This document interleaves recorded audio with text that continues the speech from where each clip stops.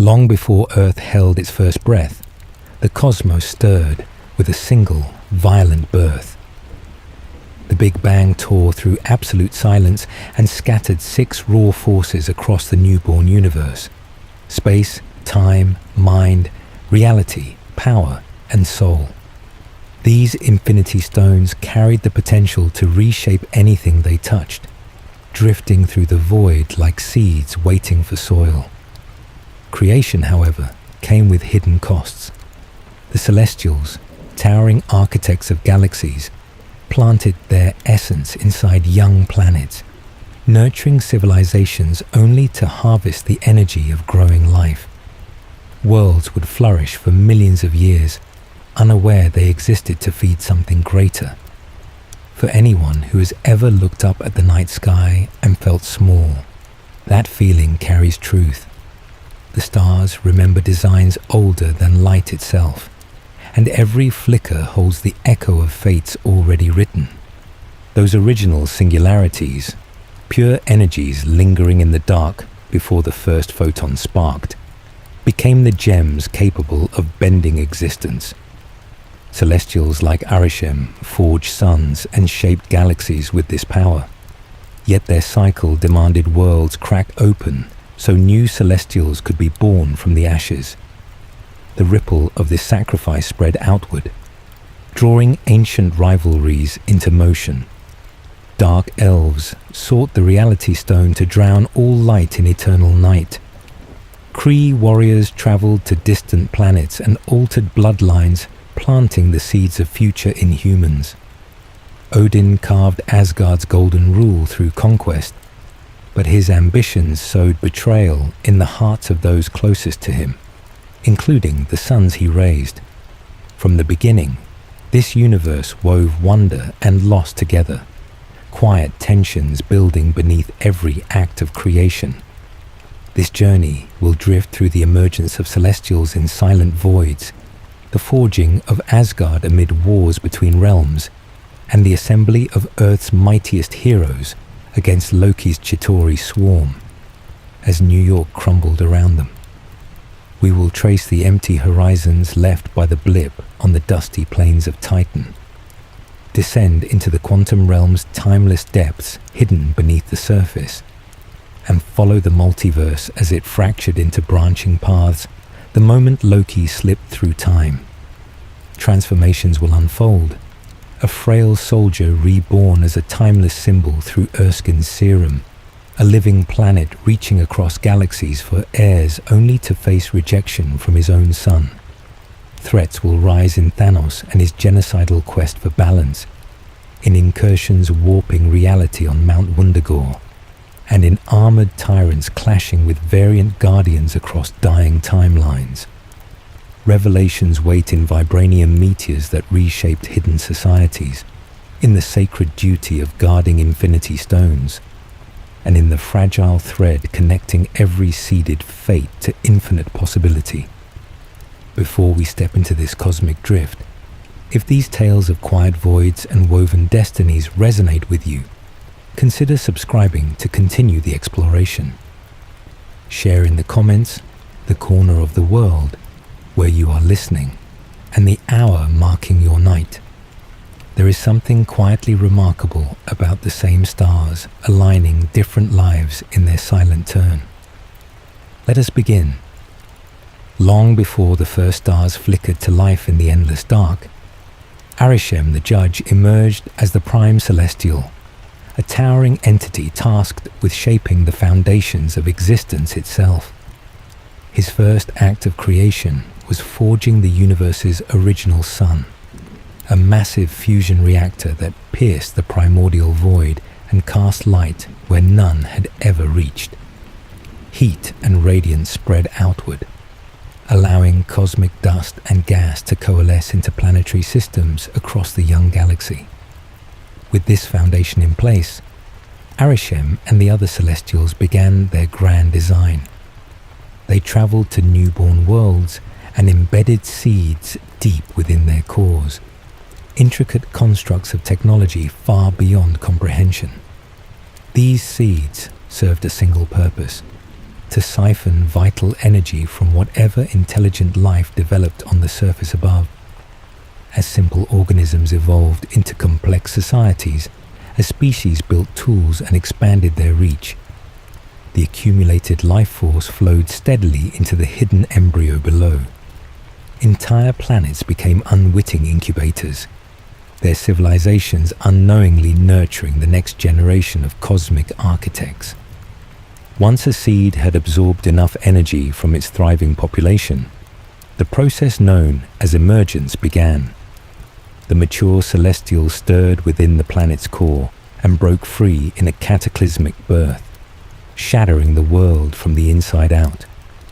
Continents cracked apart, oceans boiled into vapor, and the civilization that had fueled the process ceased to exist in an instant. What remained drifted through space as asteroids and debris, while the newly born celestial inherited the power to generate fresh suns, new galaxies, and habitable zones where life could begin again. This cycle of destruction and renewal served a critical purpose. It prevented the universe from sliding into lifeless entropy, where all matter would eventually cool and scatter into nothingness.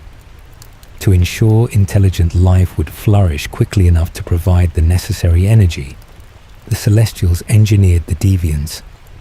These predatory organisms were designed to eliminate apex threats on seeded planets, clearing dominant species that might hinder the rise of sentient beings capable of technological progress. Adaptive and relentless, the deviants hunted with precision, accelerating the conditions for civilizations to emerge on schedule. Over millennia, however, something went wrong. The deviants began to evolve beyond their programmed directives, developing traits their creators never intended. No longer satisfied with culling natural predators, they turned on the very civilizations they were meant to protect. Emerging societies found themselves hunted to near extinction, their populations depleted before they could generate the energy required for celestial gestation. The careful balance of the cycle fractured. Seeded planets fell into disarray as deviant swarms overran entire continents, collapsing ecosystems and stalling the harvest across countless worlds. This failure exposed the inherent risk of tampering with biological systems on a galactic scale. Unintended mutations could spiral into widespread chaos, and even the most advanced engineering could unravel under the pressures of time and adaptation. The Celestials had built a universe sustained by sacrifice, but their own creations now threatened to undo everything they had set in motion. The deviants had become a problem their creators never anticipated.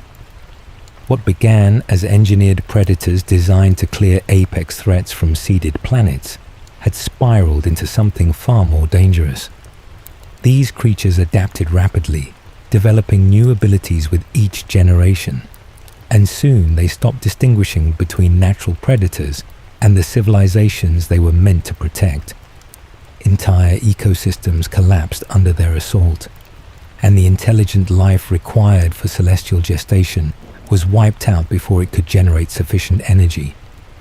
Planetary cycles stalled across multiple worlds, threatening the very expansion of the universe. Arishim the Judge recognized that a corrective measure was necessary. At the World Forge, a vast celestial facility suspended somewhere beyond ordinary space, he initiated the creation of a new kind of being.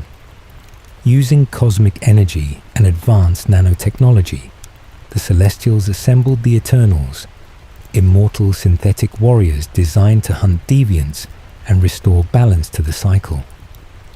Each Eternal was granted unique abilities drawn from celestial technology, ranging from superhuman strength and energy projection to rapid healing and matter manipulation. Their bodies were built to resist age and injury, capable of enduring for thousands of years without degradation. To ensure they could integrate with the species they protected, they were given humanoid forms indistinguishable from organic life. The Eternals were deployed aboard massive vessels like the Domo, traveling to afflicted planets where deviant swarms had overrun the surface. They worked as unified teams, engaging in strategic battles that targeted deviant packs while minimizing disruption to the societies developing nearby. Beyond combat, they fostered the growth of intelligent species through subtle interventions, sharing knowledge of agriculture, architecture, and basic sciences without ever revealing their true origins. To the civilizations they guided, the Eternals appeared as wise strangers or divine figures, never as synthetic constructs serving a cosmic agenda. None of them understood the full scope of their mission. They believed themselves to be protectors, guardians against monstrous threats, completely unaware that every advancement they encouraged accelerated a population toward the energy threshold required for emergence. When the cycle completed and a new celestial tore free from the planet's core, the Eternals were retrieved and returned to the World Forge. There, their memories were erased to prevent emotional attachments from interfering with future missions, and they were reprogrammed for redeployment on another world.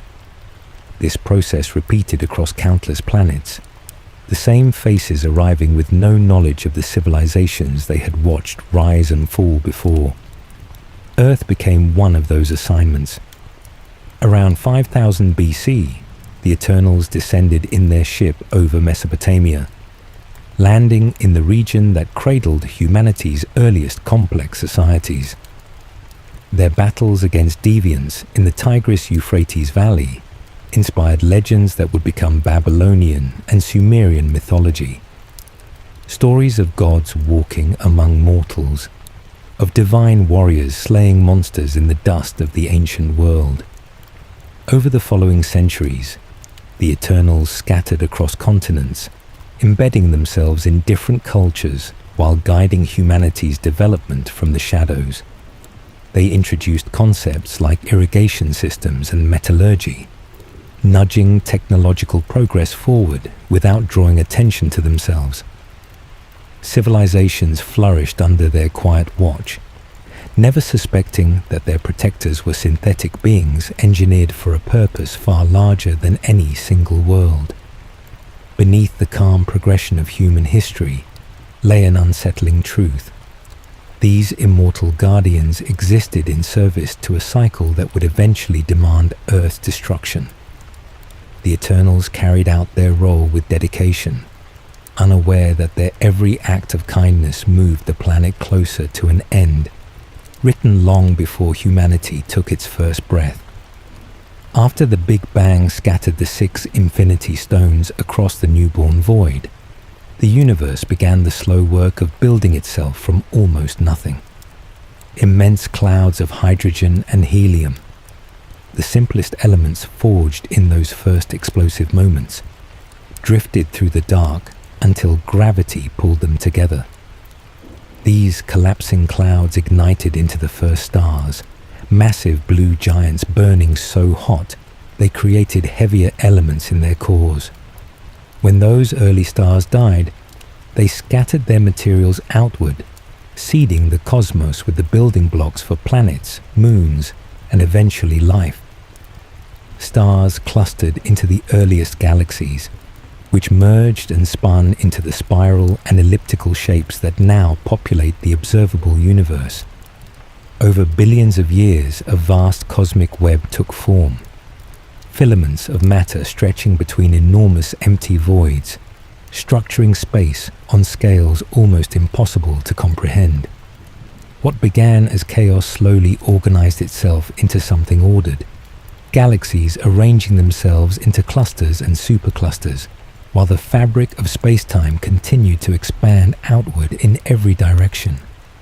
From these ancient foundations, beings older than most stars emerged to observe the unfolding reality.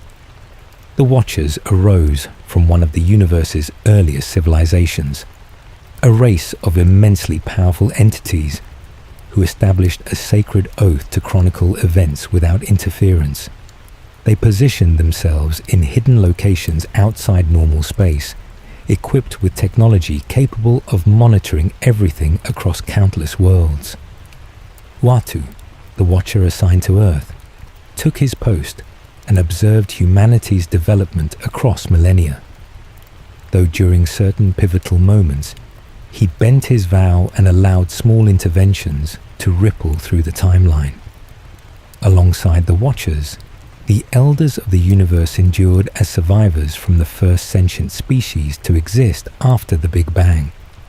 Immortal and driven by singular obsessions, each Elder devoted eternity to a chosen pursuit. Tanalir Taivan, known as the Collector, built fortified vaults on Nowhere, a mining colony carved from the severed head of a dead celestial, where he amassed artifacts from across the galaxy, including dangerous relics like the ether and mysterious cocoons containing genetic experiments.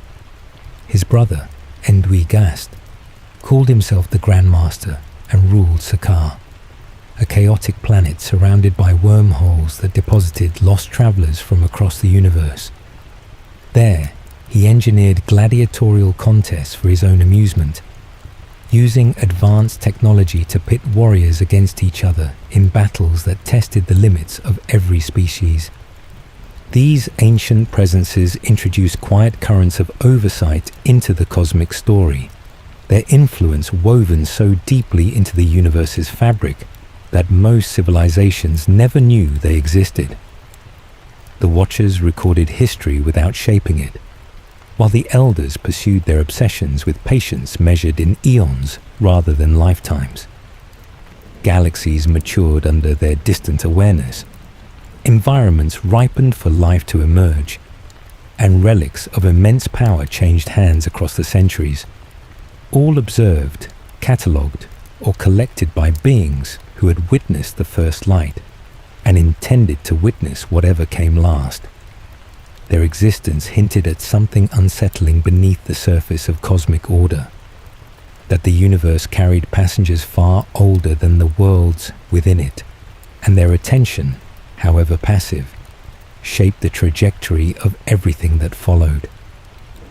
Before the universe existed, before light, matter, or time itself, 6 singularities drifted in absolute stillness. Each one embodied a fundamental principle that would later define reality. Space governed the connections between all points in existence, the invisible threads linking one corner of the cosmos to another. Mind encompassed consciousness and thought, the architecture of perception and will. Reality held the power to reshape what is true, bending matter and illusion according to its nature. Power represented pure energy in its most destructive and creative form. Soul captured the vital essence of living beings, the force that separates the animate from the inanimate. Time controlled the flow of moments, the sequence of cause and effect that gives existence its direction. These 6 forces floated in perfect equilibrium, formless and eternal, suspended in a void where nothing yet stirred. They carried no intention, no awareness, only potential, waiting for something to give them shape. The Big Bang provided that shape. The explosive birth of the universe compressed each singularity into a crystalline form, transforming raw cosmic principles into physical artifacts of unimaginable power. The space stone emerged glowing blue, eventually contained within a cube called the Tesseract, capable of opening wormholes and transporting matter across impossible distances. The Mind Stone crystallized yellow, later housed within Loki's scepter, granting the ability to control thoughts and unlock psychic potential. The Reality Stone took fluid form as a dark substance known as the ether, able to warp physical laws and dissolve the boundary between what is real and what is imagined. The Power Stone burned purple inside an orb, amplifying energy to levels capable of obliterating entire planets with a single discharge. The Soul Stone settled orange on the distant world of Vormir, demanding a terrible sacrifice from anyone who sought to claim it. A soul for a soul. The time stone glowed green within a relic called the Eye of Agamotto, granting its wielder the ability to peer into possible futures, reverse destruction, and trap moments in endless loops. Scattered across the newborn universe, these stones drew the attention of ancient powers almost immediately. The Celestials fashioned massive tools to channel the Power Stone's energy, using it to judge civilizations and reshape worlds according to their design. As eons passed, the stones became objects of obsession for factions spanning every corner of the galaxy. Warlords launched campaigns to claim them. Empires rose and collapsed in pursuit of their power, and countless lives ended in the shadow of their influence. The stones accelerated evolution on worlds they touched, infusing energy into environments in ways that sparked technological leaps and biological mutations. Recognizing the danger, ancient protectors emerged to guard them from misuse. The Nova Corps on Xandar built vaults to contain the Power Stone, while Asgard concealed others within its treasure rooms, trusting that distance and secrecy would prevent catastrophe. These measures held for centuries, but the stones remained patient. They carried no will of their own, yet their presence bent the trajectories of civilizations like gravity bends light. Wars would be fought over them, alliances forged and broken, and entire timelines rewritten, all because 6 formless principles had crystallized into something that could be held, stolen, and wielded by those willing to pay the cost. Long before stars illuminated the cosmos, the Dark Elves existed in a universe defined by absence. Their homeworld of Svartalfheim, one of the 9 realms connected through the branches of Yggdrasil, sat shrouded in perpetual night, a barren place where their species had evolved to thrive without light. Pale and elongated, with senses sharpened by eons of darkness and bodies resilient to the coldest voids, the Dark Elves watched with growing horror as the Big Bang ignited suns across the heavens. To them, light was an invasion, an unnatural disruption of the shadow they considered the universe's true state. Their warlord Malekith refused to accept this new reality. He located the Reality Stone, one of the 6 singularities now crystallized into physical form, and brought it to the arcane forges of his people. There, they transformed it into something more dangerous, the Ether. Unlike the other Infinity Stones, the Ether existed as a fluid, almost living substance that could flow into hosts and bend the fabric of existence according to its wielder's will. It absorbed light, warped matter, and twisted everything it touched toward darkness. Malekith intended to use it to extinguish every star in existence, returning the universe to the void his people called home. His opportunity came in 2988 BC, when a rare cosmic event known as the Convergence aligned the 9 realms. Gravitational forces pulled the realms together, opening temporary wormholes between worlds that normally existed far apart. Malekith mobilized his forces for a campaign of annihilation. Dark Elf warships called Harrows launched through the portals. Sleek vessels equipped with cloaking technology and plasma weapons powered by energies that predated the universe itself. They struck at world after world, spreading the Ether's influence wherever they landed. Asgard answered the threat. King Bor, father of the future Allfather Odin, gathered his armies and led them against the Dark Elf invasion.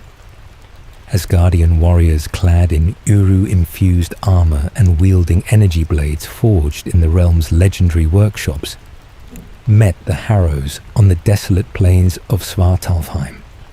The battle was brutal and decisive.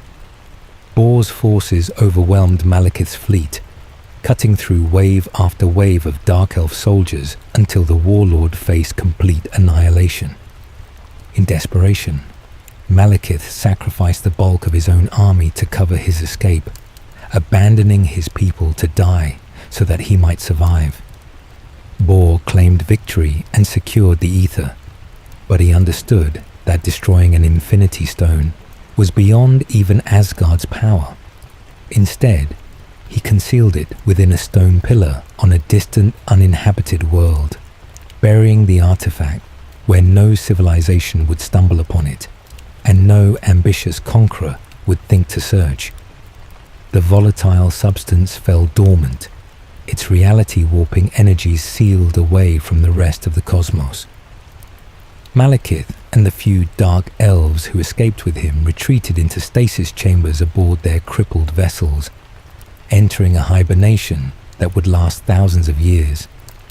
They intended to sleep until the next convergence, when the realms would align again and the ether could be reclaimed. Asgard, meanwhile, emerged from the conflict as a recognized guardian of cosmic stability. Bor expanded the realm's defenses, strengthening the Bifrost Bridge and establishing surveillance networks to monitor interdimensional threats before they could spread. The containment of the ether became a template for protecting other Infinity Stones. Hide them far from power-hungry hands, and trust that distance and obscurity would hold where force could not. Millions of years ago, long before humanity existed, a massive asteroid broke apart as it entered Earth's atmosphere. The fragments that survived the descent carried something the planet had never encountered: vibranium, an extraterrestrial metal with properties unlike anything found in terrestrial geology. One major piece struck the African continent in a region that would eventually become Wakanda, burying itself deep within the crust and releasing enough energy to reshape the surrounding landscape. The impact infused the soil with vibranium's unique characteristics, most notably its ability to absorb vibrations and kinetic force without suffering any deformation. Over millions of years, this alien material seeped into the local ecosystem, stimulating plant growth in ways that defied ordinary biology. Species evolved to incorporate the metal's properties into their cellular structure, creating flora found nowhere else on Earth. A second fragment from the same asteroid plunged into the Atlantic Ocean near the Yucatan Peninsula, scattering vibranium deposits across the seafloor. The metal's influence spread through underwater ecosystems as well, mutating marine vegetation and embedding energy-absorbing traits into organisms adapted to crushing depths and absolute darkness. In Africa, the vibranium-enriched soil eventually produced the heart-shaped herb, a purple-flowered plant capable of granting extraordinary abilities to those who consumed it under specific ritual conditions. Heightened strength, accelerated reflexes, and sharpened senses became available to anyone deemed worthy of ingesting its essence. This botanical anomaly became the foundation of Wakandan civilization. 5 tribes who discovered the herb and the metal beneath their land unified around these resources, developing technologies that surpassed anything the outside world would achieve for centuries. They mined the vibranium ore, which they called Isifo, and used it to create sonic-based tools, energy weapons, and cloaking fields that rendered their entire nation invisible to satellites and surveillance.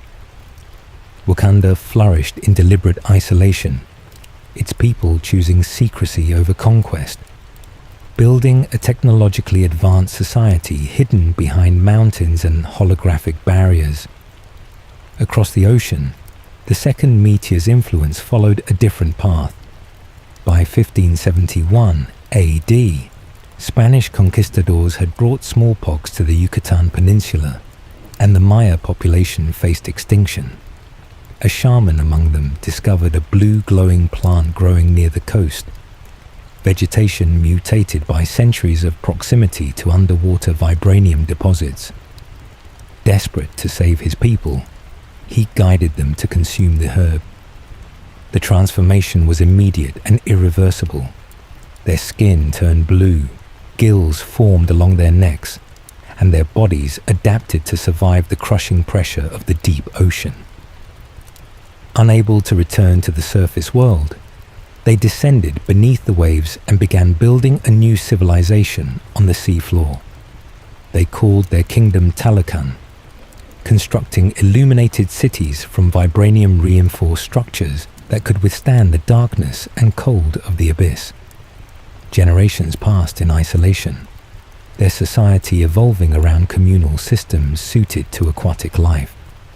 Among them, a child named Namor was born to a mother who had consumed the herb while pregnant. His transformation went further than the others. He emerged with ankle wings capable of propelling him through air and water alike, and he retained the ability to breathe in both environments. Whether these hybrid traits resulted from the herb interacting with latent human genetics, or some unique reaction to vibranium's mutagenic properties, remained unclear. What mattered was that two civilizations now existed in secret, one hidden behind African mountains, and the other buried beneath Atlantic waves, both shaped by fragments of the same cosmic arrival. The vibranium that fell to Earth millions of years ago had quietly rewritten the planet's future, creating pockets of advancement invisible to the rest of the world. Among the 9 realms connected through the cosmic branches of Yggdrasil, Asgard stood as the most advanced and influential civilization. Its crystalline towers and golden palaces rose from a flat disk of land suspended in space, constructed from materials capable of harnessing stellar energies for power and defense. The Asgardians who inhabited this realm possessed physiology far beyond human limits, enhanced strength, durability, and lifespans measured in thousands of years rather than decades. Their society blended ancient traditions with technology so sophisticated it appeared indistinguishable from magic to less developed worlds. At the heart of their power sat the Bifrost, a bridge of rainbow-hued energy that functioned as a wormhole conduit, allowing instantaneous travel across interstellar distances. The observatory housing its controls contained a massive crystal array that channeled plasma streams into stable pathways between realms. Heimdall, blessed with senses sharp enough to perceive events across galaxies, served as the bridge's eternal guardian, monitoring every activation and watching for threats that might slip between worlds. From this central position, Asgard extended its influence outward, forming alliances with some realms and imposing order upon others, establishing itself as the foremost authority in a network that included Midgard, Jotunheim, Vanaheim, and 6 other connected domains. Odin's reign began not with peacekeeping, but with conquest. His firstborn daughter Hela, the goddess of death, fought beside him as his chief executioner, her necromantic abilities allowing her to raise fallen soldiers and send them back into battle as undead warriors. Together, they subdued realm after realm, crushing rebellions and expanding Asgard's dominion through force. To arm his campaigns, Odin commissioned the dwarves of Nidavellir to forge a weapon worthy of his ambitions. Their realm contained a neutron star harnessed as a forge, its heat intense enough to shape Uru metal, a substance found nowhere else in the 9 realms. From this forge emerged Mjolnir, a hammer capable of channeling lightning and carrying an enchantment that allowed only the worthy to lift it. Hela wielded the weapon first, adding its power to her executioner blades and endless legions of the resurrected dead. Father and daughter carved an empire across the realms, their victories immortalized in murals that decorated Asgard's throne room. But Odin's philosophy eventually shifted. He grew weary of bloodshed, and began to see value in stability over expansion. Hela did not share this evolution. Her appetite for war remained insatiable, and when she refused to abandon conquest, Odin turned against her. Using the Odin Force, a reservoir of cosmic energy passed through generations of Asgardian kings, he imprisoned his daughter in the underworld dimension of Hel, sealing her away with enchantments tied to his own life force. With Hela buried and silenced, Odin set about erasing her from history entirely. He ordered murals depicting their conquest painted over and artifacts celebrating her victories destroyed. Records of her existence vanished from Asgardian archives, and within generations most citizens had no knowledge that their king had ever fathered a daughter before Thor. The Golden Prince grew up believing himself the firstborn, trained in combat and groomed for leadership, his confidence bolstered by a father who showered him with praise and expectation. Beside him stood Loki, the younger brother Odin had adopted as an infant after finding him abandoned in a Jotunheim temple. A frost giant child left to die, taken in and raised as Asgardian royalty without ever learning the truth of his origins. Loki excelled in sorcery and illusion rather than brute strength, and as the brothers matured, a quiet resentment grew within him. He sensed favoritism in how Odin treated Thor, a preference that seemed to confirm his suspicion that something about his place in the family remained unspoken. Asgard presented itself to the Nine Realms as a beacon of order and protection, its Bifrost deployments inspiring Earth's Norse mythology whenever mortals witnessed the rainbow light descending from the sky. Yet, beneath the golden surface, fractures already existed, a buried daughter waiting in darkness, a hidden lineage concealed from a son, and a legacy of conquest repackaged as noble stewardship. In 965 AD, the frost giants of Jotunheim launched an invasion that nearly buried Earth in endless winter. Their realm existed in perpetual twilight, a frozen wasteland where colossal ice formations rose like natural fortresses, and the cold ran so deep it seemed woven into the fabric of reality itself. Laufey, king of the frost giants, led his forces through interdimensional portals that opened above the Norwegian fjords, his armies carrying with them the casket of ancient winters, a crystalline relic containing primordial frost energies capable of encasing entire worlds in ice. The casket amplified the giants' natural abilities, allowing them to summon blizzards that froze everything they touched and generate cold intense enough to halt molecular motion entirely. Their goal was nothing less than the conquest of Midgard, transforming Earth into an extension of their frozen domain. Odin received word of the invasion and mobilized immediately. His Einherjar warriors donned armor forged from Uru metal, resistant to the extreme temperatures the frost giants wielded as weapons, and crossed the Bifrost to meet the enemy on the snow-covered plains of Norway. Battle erupted across the frozen landscape, Asgardian energy weapons clashing against jagged blades of enchanted ice, the air itself crackling with the collision of opposing forces.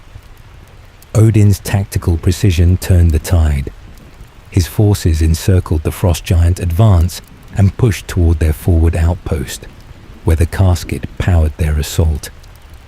Asgardian soldiers broke through Laufey's defenses and reclaimed the relic in a decisive strike, severing the source of the invaders' amplified abilities. Without the casket, the frost giants could no longer sustain their cryonic onslaught. Portals collapsed behind retreating forces as Laufey's army fled back to Jotunheim, their campaign shattered. Odin pursued them to their realm, but chose not to annihilate them entirely. He imposed a truce, withdrew his troops, and left Jotunheim in ruins, its armies broken, its greatest weapon confiscated and locked within Asgard's vaults behind containment fields that neutralized its freezing aura. Victory belonged to Asgard, but Odin lingered in the aftermath.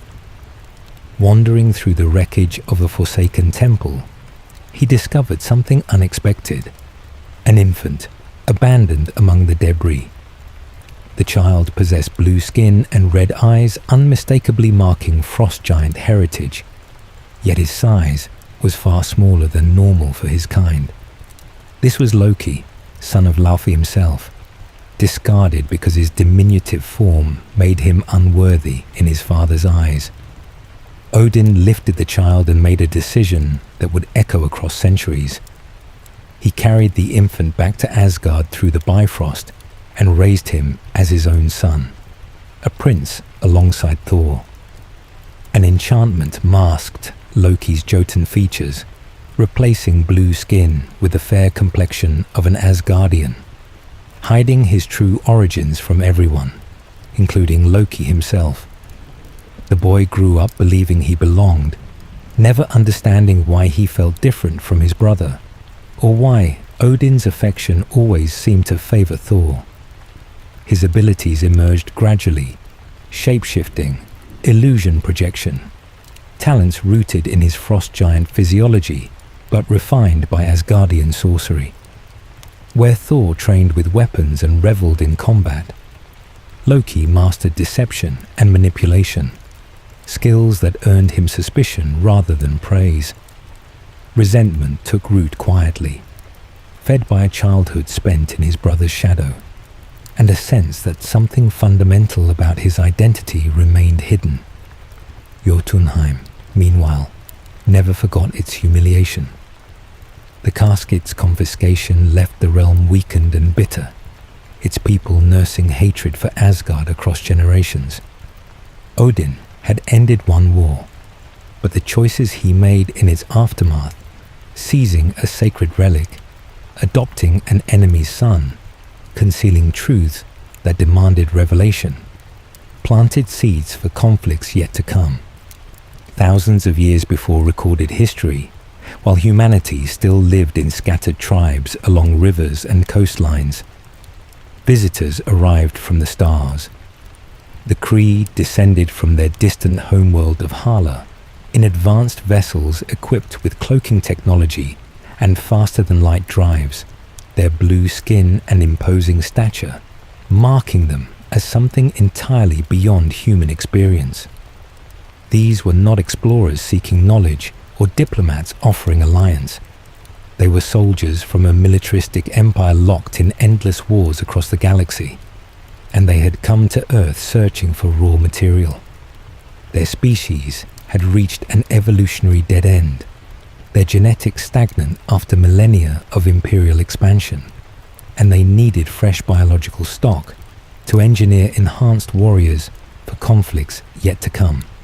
Kree scientists established hidden laboratories in remote terrain, sterile facilities humming with containment fields and equipment humanity would not understand for thousands of years.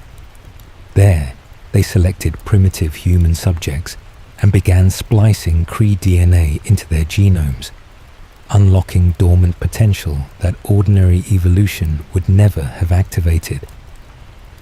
The key to triggering these modifications lay in terrigen crystals, rare minerals harvested from planetary deposits that, when exposed to the altered humans, catalyzed dramatic physical and mental transformations.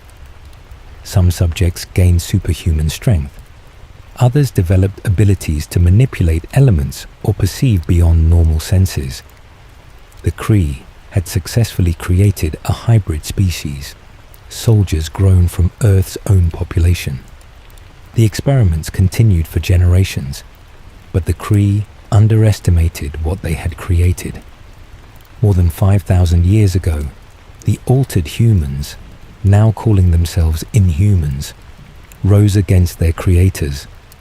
These were no longer primitive subjects submitting to laboratory procedures. They had developed societies, passed their modified genetics to children, and learned to harness their abilities with increasing sophistication. The uprising caught the Kree off guard. Faced with rebellion from a population they had intended to exploit, the Imperial forces abandoned their outposts and fled Earth in hastily launched vessels. They left behind shattered equipment, scattered Terrigen crystals, and an entire species of hybrids with no connection to the empire that had made them. The Inhumans who remained retreated from ordinary humanity, establishing hidden enclaves in isolated regions where they could live according to their own customs without interference. They developed rituals to control the activation of abilities in new generations, exposing adolescents to Terrigen in carefully monitored ceremonies that transformed them into their true selves. These communities preserved their genetic heritage across millennia, maintaining traditions that trace back to the laboratories where their ancestors had been remade. During this same turbulent period, another form of power surfaced on Earth, one that had nothing to do with alien genetics. The Darkhold emerged as a forbidden tome containing spells transcribed from inscriptions left by Chthon, an elder god who had carved arcane symbols into the walls of his temple atop Mount Wundagore long before humans existed. The book offered rituals for channeling chaos energy and dark magic, knowledge that promised tremendous power to anyone willing to pay its price. Where inhuman abilities resulted from biological modification, the Darkhold represented something older and more dangerous: sorcery that drew from dimensions beyond ordinary reality. Its pages attracted ambitious seekers across the centuries, whispering of forbidden knowledge that blurred the boundary between science and something far less predictable.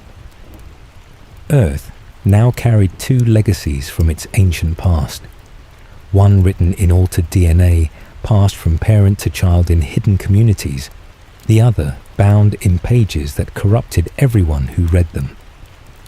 Neither origin was known to ordinary humanity, who continued building civilizations unaware that cosmic interference and elder magic had already shaped the ground beneath their feet. Long before modern civilizations rose, while humanity still gathered around fires and watched the stars with primitive wonder, a woman discovered doorways hidden beneath the surface of reality.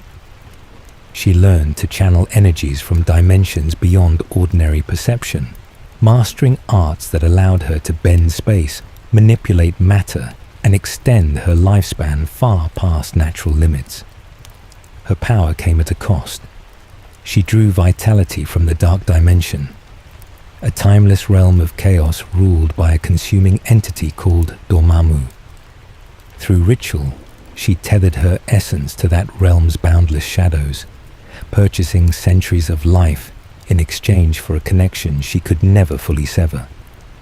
As the Ancient One, she rose to become Earth's Sorcerer Supreme, the highest authority among practitioners of the mystic arts and the planet's primary defender against threats from parallel realities. Under her guidance, the masters of the mystic arts constructed 3 sanctums in strategic locations around the globe: New York, London, and Hong Kong. Each structure was fortified with layered spells woven directly into its architecture, generating protective barriers that activated automatically when extra-dimensional entities attempted to breach Earth's boundaries.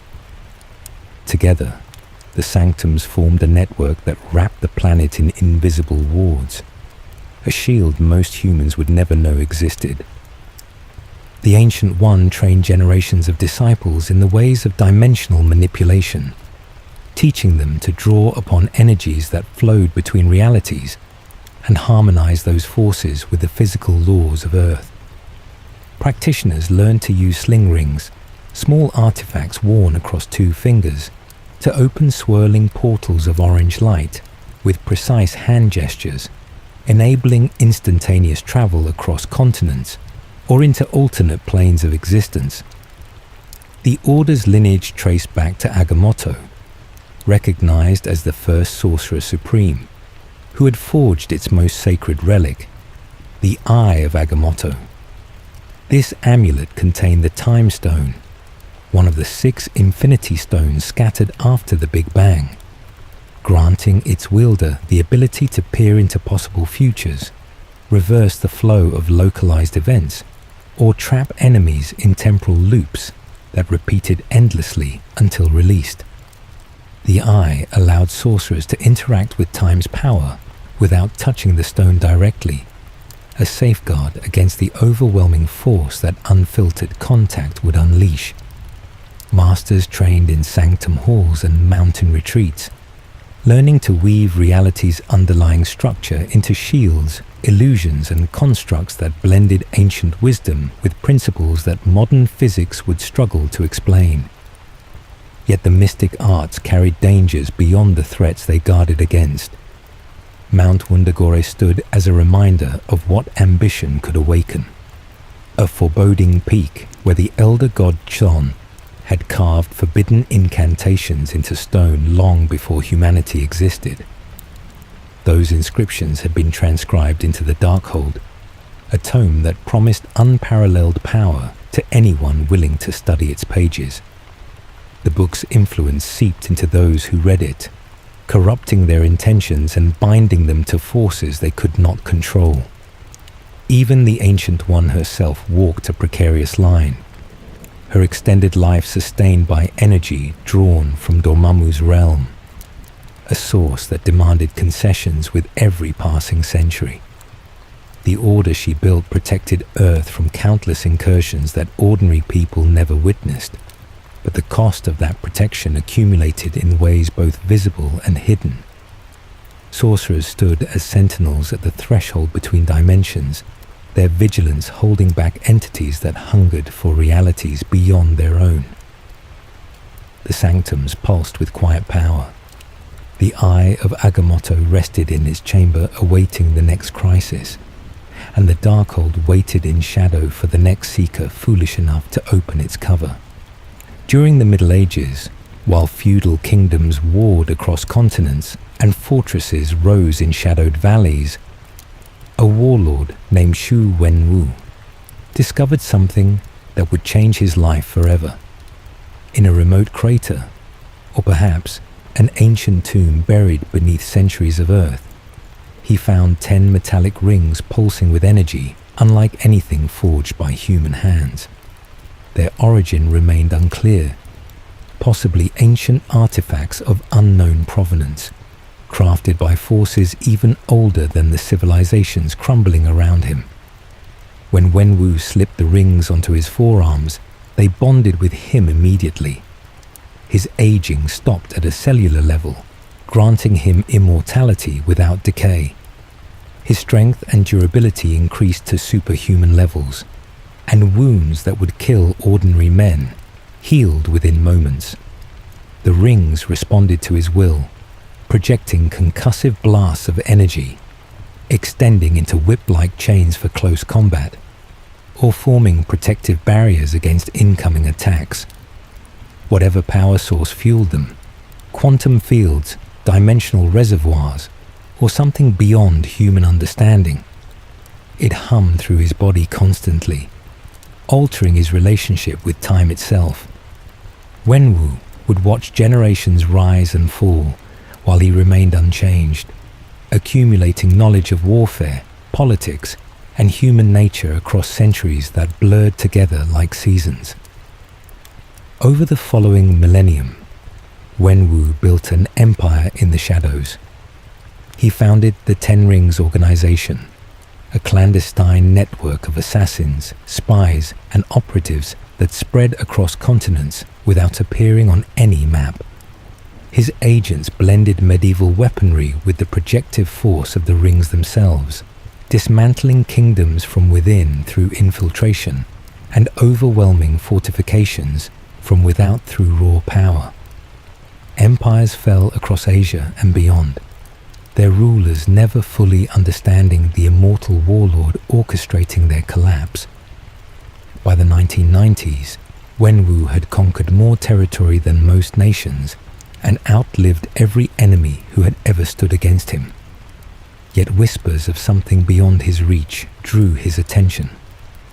A mystical dimension called Ta Lo, hidden behind a bamboo-forested gateway and protected by barriers that repelled outsiders. Wenwu traveled to its entrance and attempted to force his way through, but a guardian named Ying Li met him at the threshold. She wielded chi-based martial arts capable of redirecting and countering the ring's energy, and she defeated him.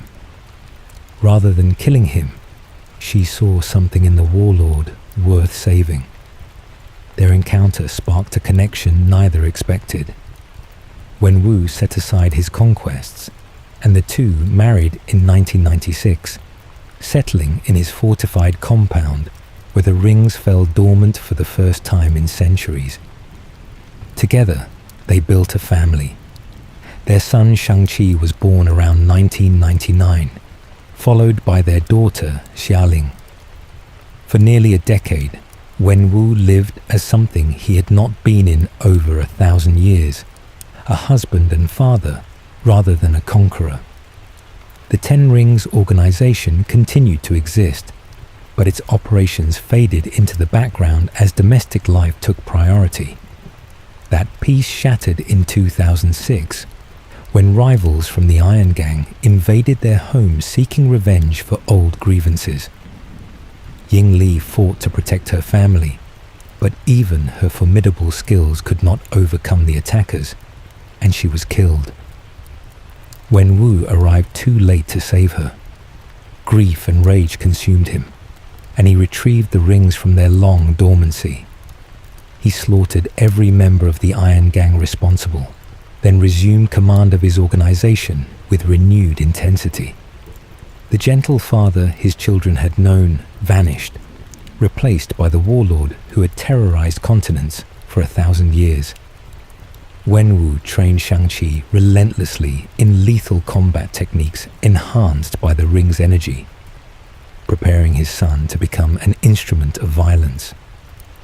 Xialing received no such attention. Overlooked and dismissed, she began training herself in secret, determined to prove her worth without her father's acknowledgement. The family that Ying Li had held together fractured completely, each member drifting toward isolation, while the Ten Rings expanded once again across the globe. In the early 15th century, while medieval Norway consisted of little more than rugged fjords and scattered timber settlements, Odin descended from Asgard carrying one of the most dangerous objects in existence. The Tesseract, a glowing blue cube containing the Space Stone, had been in Asgardian possession for centuries, locked away in vaults alongside other relics too powerful for casual use. This Infinity Stone possessed the ability to fold space itself, generating stable wormholes that allowed instantaneous travel between any 2 points in the universe regardless of distance. In the wrong hands, it could transport armies across galaxies or tear holes in reality that might never heal. Odin chose the remote village of Tunsberg as the artifact's new resting place, selecting a fortified church where he concealed the cube beneath stone floors and layered it with enchantments designed to hide its presence from anyone searching for it. These wards created illusory barriers and subtle distortions that would redirect the curious away from the chamber without them ever realizing they had been turned aside. Heimdall, watching from his post at the Bifrost Observatory, added the location to his eternal vigil. His senses, sharp enough to perceive threats across all 9 realms, would monitor Tunsberg for any sign of intrusion. The Tesseract remained undisturbed for over 500 years, its energies dormant beneath the church, while human civilization evolved above. Odin had chosen Earth specifically because of its isolation from the major powers that might seek the stone. The Kree Empire, locked in its endless wars, would have used its portal-generating capabilities to conquer systems in days rather than decades.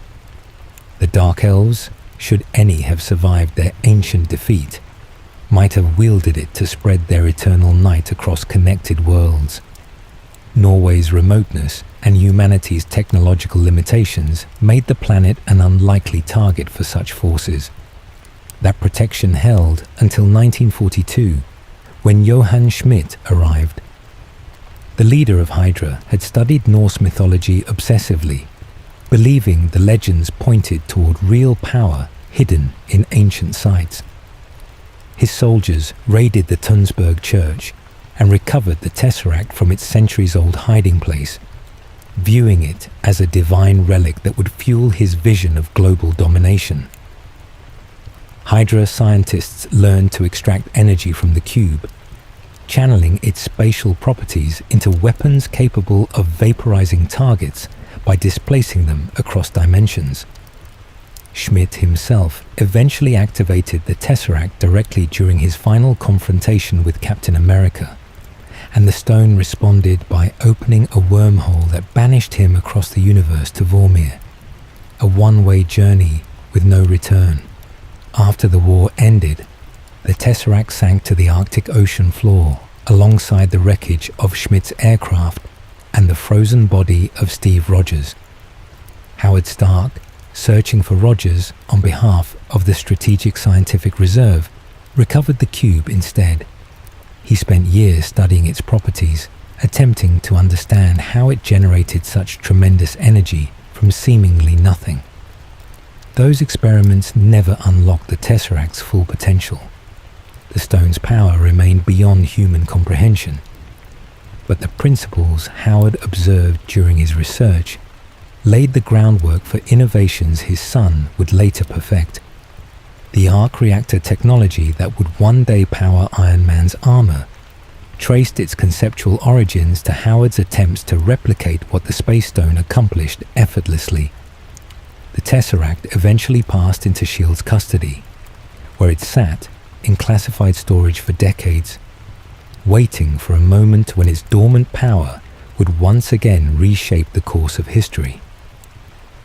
Earth had become a waypoint in the stone's long journey, a hiding place that ultimately failed to keep it hidden, but the connections forged during its time there, between Asgard and humanity, between ancient artifacts and modern technology, would prove impossible to sever. While nations tore each other apart across Europe during the Second World War, a threat more dangerous than any conventional army took shape in the shadows. Johann Schmidt commanded Hydra, a division originally embedded within the Nazi regime, but devoted to goals that extended far beyond territorial conquest.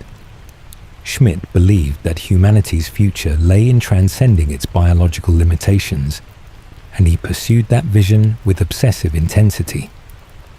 In March 1942, he forced Abraham Erskine, a brilliant scientist working on a formula to enhance human physiology, to administer an unstable prototype of the super soldier serum.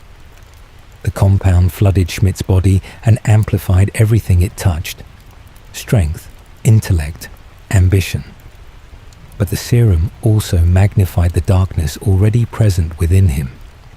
His skin burned away in the transformation, leaving behind a crimson skeletal face that earned him the name Red Skull. The procedure occurred deep within a fortified Hydra facility in the Alps, surrounded by generators and experimental equipment that represented the cutting edge of wartime science. Erskine escaped shortly after, carrying with him a perfected version of the formula that would eventually create Captain America. Schmidt, meanwhile, emerged from the process convinced that ancient myths held the key to even greater power. Legends of Asgardian relics that could reshape reality itself. By 1943, Hydra had formally severed its connection to Nazi ideology. Schmidt cared nothing for racial hierarchies or political doctrines. his vision centered entirely on technological supremacy and the elevation of humanity through science. This divergence created friction with Nazi leadership, but Schmidt's growing arsenal made him untouchable. His obsession with Norse mythology led him to Tønsberg, Norway, where he believed an artifact of immense power had been hidden for centuries. His soldiers breached the church where Odin had concealed the Tesseract, bypassing enchantments that had protected the cube for over 500 years. With the Space Stone now in Hydra's possession, Schmidt scientists began extracting its energy and channeling it into weapons unlike anything the world had ever seen. The Hydra cannon projected beams of blue plasma capable of disintegrating targets instantly, destabilizing molecular bonds and leaving nothing behind. Factories across occupied Europe manufactured vehicles, infantry weapons, and equipment powered by Tesseract-derived energy sources. Conventional warfare suddenly seemed primitive by comparison. Allied forces found themselves facing enemies armed with technology that appeared closer to science fiction than anything produced by 1940s engineering. The war reached its climax in 1945 aboard the Valkyrie, a massive aircraft loaded with Tesseract-powered bombs intended for major cities across the globe. Captain America infiltrated the plane during its final flight and confronted Schmidt in the cockpit. During their struggle, the Red Skull seized the Tesseract directly, believing he could wield its full power without consequence. The stone responded immediately, not with obedience, but with judgment. A spatial rift tore open around Schmidt, and the cube transported him across the universe to Vormir, a desolate world at the edge of known space. There, he discovered the Soul Stone and learned the cruel terms of his new existence.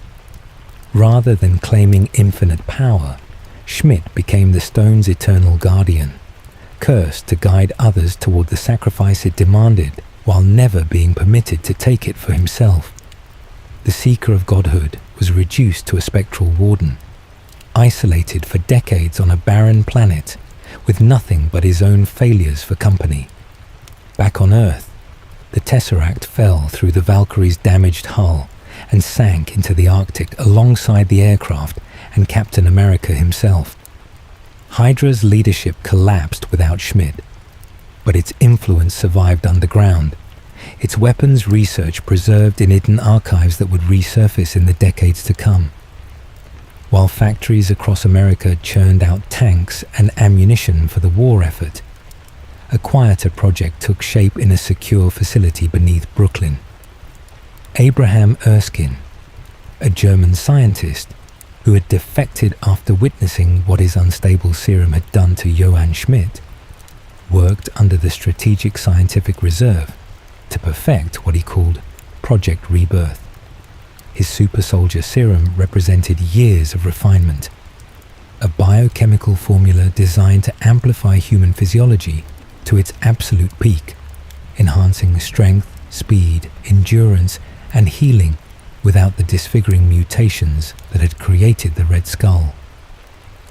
The serum alone was not enough. Erskine had developed Vita-ray chambers, specialized emitters that bombarded subjects with controlled radiation to stabilize the cellular reconstruction as it occurred. The military needed a candidate, and Erskine found one in Steve Rogers, a young man from Brooklyn whose determination far exceeded his physical capabilities. Rogers had been rejected from military service repeatedly due to a frail frame, asthma, heart problems, and color blindness. His body failed every standard, but his character passed tests that mattered more to Erskine. The scientists believed the serum amplified everything within a person, good and bad alike. He needed someone whose moral compass would not waver when granted extraordinary power. In June 1943, Rogers entered the Vita-ray chamber and received the injection that would transform him completely. Energy flooded through the apparatus as radiation locked the serum's changes into place, and the skeletal young man, who had struggled to complete basic training, emerged as something unprecedented. His muscles had developed to peak human capacity, his reflexes sharpened beyond what any athlete could achieve, and his body could now recover from injuries that would sideline ordinary soldiers for months. Captain America became the symbol the war effort needed, a living demonstration that American science could match anything Hydra produced. Howard Stark, the SSR's chief weapons developer, provided Rogers with a shield unlike any other. Crafted from vibranium obtained through Wakanda's limited pre-war trade, the circular disc absorbed kinetic energy and vibrations completely, making it nearly indestructible and capable of ricocheting with precision no ordinary metal could match. Rogers led the Howling Commandos across Europe, an elite squad that included his childhood friend Bucky Barnes alongside soldiers like Dum Dum Dugan. Together, they dismantled Hydra installations, captured key figures like the scientist Arnim Zola, and disrupted Schmidt's operations at every opportunity. Between missions, Rogers found connection with Peggy Carter, an SSR agent whose strategic brilliance complemented his frontline courage. The war extracted its costs from everyone who fought it. During a raid on a Hydra train crossing the Alps in early 1945, Bucky Barnes fell from the speeding cars into a frozen ravine far below. Rogers watched his closest friend disappear and had no way to reach him. The body was never recovered because Bucky had survived the fall. Soviet operatives found him in the snow, his left arm destroyed, but his life preserved by traces of an experimental serum Hydra had administered during an earlier capture. They rebuilt him with a prosthetic limb and decades of conditioning, erasing his memories and transforming him into the Winter Soldier, an assassin who would haunt the century to come. Rogers never learned any of this. Weeks after losing Bucky, he boarded the Valkyrie to stop Red Skull's final attack and found himself with no choice but to crash the aircraft into the Arctic Ocean to prevent its payload from reaching populated cities. The plane broke through the ice and sank into freezing water, carrying Rogers into a suspended state that would last nearly 70 years. Howard Stark searched the wreckage for weeks afterward, hoping to recover his friend. He never found Steve, but he did retrieve the Tesseract from the ocean floor, an artifact whose study would shape his research for the rest of his life and plant the seeds for technologies his son would one day perfect. When the war ended in 1945, the Strategic Scientific Reserve faced a question that victory alone could not answer. What happens next? The organization had been built to fight Hydra and support Allied operations against the Axis powers, but the threats it had encountered, super soldiers, energy weapons, artifacts capable of folding space, would not disappear simply because treaties were signed. Peggy Carter, Howard Stark, and Colonel Chester Phillips recognized that the world had changed in ways most governments refused to acknowledge. Together, they transformed the SSR into something new. The Strategic Homeland Intervention, Enforcement and Logistics Division, known by its acronym SHIELD. This expanded organization established research facilities and operational bases across multiple continents, equipped with the earliest computational systems and secure storage vaults designed to contain materials too dangerous for conventional military oversight. Their primary focus centered on the Tesseract, the cube Howard had recovered from the Arctic during his failed search for Steve Rogers. Scientists worked in controlled environments to map its quantum signatures using spectrometers and containment fields to study energy patterns that resembled nothing found on Earth. The readings suggested possibilities for sustainable power generation, clean energy derived from spatial manipulation, technology that could reshape civilization if properly understood. The post-war period also brought compromises that would haunt S.H.I.E.L.D. for decades. Operation Paperclip, a US government initiative to recruit former Nazi scientists before Soviet intelligence could reach them, delivered brilliant minds into American programs, but not all of them had abandoned their former loyalties. Arnim Zola, the Hydra engineer Captain America had captured during the war, accepted his new position within S.H.I.E.L.D. while quietly rebuilding the organization he had served. Over the following years, Hydra operatives infiltrated every level of the agency, using their positions to manipulate policy and redirect resources toward their own goals. Zola himself continued his research into consciousness and machine integration. By 1972, he had achieved something unprecedented: the complete digitization of his mind, uploaded into a network of magnetic tape drives and early mainframes housed in a bunker that S.H.I.E.L.D. itself had built. His body died, but his scheming continued through circuits and code, guiding Hydra's growth from within the very agency created to oppose it. Meanwhile, the super soldier program that had created Captain America did not end with Steve Rogers. In 1951, during the Korean War, the US military conducted clandestine trials on African American soldiers without public knowledge or meaningful consent.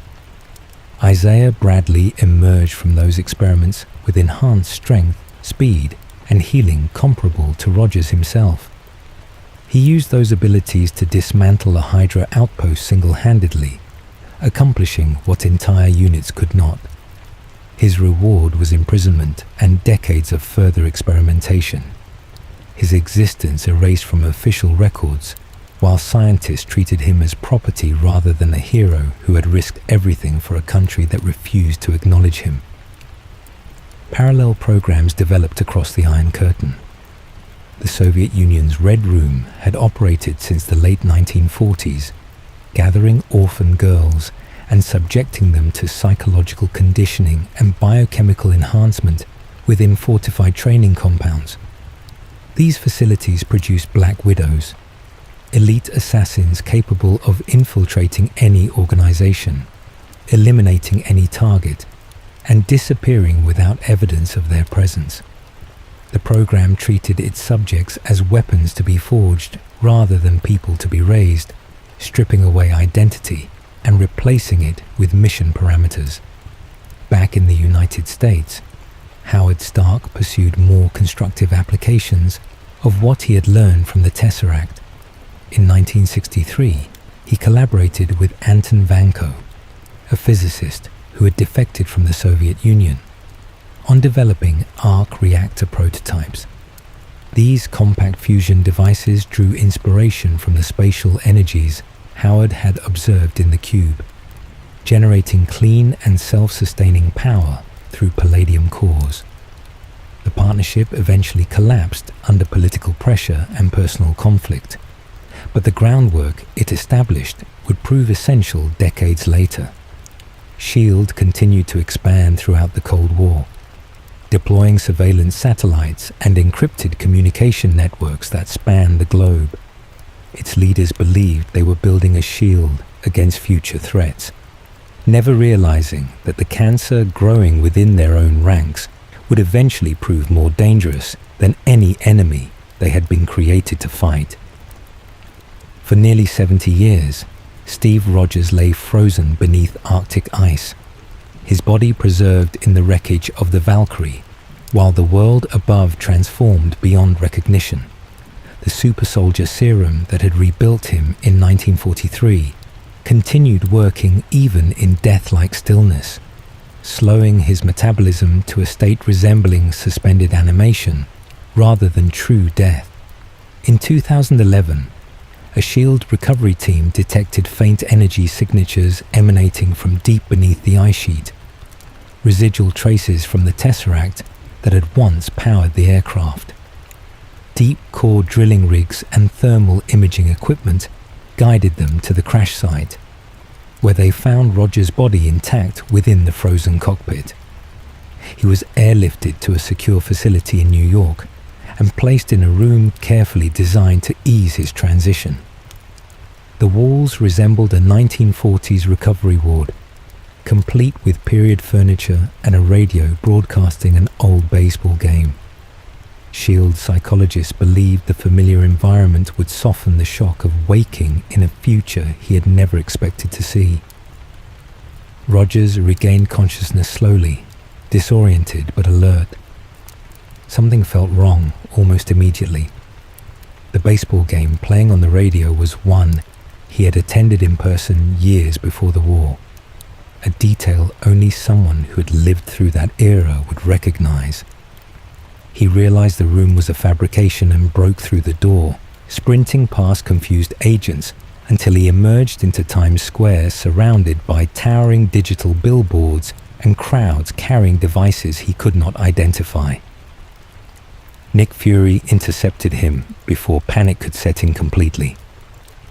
The director of SHIELD had prepared for this moment, understanding that Rogers would need more than a briefing to process what had happened. Fury explained the decades that had passed, the Cold War, the fall of the Soviet Union, the rise of global terrorism, the technological revolution that had connected the entire planet through invisible networks.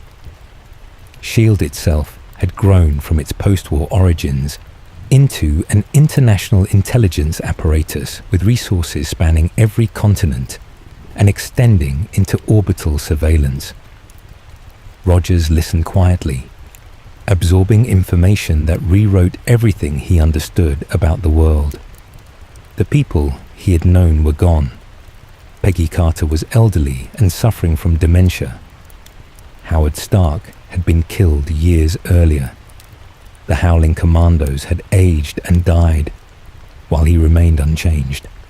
Fury offered him a place within SHIELD, not as a relic to be studied, but as an active operative whose abilities remained unmatched by any conventional soldier. Rogers accepted, though the decision came from necessity as much as purpose. He had no home to return to, no life waiting for him outside the agency's walls.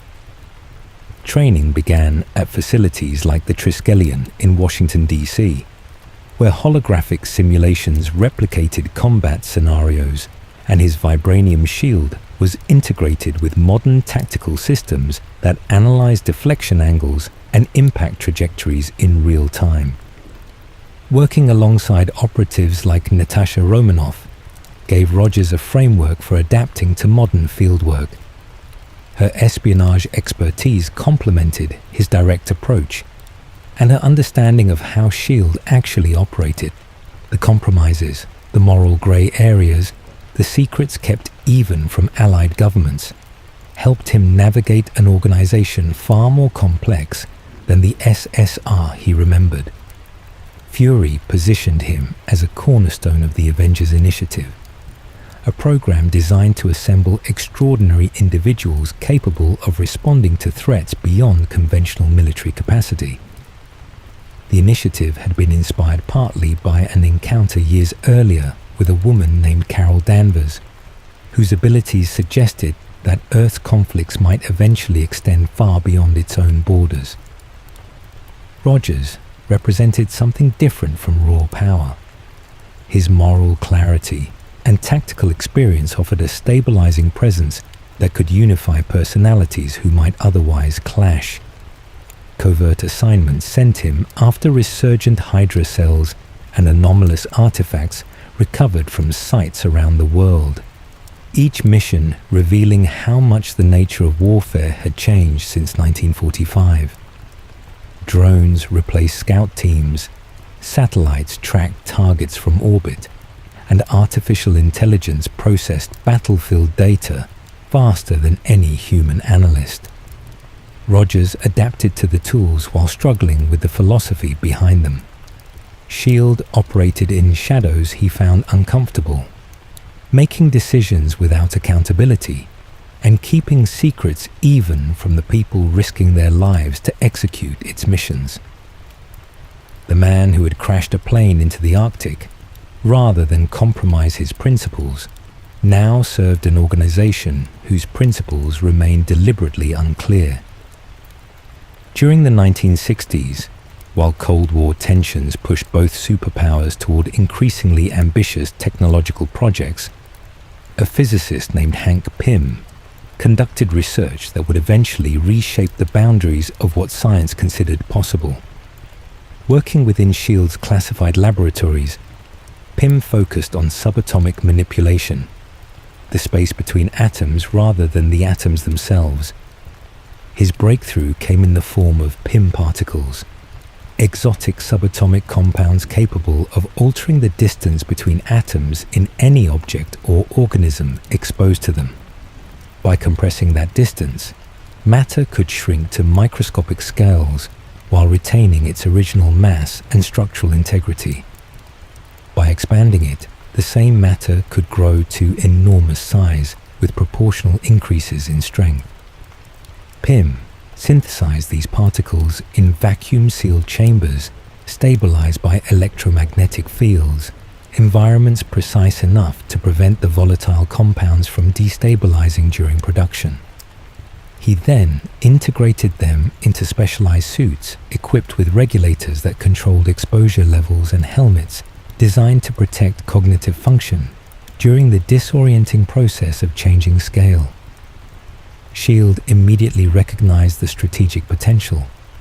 An operative who could shrink to the size of an insect could infiltrate any facility, bypass any security measure, and accomplish objectives that conventional agents could never attempt. Pym adopted the codename Ant-Man and began conducting operations for S.H.I.E.L.D. that exploited his technology's full capabilities. His suit included a cybernetic helmet capable of transmitting electromagnetic signals on frequencies that ants could interpret, allowing him to communicate with and command insect swarms during missions. Thousands of ants became his reconnaissance network, his transportation, and his backup in combat situations where human support could not follow. His wife, Janet Van Dyne, joined him as the Wasp, wearing her own suit augmented with biosynthetic wings for flight and wrist-mounted stingers that discharged concentrated bioelectric blasts. Together they became S.H.I.E.L.D.'s most unconventional assets, infiltrating enemy installations through ventilation shafts, disabling weapons from inside their casings, and completing missions that appeared impossible by any conventional measure. Their partnership lasted until 1987, when a Soviet intercontinental ballistic missile threatened to trigger catastrophic escalation. The warhead's outer shell proved impenetrable to any external approach, so Janet shrank beyond the limits they had previously tested, reducing herself to subatomic scale to slip between molecules and reach the firing mechanism within. She succeeded in deactivating the weapon, but the process carried her past the threshold of return. Janet vanished into the quantum realm, a dimension existing beneath the fabric of observable reality where conventional physics no longer applied, and time moved according to rules no one fully understood. Hank never recovered from losing her. He resigned from S.H.I.E.L.D. in 1989 and withdrew from government work entirely, taking his research with him to prevent anyone else from suffering Janet's fate, or worse, weaponizing particles that could access dimensions beyond human comprehension. Figures like Mitchell Carson, a S.H.I.E.L.D. official with ambitions that extended beyond sanctioned operations, pressured Pym to surrender his technology for military application. He refused absolutely, sequestering the suits and particle formulas in his private residence where no agency could reach them. His daughter Hope, born in 1980, grew up in the shadow of her mother's disappearance and her father's consuming grief. Pym threw himself into protecting his work rather than raising his child, believing he was shielding her from dangers she could not understand. Hope experienced this only as abandonment and secrecy, a father who pushed her away without ever explaining why. Their relationship fractured across the following decades, damaged by silence and resentment that neither knew how to repair.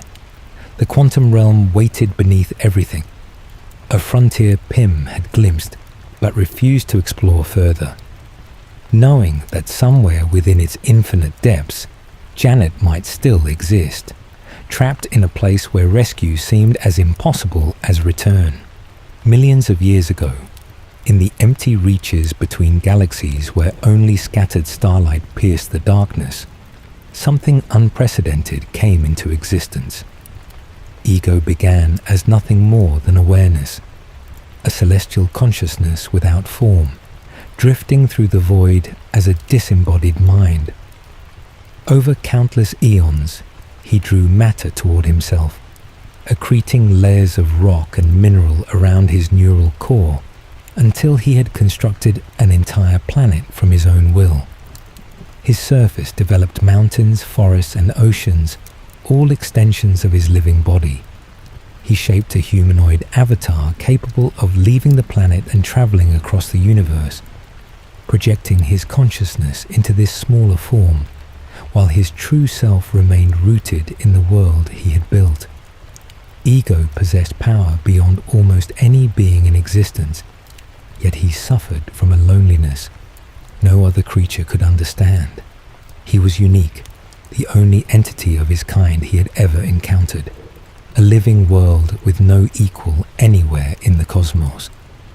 That isolation drove him toward a solution as ambitious as it was horrifying. He began planting seeds on inhabited planets throughout the galaxy, biological pods containing fragments of his own essence. These seeds burrowed into planetary crusts and drew energy from geothermal sources, growing slowly over centuries into tendrils that could eventually consume entire biospheres and transform those worlds into extensions of himself. The expansion, as Ego called his plan, required more power than he could generate alone. Activating every seed simultaneously demanded a second celestial consciousness, working in harmony with his own. Since no other celestials shared his nature, Ego decided to create one. He traveled to countless worlds in his humanoid form, mating with members of local species in hopes of producing offspring who inherited his cosmic abilities. Thousands of children resulted from these unions across millions of years, scattered on planets throughout the galaxy. In 1980, Ego arrived on Earth and presented himself as a charming stranger to a woman named Meredith Quill in Missouri. Their relationship produced a son, Peter, who carried dormant celestial genes in his DNA, the potential to channel the same power that sustained Ego's planetary form. Ego recognized that emotional attachment threatened his focus, and Meredith had begun to distract him from his purpose. Rather than simply leaving, he ensured she would never draw him back. He implanted a tumor in her brain, a death sentence that progressed slowly over the following years. Meredith died in 1988, while young Peter stood beside her hospital bed, watching his mother slip away, without understanding that his own father had killed her. Ego hired the Ravagers, a clan of spacefaring outlaws led by Yondu Udonta, to retrieve the boy and bring him to Ego's planet. Yondu accepted the job, but never completed it. He recognized what Ego intended for the child and refused to deliver another victim to that fate. Yondu raised Peter among the Ravagers instead, teaching him to survive in a galaxy that showed no mercy to the unprepared. The boy grew into a scavenger and thief who called himself Star-Lord, unaware that his father was a living planet searching for him across the stars. Meanwhile, Ego continued his experiments. On his surface lived Mantis, an orphaned girl from another seeded world, who possessed empathic abilities activated through physical touch. She could sense emotions by contact and project feelings into others, a power Ego exploited to calm his vast consciousness during periods of hibernation. Without her intervention, the strain of maintaining awareness across a planetary nervous system would have overwhelmed even his celestial mind. Mantis served him loyally, never questioning her role until circumstances eventually forced her to confront what her master truly intended. Beneath Ego's beautiful surface lay evidence of his failures. Countless offspring who had not inherited the celestial spark he needed. Children born across thousands of worlds had been brought to him, tested, and found lacking. Unable to channel his power, they served no purpose in his design. He killed them all and buried their remains in caverns deep within his own body, bones stacked in piles that stretched beyond sight. Peter Quill remained unaware of the legacy waiting for him, the father who had murdered his mother, and the graveyard of siblings hidden beneath a world that smiled with a stolen face. In the late 1980s, while classified aerospace programs pushed the boundaries of human flight in facilities hidden beneath desert skies, a Kree scientist lived in secret among the researchers. Mar-Vell had defected from her empire and assumed the identity of Dr. Wendy Lawson, working for Project Pegasus on technology her human colleagues could barely comprehend. Her true objective was building a light-speed engine powered by the Tesseract, the same artifact Howard Stark had recovered from the Arctic decades earlier. The Space Stone's energies, properly harnessed, could fold space-time and propel spacecraft across interstellar distances instantaneously. Mar-Vell intended to use this technology to help the Skrulls, a refugee species fleeing Kree persecution across the galaxy. Among the pilots assigned to test her experimental aircraft was Carol Danvers, a US Air Force officer, whose skill and determination had earned her a place in the program despite institutional resistance. In 1989, Danvers flew alongside Lawson during a high-altitude trial over the Mojave Desert. The test ended in violence when Yon-Rogg, commander of an elite Kree strike team called Starforce, ambushed them in orbit. Plasma fire from Kree dropships forced the aircraft down. Mar-Vell died in the crash, and Danvers found herself standing beside the damaged Lightspeed engine with Yon-Rogg approaching. Rather than let Kree forces reclaim the technology, she fired into the engine's core. The resulting explosion should have killed her. Instead, the Tesseract's energy flooded through her body and fused with her cellular structure, transforming her into something unprecedented. Yon-Rogg captured Danvers and transported her to Hala, the Kree homeworld, where she underwent memory suppression that erased nearly everything she had been. She emerged as Vers, a Starforce operative with fragmented recollections and powers she did not understand. A photon inhibitor implanted at the base of her neck restricted the full extent of her abilities, keeping her dependent on Kree technology and Kree command.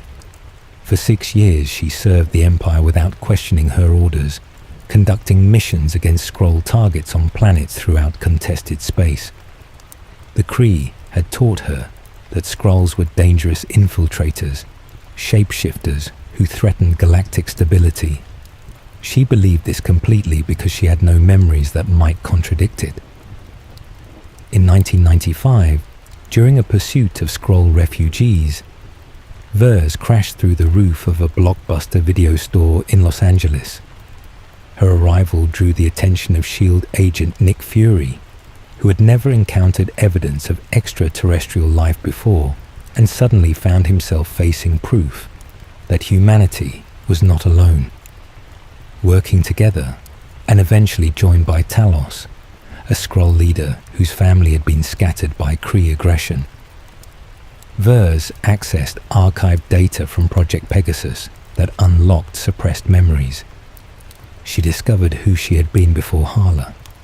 Carol Danvers, a pilot from Earth, transformed by an accident that the Kree had exploited rather than explained. The truth freed her from more than false memories. Confronting Yon-Rogg and the supreme intelligence that governed Kree civilization, Carol ripped the inhibitor from her neck and unleashed the full scope of what the Tesseract had made her. Photon energy surged through her body without restriction. She could fly, project devastating blasts, and absorb incoming attacks that would vaporize ordinary matter. Ronan, the Accuser, a Kree military commander who had dispatched warships for orbital bombardment of Earth, ordered an immediate retreat when he witnessed what she had become. His forces could not match her, and he recognized that pressing the attack would mean annihilation. Carol reclaimed her identity as Captain Marvel and committed herself to helping the Skrull refugees find a new homeworld beyond Kree reach, a mission that would take her across the galaxy for decades to come.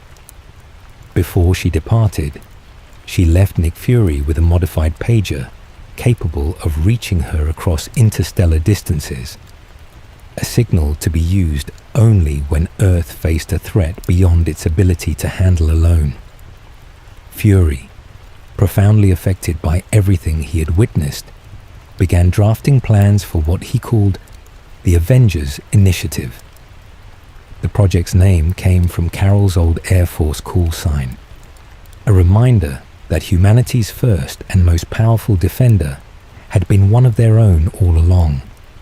Earth had entered a larger universe, and Fury intended to ensure it would never face that universe unprotected. Long before Earth became entangled in cosmic affairs, two empires tore each other apart across distant star systems. The Kree built their civilization on Hala, a regimented world of blue-skinned warriors whose culture revolved around conquest and control. Their fleets carried energy cores capable of bending space, allowing rapid deployment across territories that spanned thousands of light years.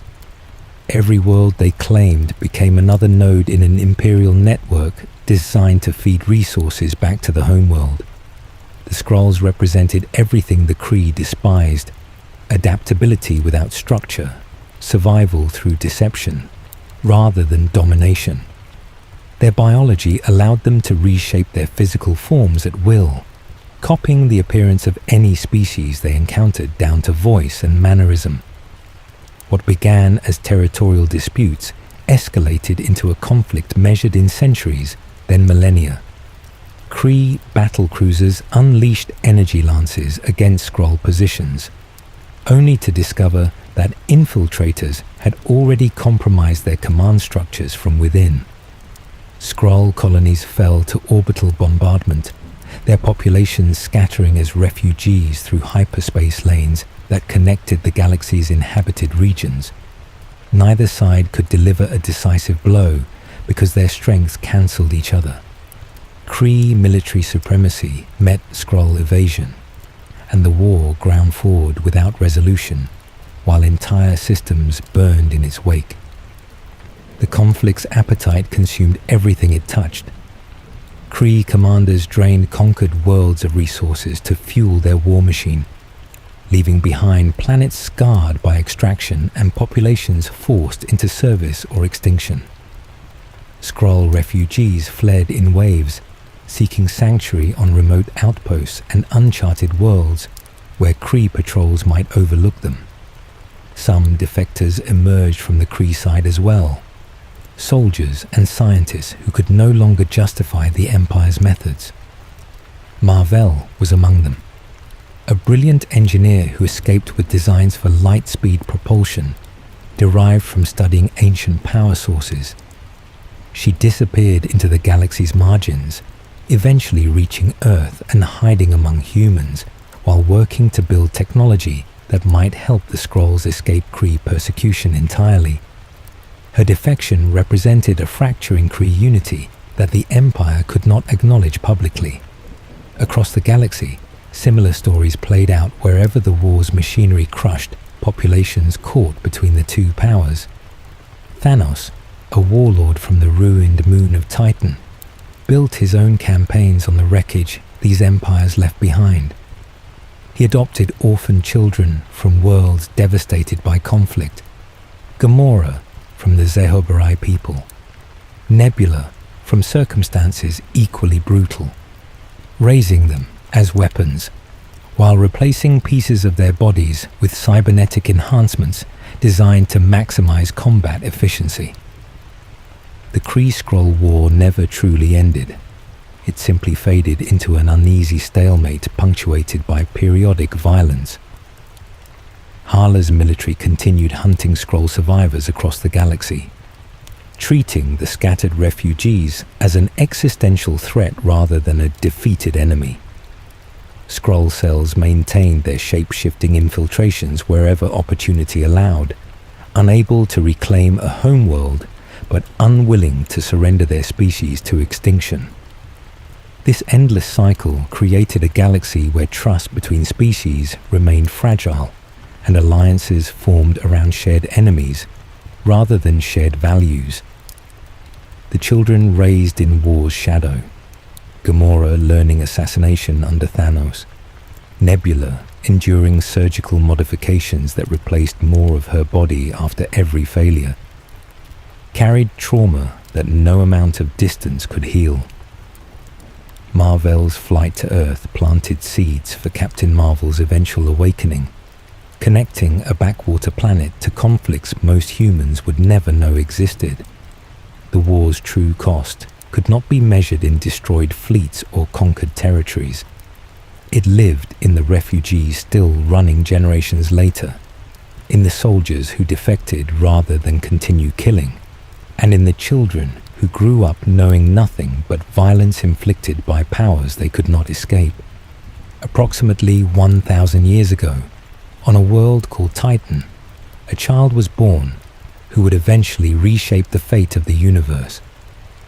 Thanos entered existence as an outcast from his first breath. His father Alas belonged to the Titans, a race of powerful beings descended from Eternals who had built an advanced civilization on their moon-sized world. Fusion reactors powered their cities, automated systems extracted resources with precision, and their population flourished across generations of prosperity. Thanos, however, carried deviant syndrome, a genetic anomaly that gave him purple skin and a hulking frame that set him apart from his kind. He grew up watching his people multiply without restraint, their numbers swelling beyond what Titan's ecosystems could sustain. Water sources drained, arable land eroded, and atmospheric stability began to falter under the weight of exponential growth. Thanos recognized the trajectory before anyone else would acknowledge it. He stood before Titan's councils and proposed what he considered the only rational solution: a random elimination of half the population, fair and impartial, to redistribute resources and prevent total collapse. Holographic projections displayed his simulations of the coming catastrophe, but the leaders dismissed his proposal as barbaric. They believed technology would solve what mathematics made inevitable. It did not. Titan fell into famine, pollution choked its skies, and cities crumbled into skeletal ruins. Thanos survived while his world died around him, and the lesson carved itself permanently into his understanding of existence. Exile followed survival. Thanos departed Titan's corpse and took his philosophy into the galaxy aboard warships like the Sanctuary, a mobile command center capable of deploying armies across star systems. He viewed overpopulation as a universal affliction, a pattern repeating on countless worlds that would each suffer Titan's fate unless someone intervened. His solution remained unchanged: arrive at a struggling planet, divide the population randomly, and eliminate half through whatever means efficiency required. In the late 1990s, his forces descended upon Zenhoberi, homeworld of the peaceful Zehobere people. Chitauri legions moved through settlements with precision energy weapons, while orbital strikes ensured no region escaped the culling. When the operation concluded, half the population lay dead, and the survivors stood among smoldering habitats, their world permanently scarred. From the aftermath, Thanos selected a child who had caught his attention during the chaos, a young girl named Gamora, who demonstrated combat instincts unusual for her age. He took her aboard his vessel and began training her in assassination, infiltration, and blade work, molding her across years of rigorous instruction into what many would eventually call the deadliest woman in the galaxy. A similar culling among the Luphamoids yielded another daughter, Nebula, claimed from wreckage and raised alongside Gamora as both sister and rival. Thanos structured his daughter's upbringing around competition, designed to forge them into perfect weapons. He forced Gamora and Nebula into sparring matches where victory meant his approval and defeat meant consequence. Every time Nebula lost, and she lost often against Gamora's superior instincts, Thanos removed another piece of her body and replaced it with cybernetic enhancement, neural interfaces, mechanical limbs, and servo-driven components accumulated across years of failure, each modification amplifying her combat capabilities while inflicting constant pain that never fully subsided. The machinery humming beneath her skin served as a permanent reminder that she had never been enough in her father's eyes. Gamora watched these modifications occur and understood what they represented. Love conditional upon usefulness, family defined by results rather than affection. She became everything Thanos demanded, while harboring resentment that deepened with every world they visited and every population they halved. Neither daughter could escape the gravity of his obsession. Bound to his campaigns by loyalty tests and shared conquests across planetary surfaces. As decades passed and his methodology proved itself on world after world, Thanos began to consider a more efficient approach. Planetary invasions required time, resources, and the tedium of logistics. The Infinity Stones offered something better: the power to accomplish his goal across the entire universe in a single moment, eliminating half of all life with one decisive act, rather than countless individual operations. Far from the civilized trade routes of the galaxy, in sectors where corporate stations orbited forgotten suns, a geneticist named the High Evolutionary built an empire devoted to perfecting life itself. He operated through OrgoCorp, a biotechnology conglomerate that served as both funding source and cover for experiments no legitimate institution would sanction. Clad in biomechanical armor that sustained his ancient body, he constructed sprawling facilities filled with gestation pods, neural accelerators, and surgical theaters where organisms were dismantled and rebuilt according to his vision. His obsession centered on creating flawless beings, species engineered without the imperfections he believed plagued naturally evolved life. The Sovereign emerged from this ambition, an entire race of golden-skinned humanoids grown in uniform birthing pods and designed for absolute genetic conformity.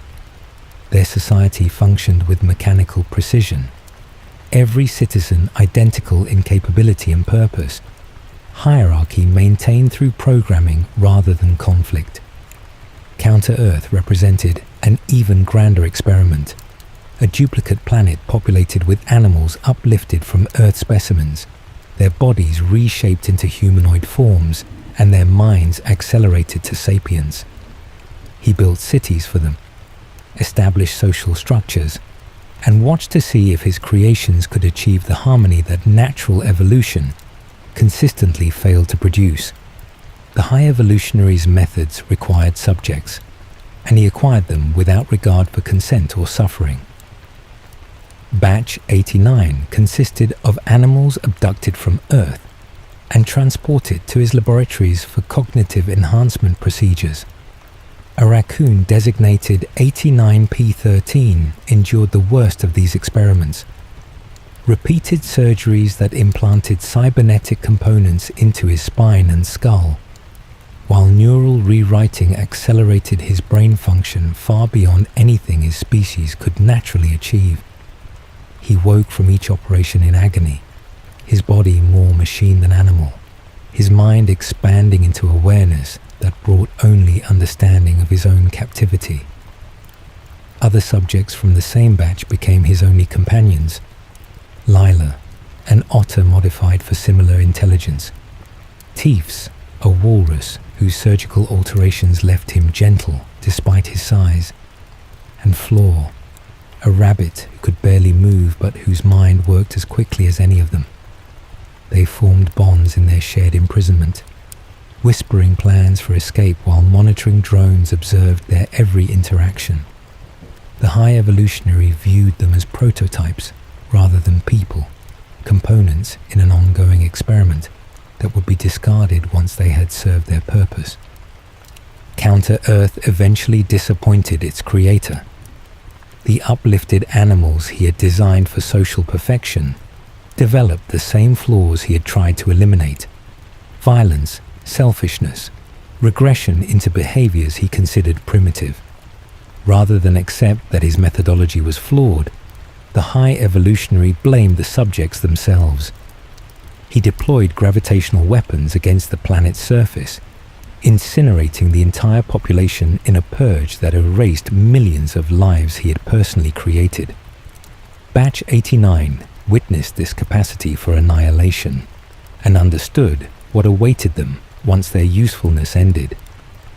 During a demonstration meant to showcase a breakthrough in neural enhancement, the High Evolutionary ordered Lila, Teefs, and Floor terminated. Rocket watched his friends die, and something inside him shattered completely. He lunged at his creator with mechanical claws extended, scarring the geneticist's face before escaping aboard a stolen shuttle. The laboratories that had built him became a memory he could never fully outrun. Rocket drifted into bounty hunting and scavenging, eventually partnering with a sentient tree called Groot, whose simple loyalty offered something he had never experienced in captivity. His sarcasm and aggression became armor against trauma that no amount of distance could heal. The scars on his back, a permanent reminder that someone had once taken him apart and rebuilt him for purposes that had nothing to do with his own survival. When Janet Van Dyne shrank beyond the threshold of return in 1987, she did not die. She fell into the quantum realm, a dimension existing beneath the fabric of observable reality, where the rules governing the universe above simply ceased to apply. Time moved differently there, sometimes flowing backward, sometimes pooling into eddies, where moments stretched across what felt like years. Space bent according to principles that defied comprehension, distances expanding and contracting based on forces that had no names in human physics. The realm itself manifested as an endless expanse of luminescent energy fields, quantum voids that swallowed light, and bizarre ecosystems populated by microscopic entities adapted to conditions no surface world organism could survive. Janet wandered through this alien landscape alone, learning to navigate its shifting geography and avoid its dangers. Eventually, she encountered someone else stranded in the depths, a man called Kang, a conqueror from beyond the boundaries of a single timeline. He had been exiled to the quantum realm after a defeat in wars fought across parallel realities, his advanced suit damaged and flickering with residual temporal energy. His vessel's power source, a multiversal engine core capable of piercing the barriers between dimensions, had malfunctioned upon entry, leaving him trapped alongside scattered refugees and evolved beings drawn from countless realities. Kang needed the engine repaired to escape, and Janet possessed knowledge of PIM particles that could help stabilize quantum materials for the work. They formed a tentative alliance, constructing makeshift laboratories from energy constructs and scavenging components from the realm's strange environment. What felt like decades passed as they worked together, time above compressing into moments while years unfolded in the depths below. Janet grew to trust Kang during this period, believing him to be simply another victim of circumstances beyond his control. That trust shattered when she accessed his data archives and discovered holographic records of what he had done before his exile. Kang had conquered infinite timelines, deploying armies that moved through time itself and wielding devices capable of rewriting reality according to his will. Entire civilizations had fallen before him. Universes had burned to ash under his campaigns. The man she had been helping was not a refugee. He was a tyrant attempting to reclaim the power that had been stripped from him. Janet made her decision without hesitation. Using PIM particles, she sabotaged the engine by forcing its core to expand exponentially, anchoring the device so deeply within the realm structure that it could never be extracted. Kang's escape route sealed permanently behind him. The sabotage did not destroy Kang, it only confined him. Stranded without hope of returning to the timelines he had once dominated, he turned his attention to the realm itself. Using remnants of his technology, including adaptive nanites and energy harvesters salvaged from his ruined vessel, he began conquering the populations already living in the quantum realm's depths. A fortified city rose under his command, towering spires surrounded by surveillance systems that enforced absolute control over every inhabitant. Refugees who had sought safety in the realm's isolation found themselves subjects of a new empire, one ruled by a man with nothing left to lose, an eternity to build. Janet evaded capture and connected with those who refused to submit, a growing resistance composed of displaced quantum natives and anomalies who had survived Kang's expansion. They operated from concealed outposts scattered throughout the realm, coordinating strikes through quantum entanglement signals that his surveillance could not intercept. The war continued for what might have been decades or centuries by the realm's distorted measure of time, a conflict invisible to the surface world, where only moments passed between Janet's disappearance and the day someone would finally come looking for her. For 1,000 years, Xu Wenwu had conquered without hesitation, his 10 rings granting him the power and immortality to outlast every enemy and every empire that rose against him. In 1996, rumors of a hidden realm drew him to a bamboo forest in China, where a gateway stood concealed between dimensions. Ta Lo existed beyond ordinary space, a pocket dimension protected by barriers that repelled outsiders, home to mythical creatures that had passed into legend on Earth, guardian dragons, nine-tailed foxes, and beings that moved between worlds as easily as humans crossed rivers. Wen Wu attempted to force his way through, and Yingli met him at the threshold. She served as the village's protector, a warrior who channeled Ta Lo's chi energies into fluid combat techniques that generated force fields capable of redirecting any attack. The 10 rings had never failed Wenwu before, but Yingli matched him completely. Their battle ended not in his victory, but in something neither expected, respect that deepened into love over the following months. Wenwu made a choice that 1,000 years of conquest had never prompted. He removed the rings from his arms, locked them in a ceremonial vault within his compound, and abandoned the organization that bore their name. For the first time since the Middle Ages, he allowed himself to be simply a man, rather than a warlord.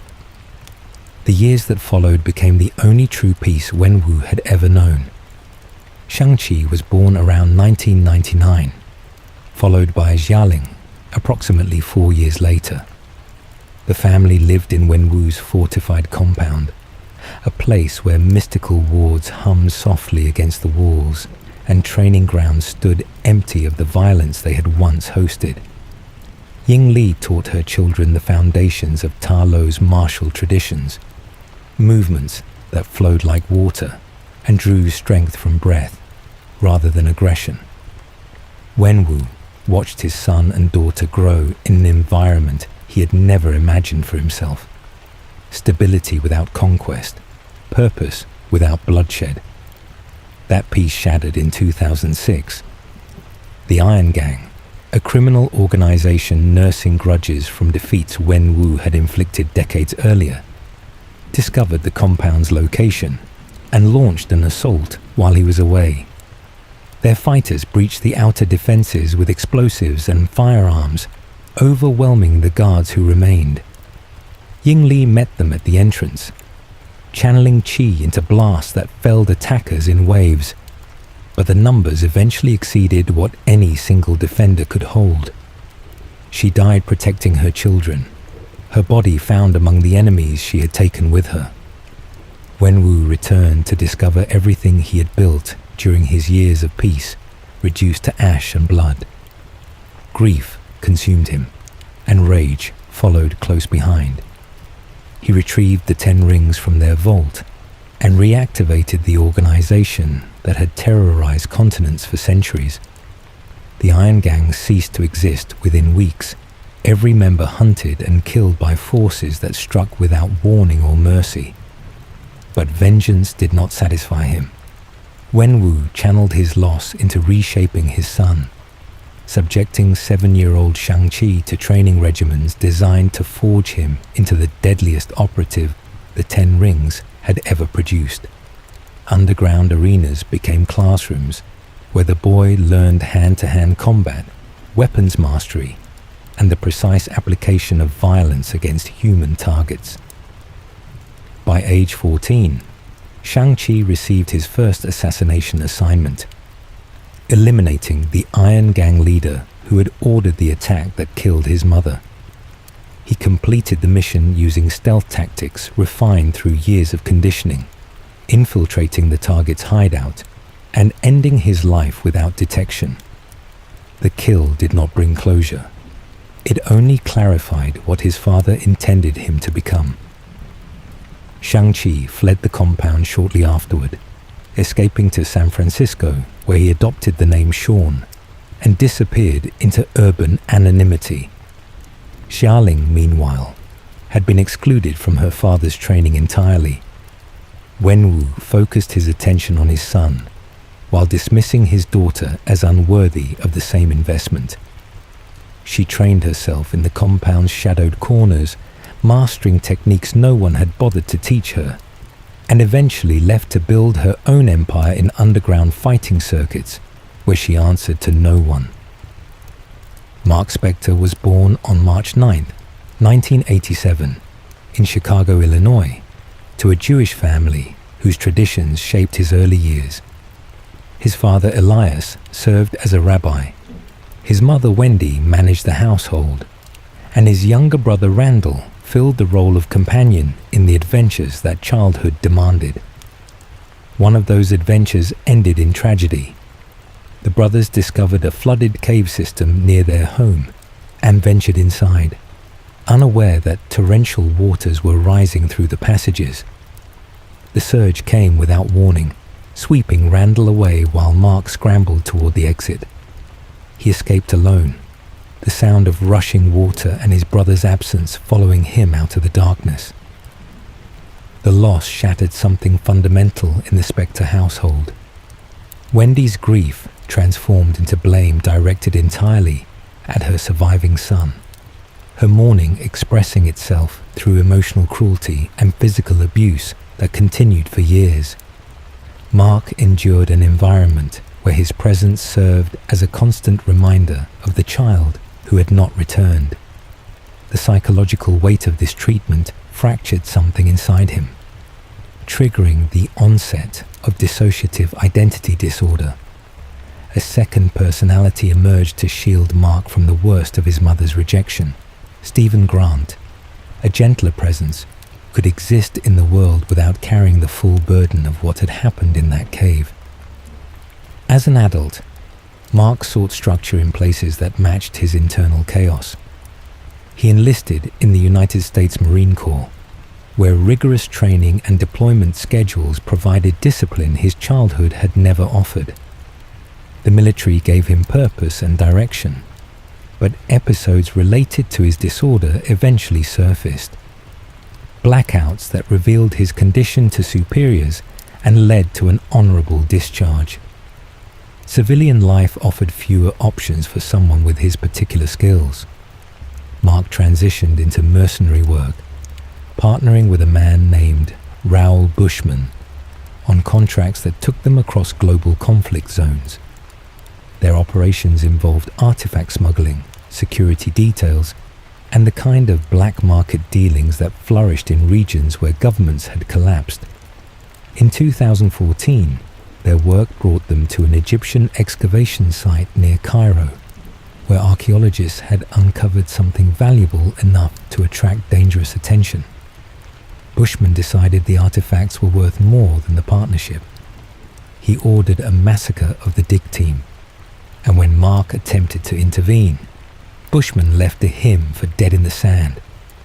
Mark's blood seeped into the ground beneath a statue of Khonshu, the Egyptian god of the moon, and something answered from a plane of existence beyond human perception. Khonshu offered Mark a choice: die in the desert, or rise as the god's avatar on Earth. The terms required servitude. Mark would become Moon Knight, an instrument of Khonshu's vengeance against those the god deemed worthy of punishment. In exchange, he received enhanced strength, heightened agility, and regenerative abilities that fluctuated with the lunar cycle. Mark accepted and walked out of Egypt, carrying a burden far heavier than the wounds that had nearly killed him. He eventually married Layla El Fouli, an archaeologist whose father had died during the same massacre that had brought Mark to Khonshu's attention. Their relationship formed around shared adventures through tomb complexes and relic hunts, a partnership that seemed capable of withstanding the strangeness of his new existence. But Khonshu's demands grew possessive, and a third alter emerged within Mark's fractured mind: Jake Lockley, a personality that handled the bloodiest tasks with cold efficiency, operating without the hesitation that sometimes slowed Mark's hand. To protect Layla from both the god's influence and the violence Jake carried out in shadows, Mark pushed her away. He continued serving as Moon Knight alone, navigating a life divided between identities that shared the same body, but rarely the same memories, each fragment carrying pieces of trauma that no single self could hold. On December 31st, 1999, the city of Bern, Switzerland hosted a conference that drew scientists and innovators from around the world to celebrate the approaching millennium. Tony Stark attended as one of its brightest stars, a 29-year-old billionaire whose reputation for genius matched his reputation for arrogance. He moved through the event with the confidence of someone who had never been denied anything. Charming colleagues and rivals alike, while champagne flowed beneath chandeliers and prototype demonstrations hummed in exhibition halls. Few people at the conference knew the weight Tony carried beneath his polished exterior.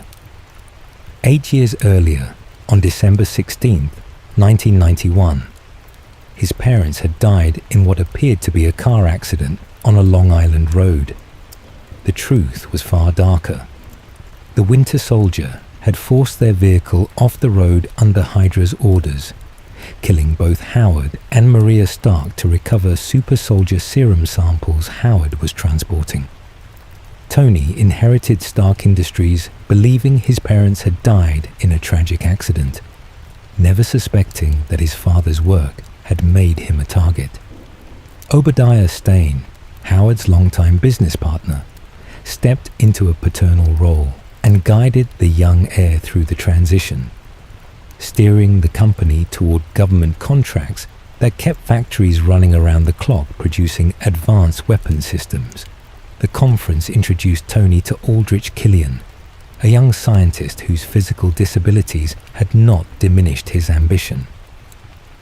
Killian had founded Advanced Idea Mechanics, a think tank devoted to pushing the boundaries of human enhancement, and he approached Stark with a proposal that could have changed both their lives.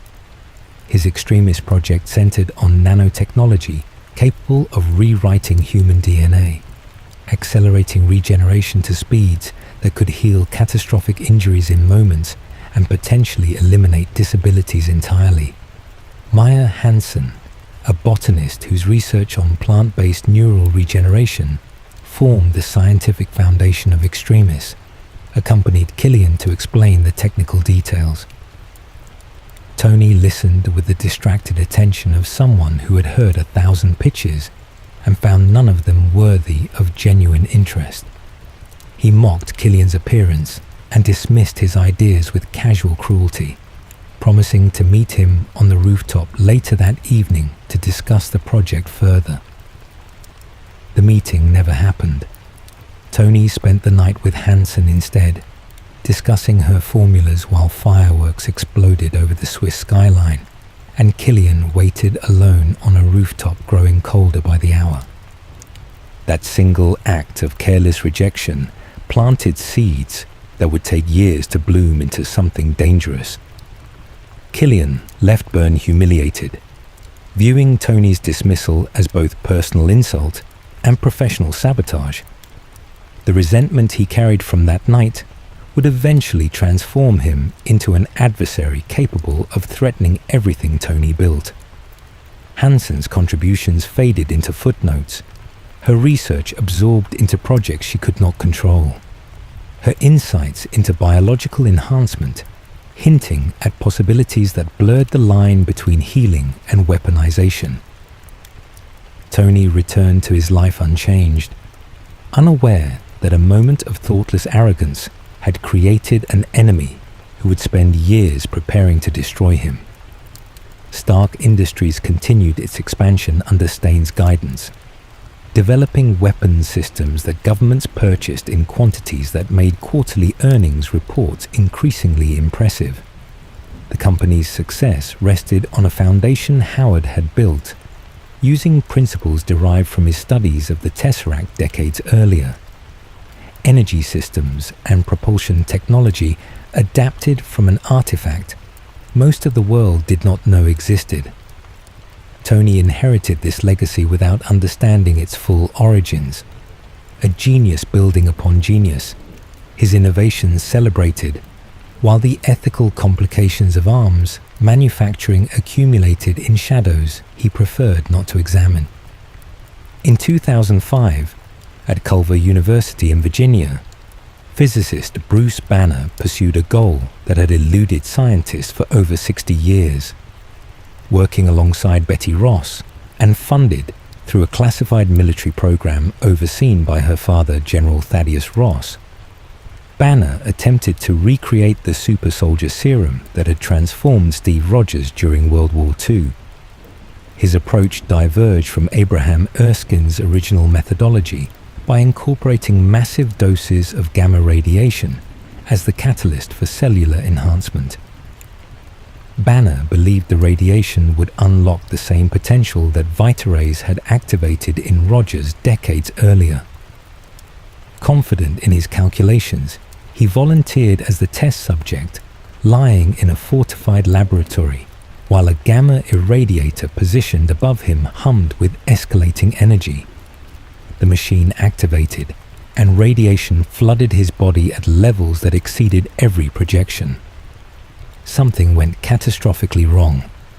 The gamma exposure triggered a mutagenic reaction that fused with Banner's DNA in ways no model had predicted, binding his cellular structure to his emotional state in a feedback loop that would define the rest of his life. Rage became the trigger. When Banner's anger crossed a threshold, his conscious mind could not control. His body transformed into something else entirely, a towering green-skinned creature of immense strength that would come to be known as the Hulk. The first transformation demolished the laboratory. Reinforced walls crumbled as the Hulk tore through containment measures designed for conventional threats, hurling equipment and debris across the facility in a rampage that lasted until exhaustion pulled Banner back into his human form. Betty sustained severe injuries from the blast wave, trauma that would take months to heal. General Ross observed the destruction through surveillance feeds and immediately reclassified Banner from research asset to national security threat. Military units mobilized to contain him, but Banner fled before they arrived. He crossed international borders using false identities and eventually settled in the favelas of Rotina, Brazil, where he took work at a bottling plant and kept his head down. During his years in hiding, he experimented with herbal suppressants, meant to calm his nervous system and prevent transformations, communicating through encrypted channels with a biochemist who used the alias Mr. Blue. This scientist, whose real name was Samuel Stearns, believed he could develop a cure if Banner provided blood samples and detailed observations. The correspondence continued for months while General Ross tracked every lead, determined to recover what he still considered military property. Ross eventually located Banner in Brazil and dispatched Emil Blonsky, a Special Forces operative enhanced with a diluted variant of the original super soldier serum.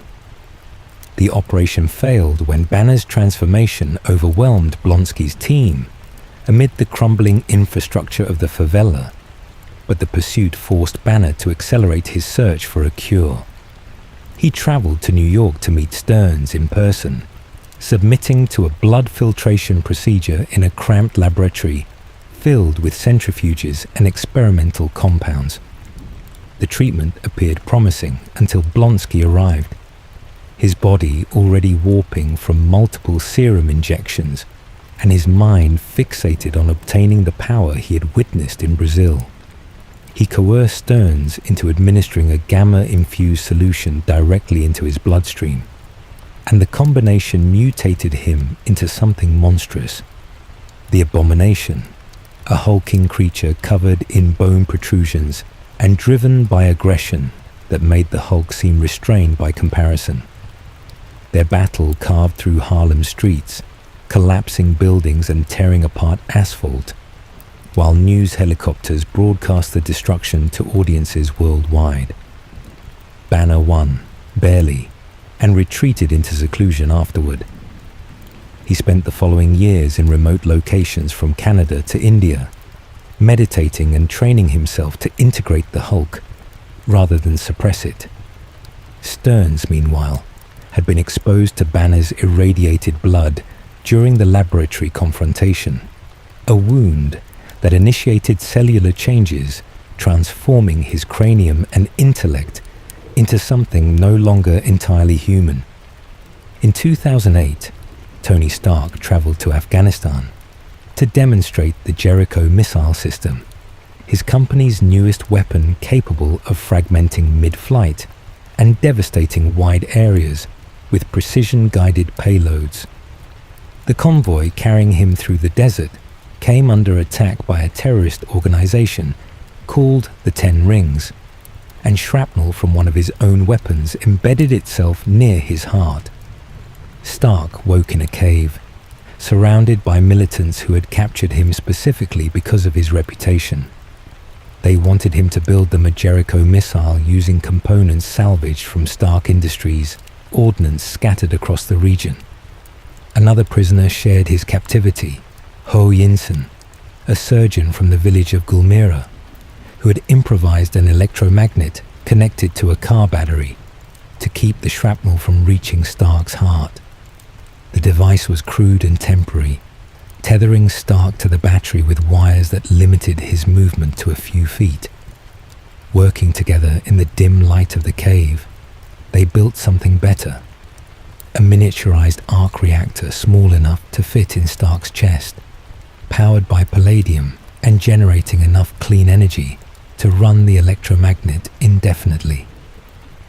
The technology drew from principles his father had explored decades earlier while studying the Tesseract, though Tony did not fully understand that connection yet. The arc reactor kept him alive, but escape required something more. The 10 Rings expected Stark to build them a missile. Instead, he and Yinsen secretly constructed a weapon of a different kind, a suit of armor assembled from salvaged missile components and forged in the cave's primitive workshop. The Mark I was bulky and crude, reinforced steel plates bolted together around a frame powered by the arc reactor in Stark's chest. It carried flamethrowers fed by repurposed fuel lines, rudimentary jet boots capable of short bursts of flight, and launchers loaded with improvised explosives. The militants grew suspicious as weeks passed without visible progress on their missile, and Yinsen recognized that time had run out. When guards moved to investigate, he grabbed a weapon and ran into the tunnels, drawing their attention away from the chamber where Stark's armor was still initializing its power sequence. Yinsen died buying those final seconds. Stark emerged in the Mark I and tore through the camp, flames and explosions clearing his path until the jet boots carried him over the desert in a trail of fire and smoke. He crashed miles from the cave and walked until rescue helicopters found him. The experience had changed something fundamental in the man who had built weapons without questioning their consequences. Stark returned to the United States and announced at a press conference that Stark Industries would immediately cease all weapons manufacturing. The decision triggered consequences Stark had not anticipated.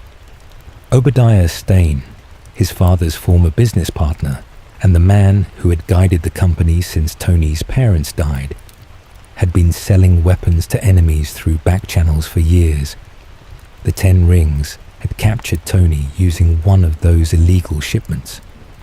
When Stark shut down the weapons division, Stane moved to eliminate him and seize control of the company entirely. He recovered the Mark I wreckage from the Afghan desert and used it to build his own suit, the Ironmonger, a massive exoskeleton with enhanced hydraulics and heavy weaponry designed to overpower anything Stark could field. Their confrontation erupted over Los Angeles, 2 armored figures trading repulsor blasts and missile fire above city streets, while civilians scattered below. Pepper Potts, Stark's assistant, who had discovered evidence of Stane's betrayal, accessed the building's main arc reactor and triggered an overload that ended the fight. Stane fell, and Stark landed as the only one still standing. The following day, facing reporters with prepared remarks about a bodyguard in a suit, Tony abandoned the script. He looked into the cameras and said 4 words that changed everything. "I am Iron Man." Nick Fury approached him shortly afterward, appearing uninvited in his Malibu home to discuss something called the Avengers Initiative, a proposal to gather extraordinary individuals for threats beyond conventional response. In 2012, the sky above Manhattan tore open. Loki, the Asgardian god of mischief, had acquired the Tesseract and used the Space Stone's power to create a portal between Earth and the distant realm where the Chitauri waited. These alien soldiers served a master Loki had bargained with, Thanos, who had loaned him a scepter containing the Mind Stone in exchange for the promise of Earth's subjugation. The scepter allowed Loki to override human will with a touch, turning enemies into obedient servants. He had already used it to compromise SHIELD agents, including Clint Barton and physicist Eric Selvig, forcing them to help him construct the portal device atop Stark Tower. When the gateway opened and Chitauri forces poured through on levitating chariots armed with plasma weapons, Nick Fury activated the contingency he had been preparing since Carol Danvers departed Earth decades earlier. The Avengers initiative brought together individuals who had never worked as a team and had little reason to trust one another. Tony Stark arrived in his Mark VII armor. Steve Rogers carried the shield he had wielded against Hydra 70 years before. Thor descended from Asgard to confront the brother he still hoped to save. And Bruce Banner accepted that the Hulk might be the only thing capable of matching what was coming through that portal. The battle that followed carved destruction across Midtown Manhattan. Chitauri infantry flooded through the wormhole alongside Leviathans, massive armored creatures that served as flying troop carriers, their serpentine bodies crashing through buildings as they deployed soldiers across multiple city blocks. The Avengers fought without coordination at first, their conflicting personalities creating friction even as alien weapons scorched the streets around them. Stark's technological arrogance clashed with Rogers' tactical discipline, while Thor's divine confidence dismissed the capabilities of his mortal allies. Banner transformed into the Hulk and became a force of pure destruction, leaping between skyscrapers and tearing Chitauri craft from the sky with his bare hands. Natasha Romanoff fought her way toward the portal device, her combat training allowing her to navigate chaos that would have overwhelmed anyone without her background. Barton, freed from Loki's control by a blow to the head, took position on a rooftop and began firing arrows tipped with explosives and electronic disruptors into the Leviathan's vulnerable joints. Rogers assumed command of the ground defense, his shield absorbing plasma blasts before ricocheting into enemy formations with precision that turned a defensive tool into a weapon. Thor called lightning from the clouds above, channeling storms through Mjolnir to electrify entire waves of invaders before they could disperse into the city. The turning point came when Romanoff reached the portal device and discovered that Selvig, despite his compromised state, had built a failsafe into the machinery. The scepter that had opened the gateway could also close it. She fought her way to the top of Stark Tower and prepared to shut down the wormhole. But a nuclear missile launched by the World Security Council was already racing toward Manhattan, a decision made without Fury's consent by officials who believed the city was already lost. Stark intercepted the warhead and carried it through the portal before it could detonate over civilian populations, directing it instead toward the Chitauri command ship, hovering in the void beyond. The explosion destroyed the vessel, and every Chitauri soldier on Earth collapsed simultaneously, their connection to the hive mind severed in an instant. Stark fell back through the portal moments before Romanoff closed it, unconscious and plummeting until the Hulk caught him and roared him back to awareness. Loki, defeated and abandoned by the forces that had promised him a throne, was taken into Asgardian custody. The Avengers separated afterward, returning to their individual lives, but something had changed. They had proven that Earth could defend itself against threats from beyond its borders, and the universe had taken notice.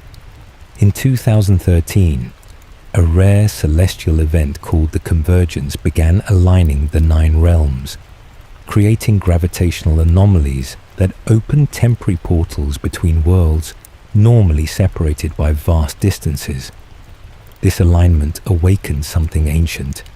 Malekith, leader of the Dark Elves, had survived his defeat 5,000 years earlier by entering stasis aboard damaged vessels drifting through the void between realms.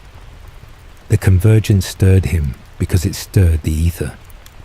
The reality stone his people had once wielded in their campaign to extinguish all light. King Bor had hidden the artifact after the war, sealing it in a pocket dimension where no one would think to search. The convergence weakened those barriers. In London, astrophysicist Jane Foster stumbled through a portal anomaly while investigating strange readings and discovered the ether's hiding place. The artifact responded to her presence by flowing into her body, bonding with her cellular structure in a parasitic fusion that began slowly killing her. Thor detected the disturbance from Asgard, where Heimdall's surveillance had flagged unusual energy signatures emanating from Earth. He retrieved Jane and brought her to Asgard's healing chambers, hoping their advanced medical technology could extract the ether without harming her. The attempt failed. The stone had integrated too deeply, but it confirmed what Malekith had already sensed. The ether had returned, and he would tear through anyone who stood between him and its recovery. The Dark Elves launched their assault using harrows, stealth vessels equipped with phase-shifting technology that allowed them to bypass Asgard's defensive perimeter undetected. Their attack struck the heart of the realm, warriors pouring through the Golden City's corridors, while Malekith and his lieutenant Algrim, transformed through dark ritual into a monstrous curse with enhanced strength and regeneration, moved toward Jane's location.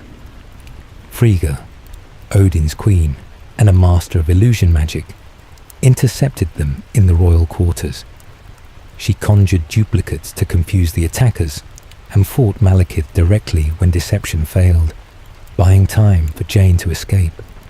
The confrontation ended with Malekith's blade in Frigga's chest, her death witnessed by Thor moments after he arrived too late to save her. Grief and rage drove what followed. Thor freed Loki from the dungeons where he had been imprisoned since his failed invasion of Earth, proposing an alliance built on their shared loss. Frigga had been the only parent Loki truly loved, and Malekith had taken her from both of them. Together, they escaped Asgard aboard a stolen Dark Elf vessel, traveling to Svartalfheim to confront Malekith on the barren world where his people had once ruled. The plan required Loki to betray Thor convincingly enough for Malekith to lower his guard. It worked, but the cost appeared fatal when Algrim impaled Loki through the chest. Thor watched his brother die in his arms, unaware that the trickster had faked his death, using the same illusions their mother had taught him.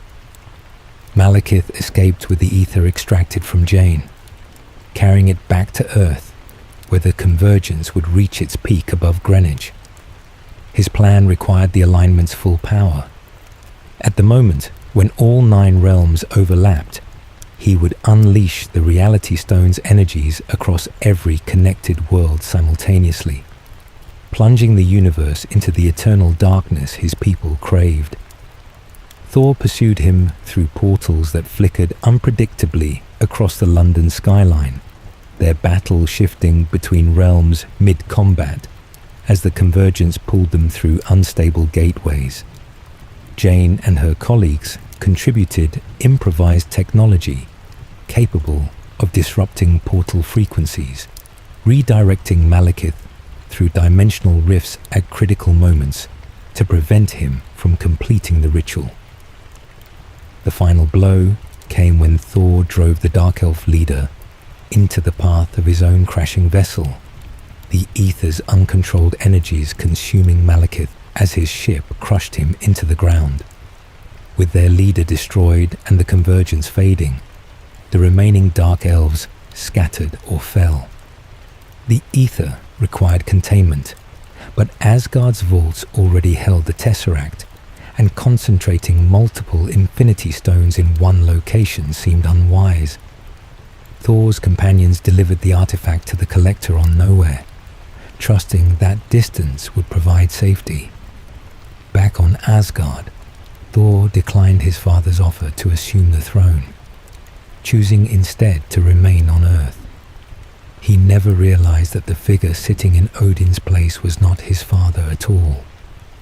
Loki had survived Svartalfheim, returned to Asgard in disguise, and claimed the throne through impersonation, while the real Odin remained hidden, his fate unknown. 2 years after the Battle of New York, Steve Rogers had settled into an uneasy role within S.H.I.E.L.D.'s Washington, D.C. operations. The organization that Peggy Carter had helped build now occupied a massive headquarters called the Triskelion, where surveillance systems monitored global threats and response teams deployed at a moment's notice. Rogers followed orders and completed missions, but something felt wrong beneath the surface. Nick Fury confirmed those instincts when he revealed Project Insight, a defensive initiative involving 3 enormous helicarriers designed to hover permanently above major population centers. Each vessel carried weapons capable of eliminating targets from orbit with surgical precision, guided by an algorithm that predicted threats before they materialized. Fury had grown suspicious of the project's true purpose and began investigating, a decision that nearly cost him his life.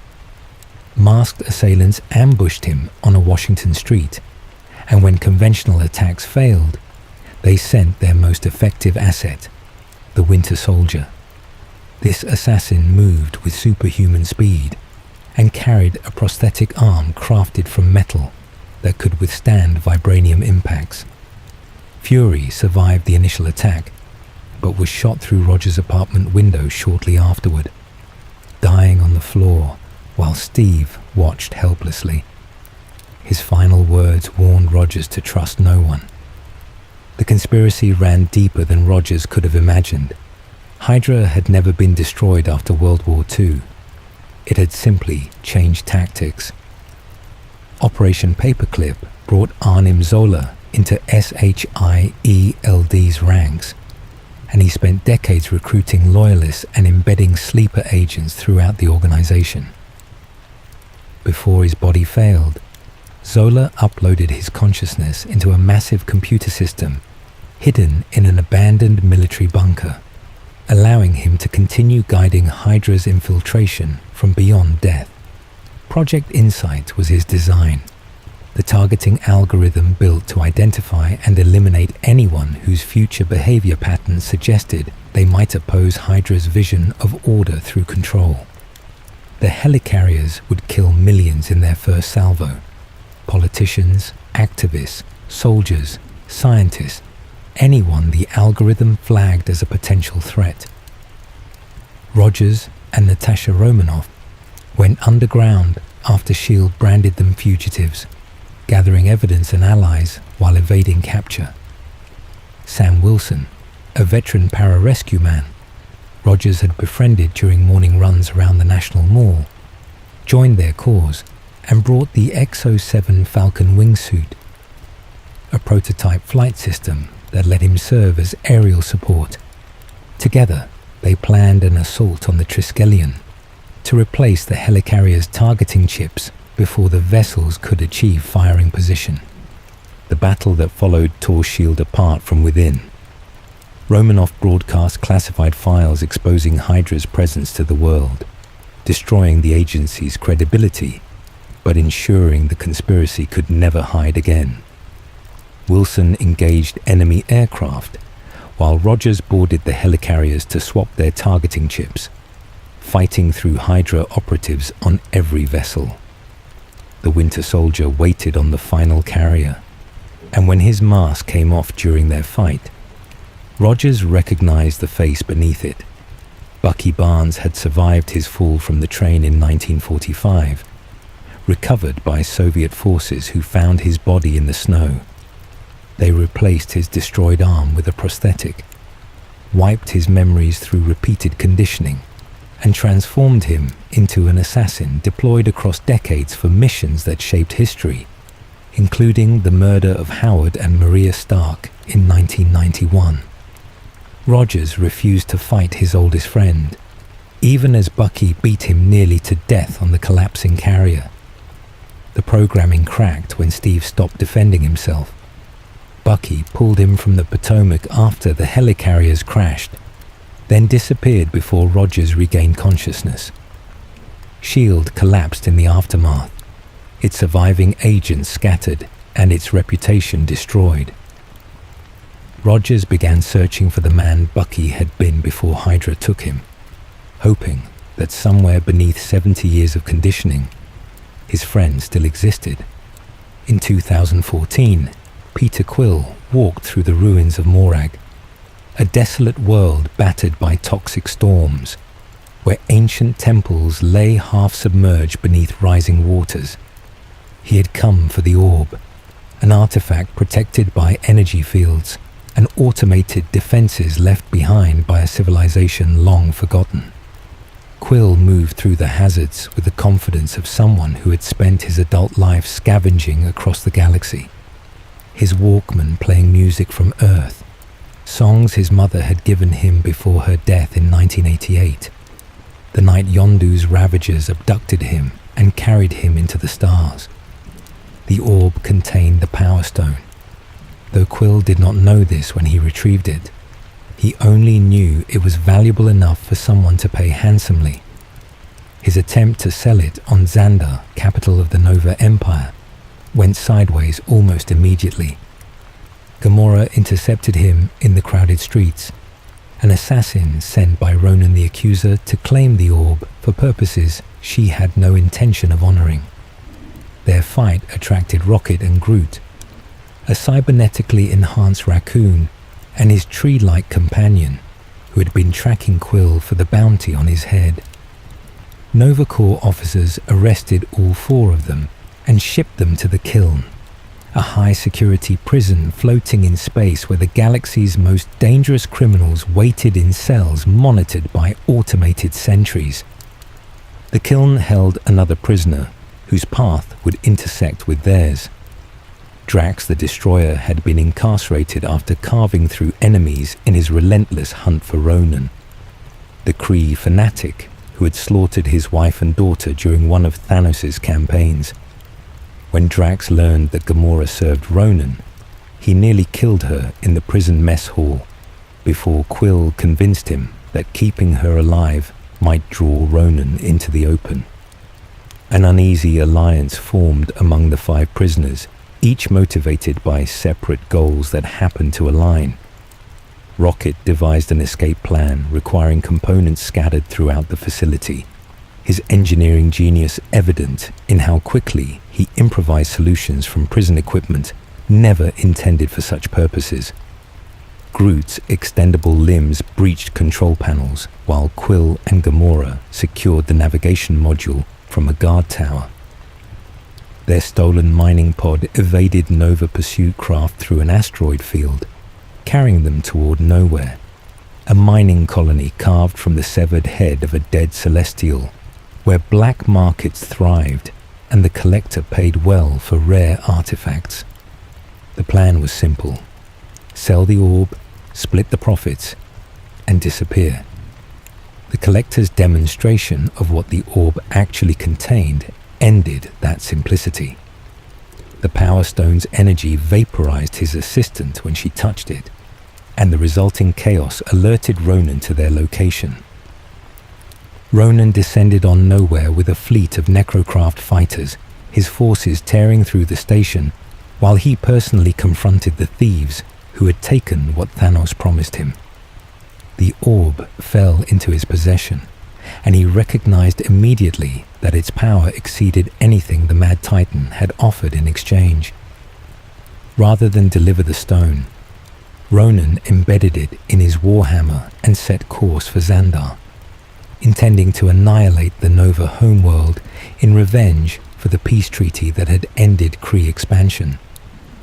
The Guardians pursued him despite impossible odds, their ragtag ship joining the Nova Corps defense as Ronan's warship entered Xandar's atmosphere.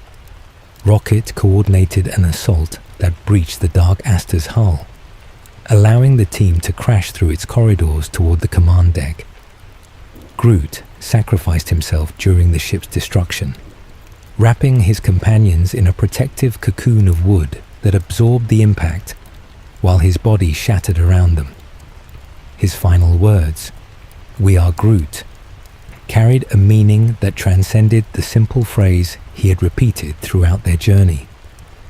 Quill grasped the exposed Power Stone before Ronan could recover it, its energy threatening to tear him apart until Gamora, Drax, and Rocket joined hands with him, distributing the lethal current across 4 bodies instead of 1. Ronan disintegrated in the resulting blast.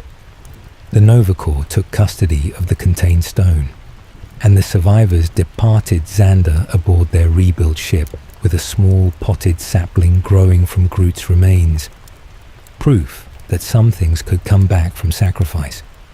In 2015, the Avengers launched an assault on a Hydra facility hidden in the frozen mountains of Sokovia, where Baron Strucker had been conducting experiments using technology salvaged from the Chitauri invasion.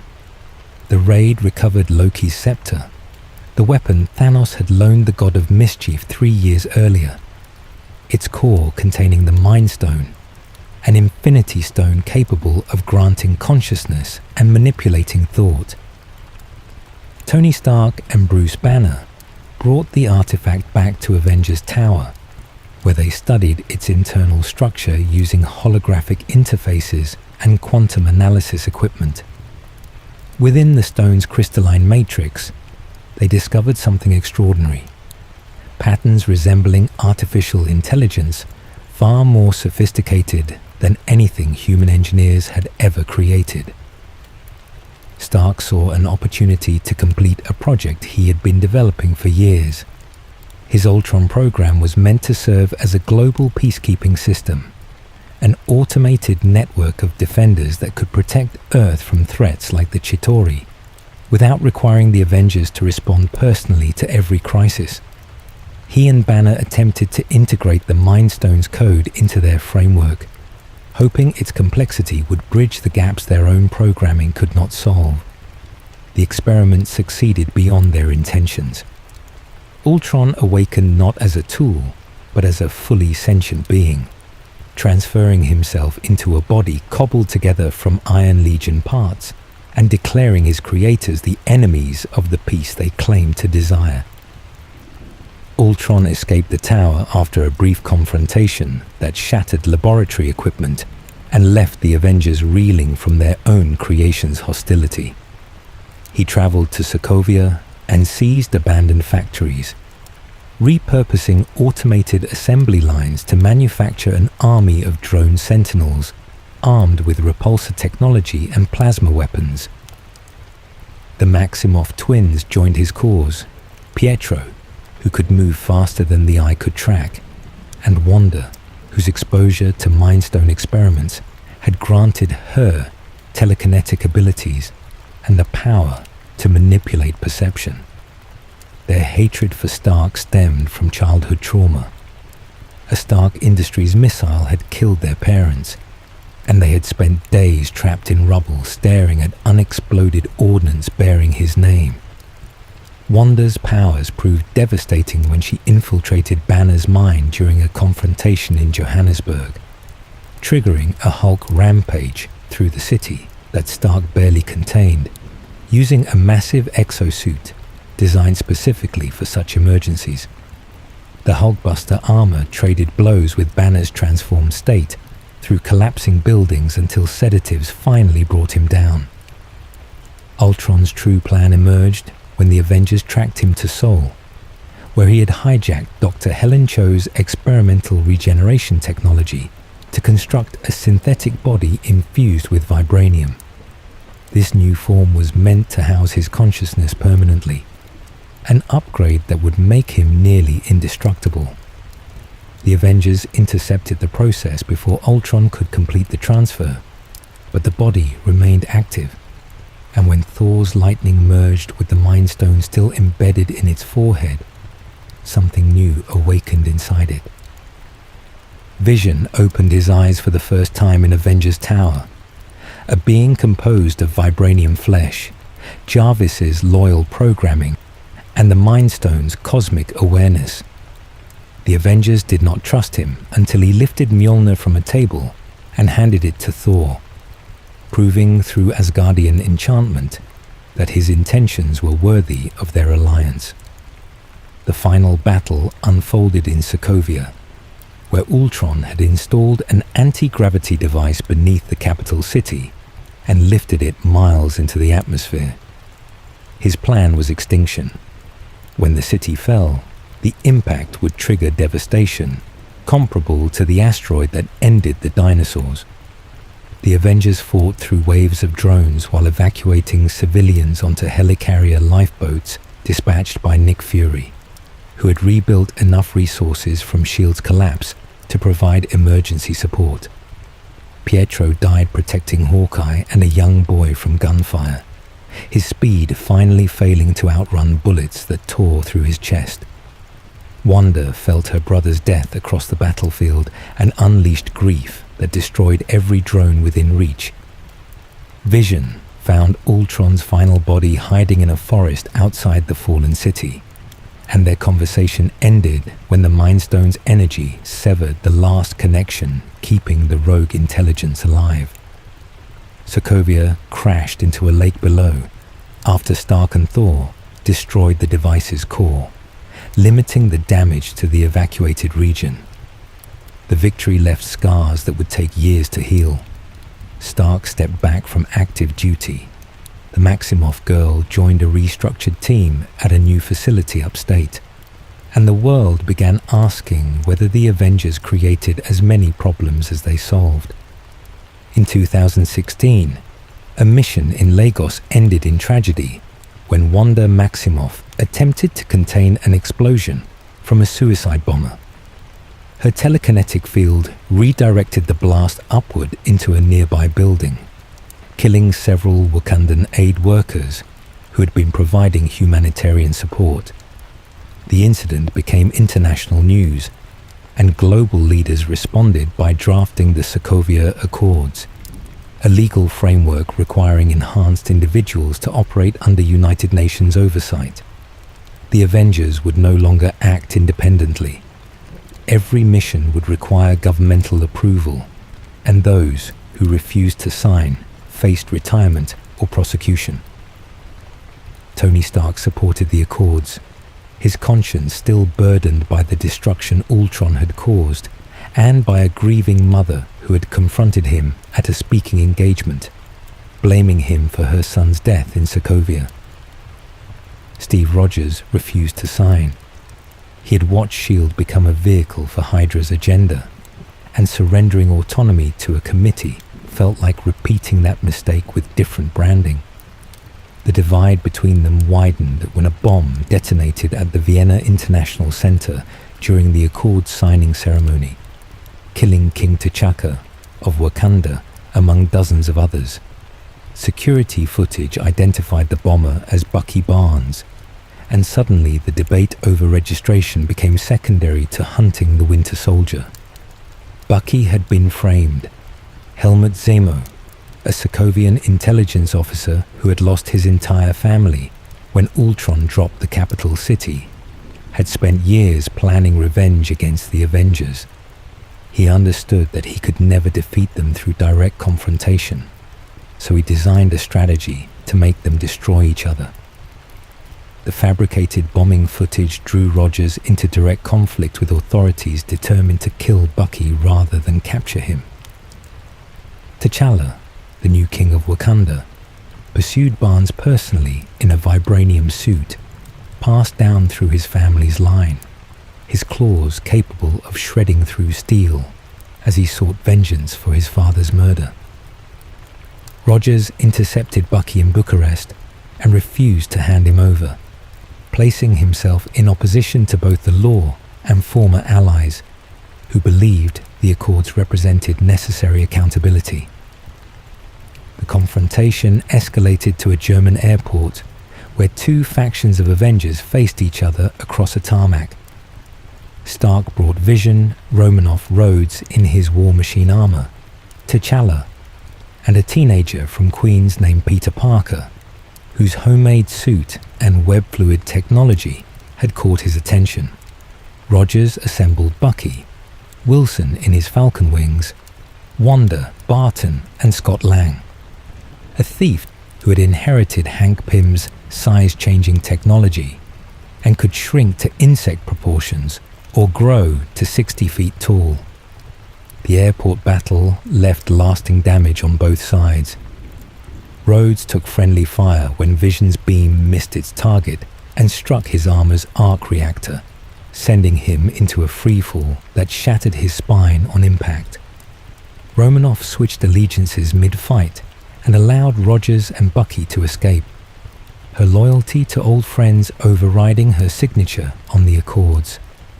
Zemo waited in a Siberian bunker that had once housed the Soviet Union's Winter Soldier program, and when Stark tracked Rogers there hoping to help, Zemo played his final card.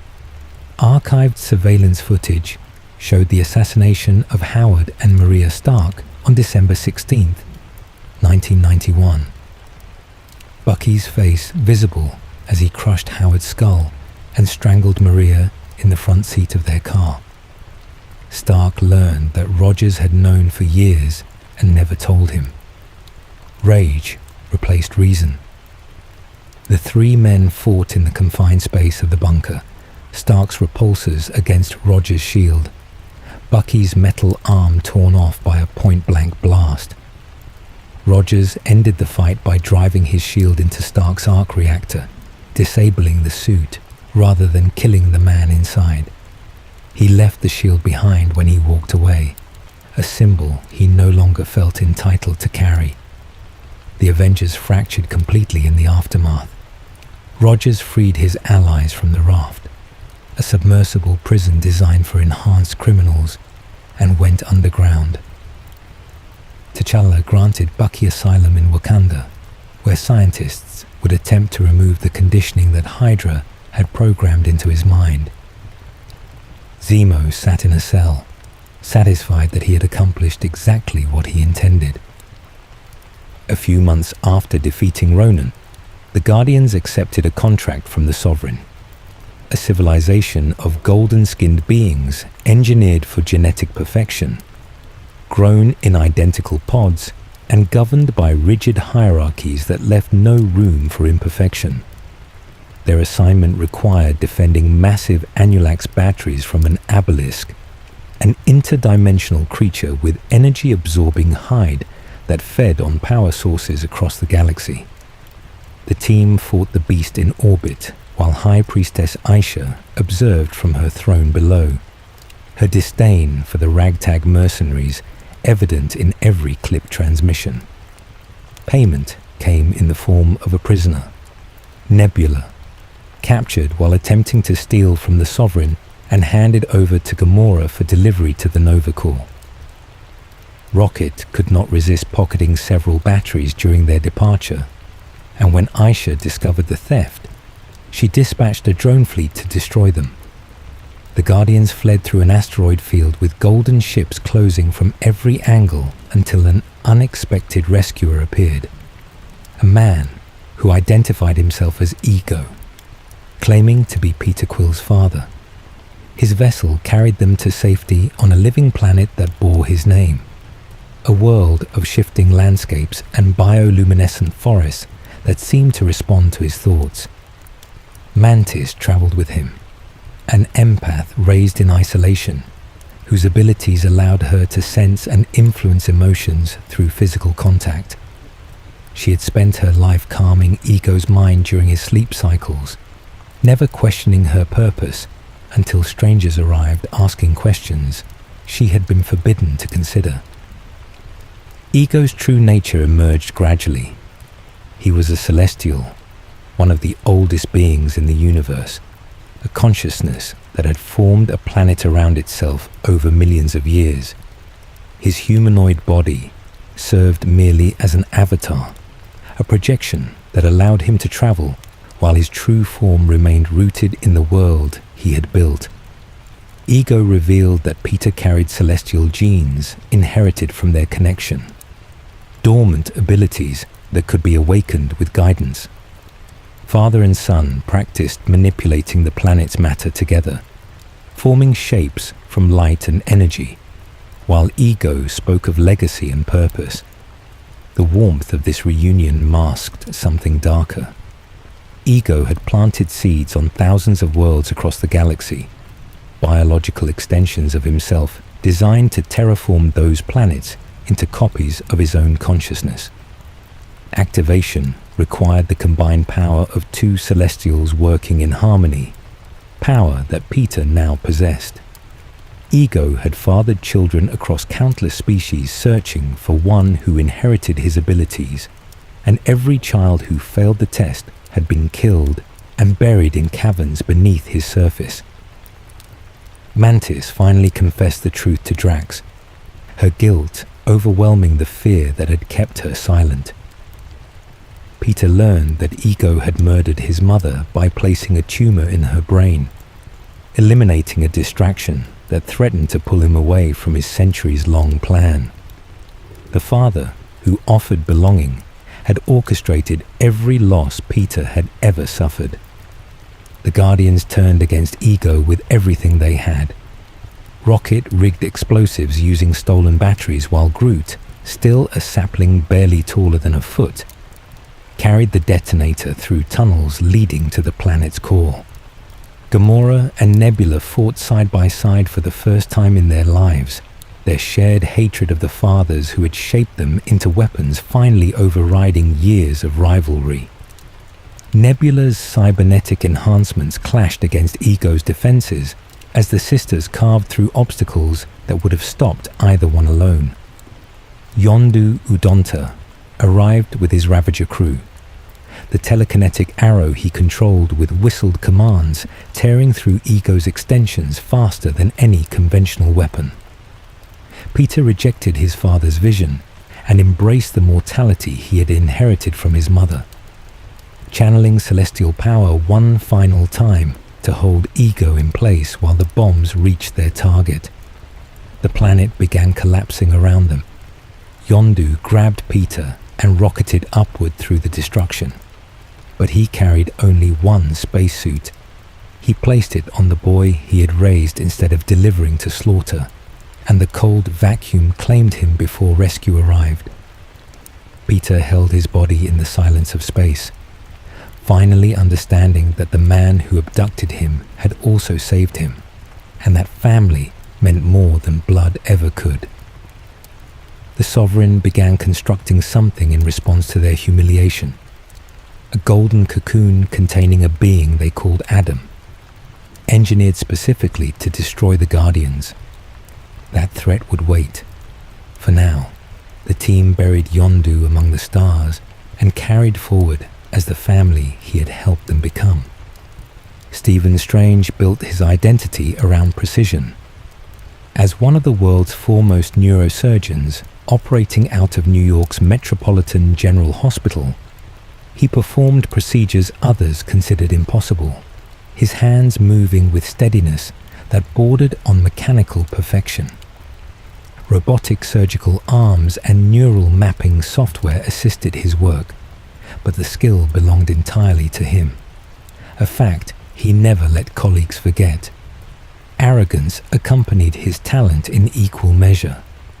Patients sought him because he succeeded where others failed, and he selected cases based on how they might enhance his reputation rather than how desperately someone needed help. That life ended on a rain-slicked mountain road in 2016, when Strange glanced at his phone to review patient scans and lost control of his vehicle. The crash destroyed his hands. Shattered bones healed improperly despite multiple surgeries. Severed nerves refused to reconnect, and tremors made the delicate work he had mastered utterly impossible. Strange spent his fortune on experimental treatments that promised restoration, nerve grafts, physical therapy, electromagnetic stimulation, and each one failed. Bitterness consumed him as his savings drained, and former colleagues stopped returning his calls. Desperation led him to Jonathan Pangborn, a paraplegic who had somehow regained the ability to walk after conventional medicine abandoned him. Pangborn directed Strange to Kamar Taj, a sanctuary hidden in Kathmandu, where the impossible became routine. The Ancient One presided over this place, training students in mystic arts that drew power from dimensions beyond ordinary perception. Strange arrived expecting another false promise and found himself launched through realities he could not have imagined. Fractal landscapes folding into themselves, planes of existence where thought shaped matter, vistas that made his understanding of physics seem like a child's drawing compared to the actual universe. The Ancient One accepted him as a student despite his skepticism, recognizing potential beneath the ego that had defined his medical career. Training proved difficult. Sling rings allowed practitioners to open portals between locations by visualizing their destination and tracing precise gestures, but Strange's damaged hands struggled with movements that required fine motor control. Baron Mordo drilled him relentlessly in combat forms and defensive techniques, while the Ancient One pushed him to abandon the rigid thinking that had made him a brilliant surgeon, but limited his understanding of reality. Progress came slowly, until Strange discovered he could compensate for physical limitations through mental discipline, his photographic memory absorbing texts that other students needed years to master. Caecilius interrupted Strange's education with violence. A former student who had grown disillusioned with the Ancient One's teachings, Caecilius had discovered that his mentor drew power from the dark dimension, the same realm she claimed to protect Earth against. He gathered zealots who shared his resentment and began attacking the sanctums that anchored Earth's mystical defenses, intending to summon Dormammu and surrender the planet to his timeless domain. The New York sanctum fell under assault while Strange was inside, and he found himself defending a building he barely understood against sorcerers far more experienced than himself. The cloak of levitation chose him during the battle, a sentient relic that wrapped around his shoulders and granted him flight without requiring his concentration. He claimed the Eye of Agamotto as well, an amulet containing the time stone that allowed him to manipulate temporal flow within localized areas. When Caecilius succeeded in breaching the dimensional barrier, Strange traveled into the dark dimension to confront Dormammu directly. Time did not exist there. The entity had consumed it along with everything else in his realm. So Strange created a loop that reset every time Dormammu killed him. He died thousands of times, returning each iteration to repeat his demand for a bargain. The entity who had never experienced time found himself trapped in repetition he could not escape, and eventually he agreed to withdraw from Earth permanently if Strange would remove the loop and leave. Strange emerged as the new guardian of the New York Sanctum, his role as Sorcerer Supreme confirmed by a victory built on endurance rather than power. In 2016, following King T'Chaka's death in the Vienna bombing during the Sokovia Accord signing, T'Challa returned to Wakanda to claim his birthright. This technologically advanced African nation had remained concealed for centuries behind vibranium-powered cloaking barriers that rendered it invisible to satellite scans and global detection. The country's landscape, enriched by extraterrestrial metal from an ancient meteor impact, integrated cutting-edge innovations like magnetic levitation trains and sonic mining tools with ancestral traditions, creating a seamless blend of advanced engineering and cultural heritage.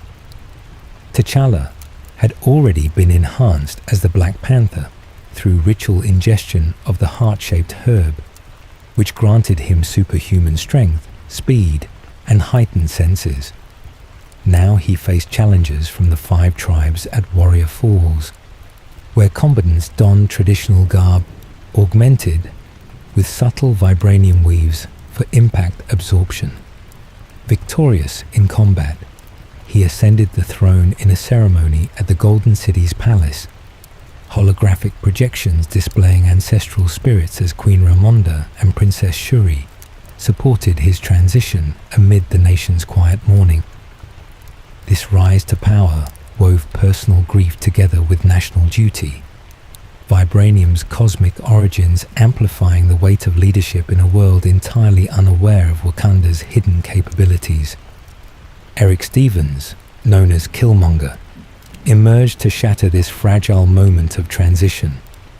A US Black Ops soldier and T'Challa's cousin, he had been abandoned in Oakland as a child after King T'Chaka killed his father N'Jobu for treasonous vibranium smuggling. Killmonger infiltrated Wakanda carrying Ulysses Klaue's corpse as proof of his royal bloodline claim.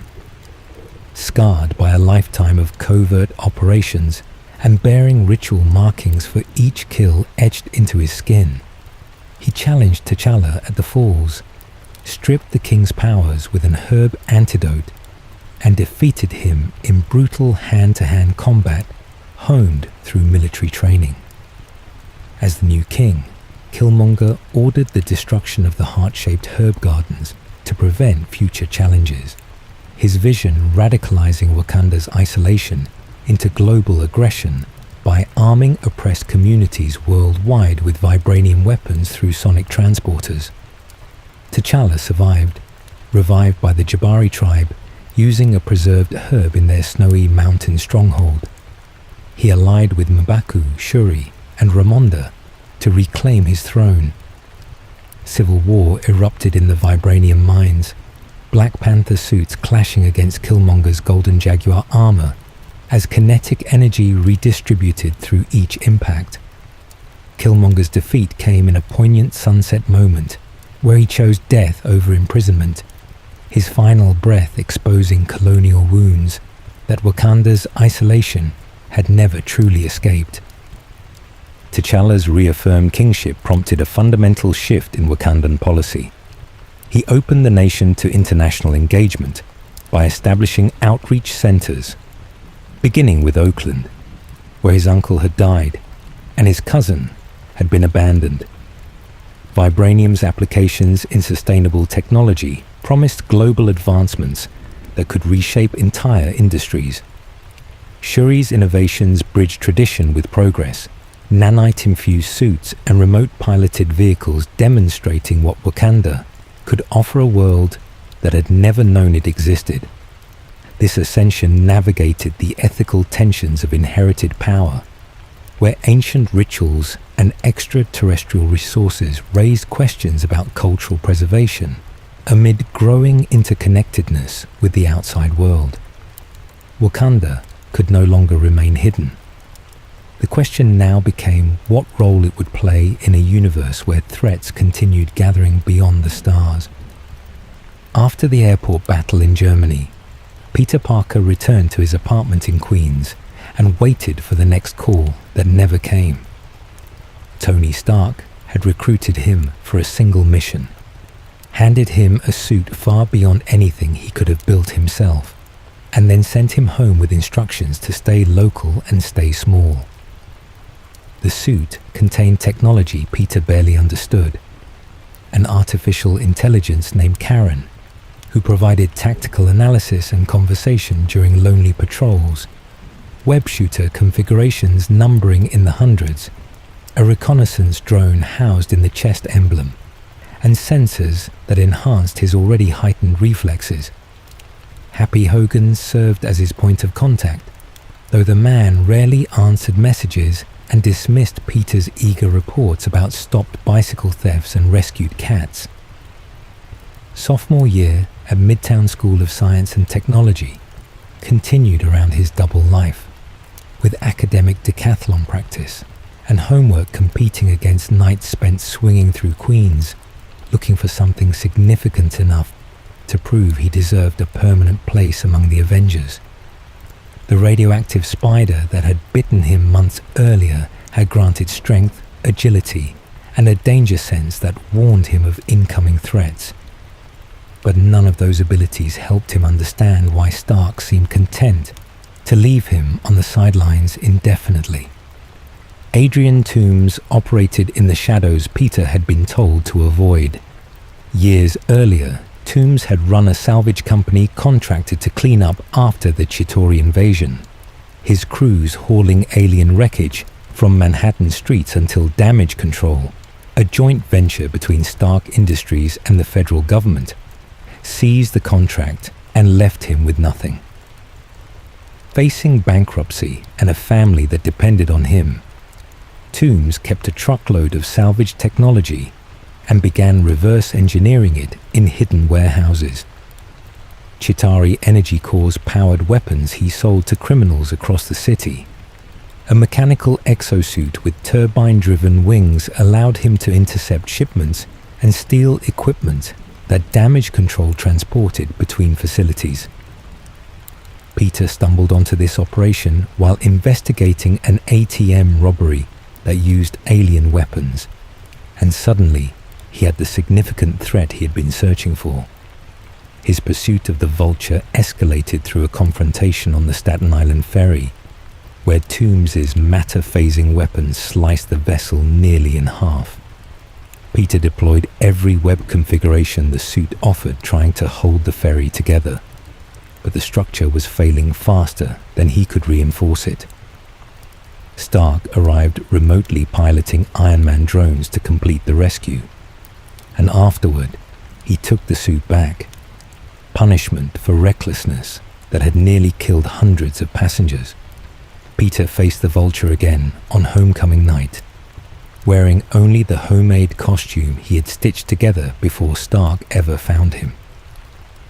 Toomes had discovered his identity and offered him a choice: walk away and keep his secret safe, or interfere and suffer consequences.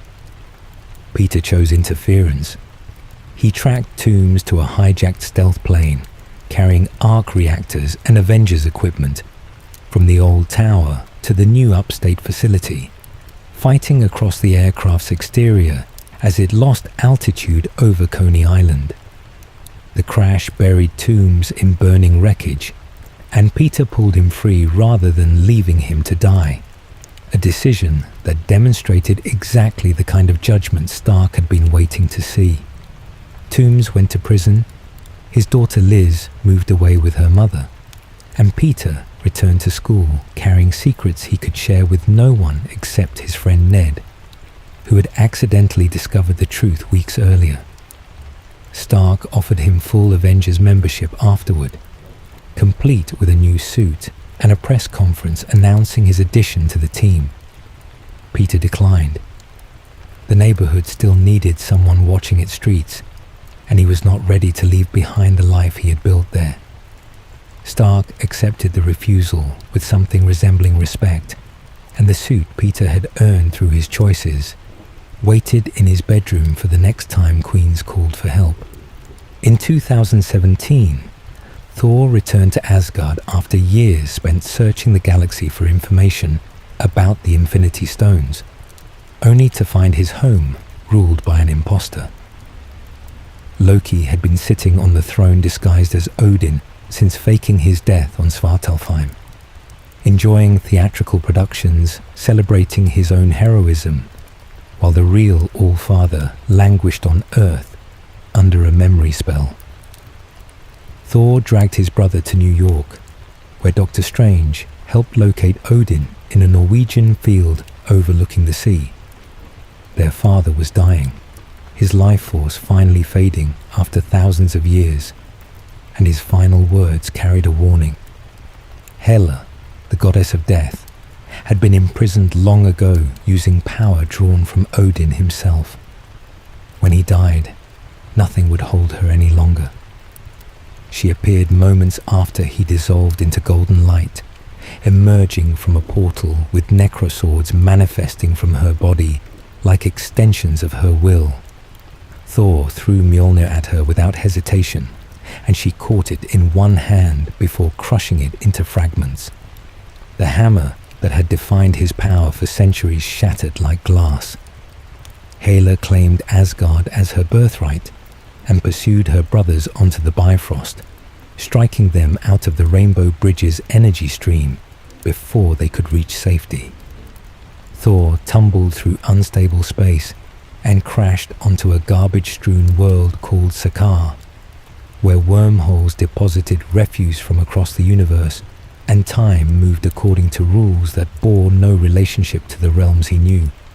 Sakaar operated under the authority of the Grandmaster, an ancient being who entertained himself by forcing captives to fight in gladiatorial combat. Thor was captured by a scavenger called Scrapper 142 and sold to the arena, an obedience disc implanted in his neck, delivering neural shocks whenever he resisted. His scheduled opponent turned out to be the Hulk, who had arrived on Sakaar years earlier after stealing a Quinjet following the Ultron crisis. Banner had remained in his transformed state for so long that the Hulk had developed a personality beyond simple rage, speaking in broken sentences and enjoying his status as the Grandmaster's undefeated champion.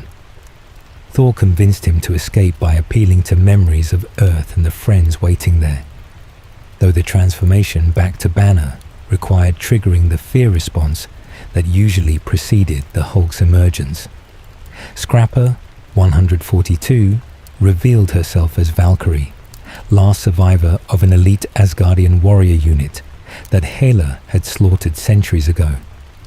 She had fled to Sakaar and drowned her trauma in alcohol rather than face the goddess who had killed everyone she loved. Thor's insistence on returning to fight Hela forced her to confront what she had been running from. Loki, predictably, attempted to betray them before switching sides again when the odds shifted.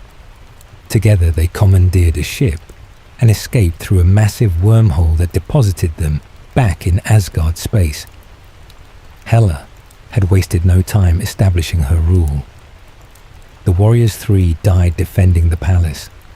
Heimdall had stolen his sword and gone into hiding with civilians who refused to kneel, leading a resistance that survived only by staying ahead of the undead army Hela raised from mass graves beneath the city. Thor confronted his sister in the throne room and discovered that losing Mjolnir had not stripped him of power. Lightning answered his call directly now, channeled through his body rather than the hammer that had served as a focusing tool. Even that was not enough. Hela drew strength from Asgard itself, regenerating wounds faster than Thor could inflict them, and she took his eye during their battle before he understood the truth his father had tried to teach him. Asgard was not a place, it was a people. The realm could be destroyed if destroying it meant ending Hela's connection to her power source. Thor sent Loki to the vault, where Odin had kept dangerous relics locked away, including the crown of Surtur, a fire demon prophesied to bring Ragnarok, the twilight of the gods. Placing the crown in the eternal flame resurrected Surtur at mountain scale, his sword carving through the palace and the bedrock beneath it, while Hela screamed defiance at something even she could not survive. The Asgardian refugees escaped aboard a vessel called the Statesman, watching their home crumble into debris as Surtur's flames consumed everything. Thor stood at the bridge as their new king, one eye gone and his hammer destroyed, leading his people toward Earth with Loki at his side and no idea what waited for them in the darkness ahead. In 2018, Scott Lang counted down the final days of a 2-year house arrest imposed after his participation in the airport battle that had split the Avengers. An ankle monitor tracked his every movement through his San Francisco home, where he passed the time building elaborate cardboard mazes for his daughter and trying not to think about the quantum realm. Something from that dimension had followed him back after his first journey years earlier. Visions that did not belong to him. Fragments of memory from a woman he had never met. Janet Van Dyne was alive somewhere in the subatomic void, and pieces of her consciousness had entangled with Scott's mind during his brief exposure. Hank Pym and Hope Van Dyne had spent years believing Janet was lost forever, but Scott's visions offered proof that she had survived 3 decades in a place where time moved differently than anywhere else.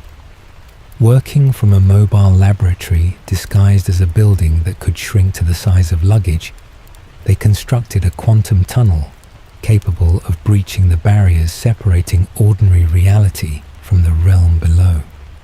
The technology required refined Pym particles and energy stabilizers calibrated to frequencies Janet was broadcasting from the other side, signals only Scott could receive because her entanglement had made him a living antenna. Their work attracted dangerous attention. Ava Starr had suffered a quantum accident as a child that left her molecules permanently unstable, her body phasing in and out of solidity in painful cycles she could not control. A suit designed by her guardian Bill Foster allowed her to direct the phasing intentionally, passing through walls and shifting between states of matter. But the condition was killing her slowly. She believed the quantum tunnel's energy could stabilize her molecular structure, and she was willing to take it by force if Hank refused to help.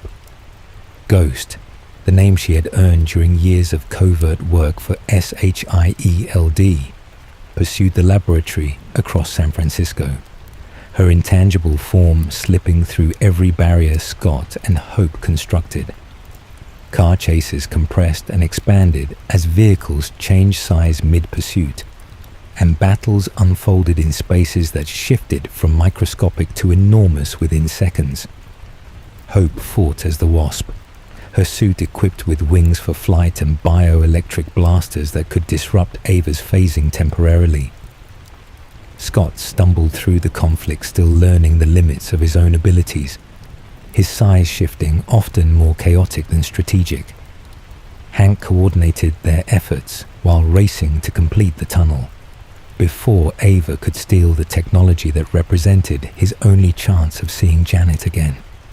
The tunnel opened, and Janet emerged after 30 years in the quantum realm. Her time there had changed her in ways even Hank could not fully understand. She had absorbed energies that granted her abilities beyond anything Pym particles alone could explain. When she touched Ava, that energy flowed into the unstable woman and realigned her molecules, granting relief that years of desperate measures had never achieved. The confrontation ended in something resembling peace, with Foster agreeing to help Ava continue her recovery through methods that did not require stealing from the people who had just saved her.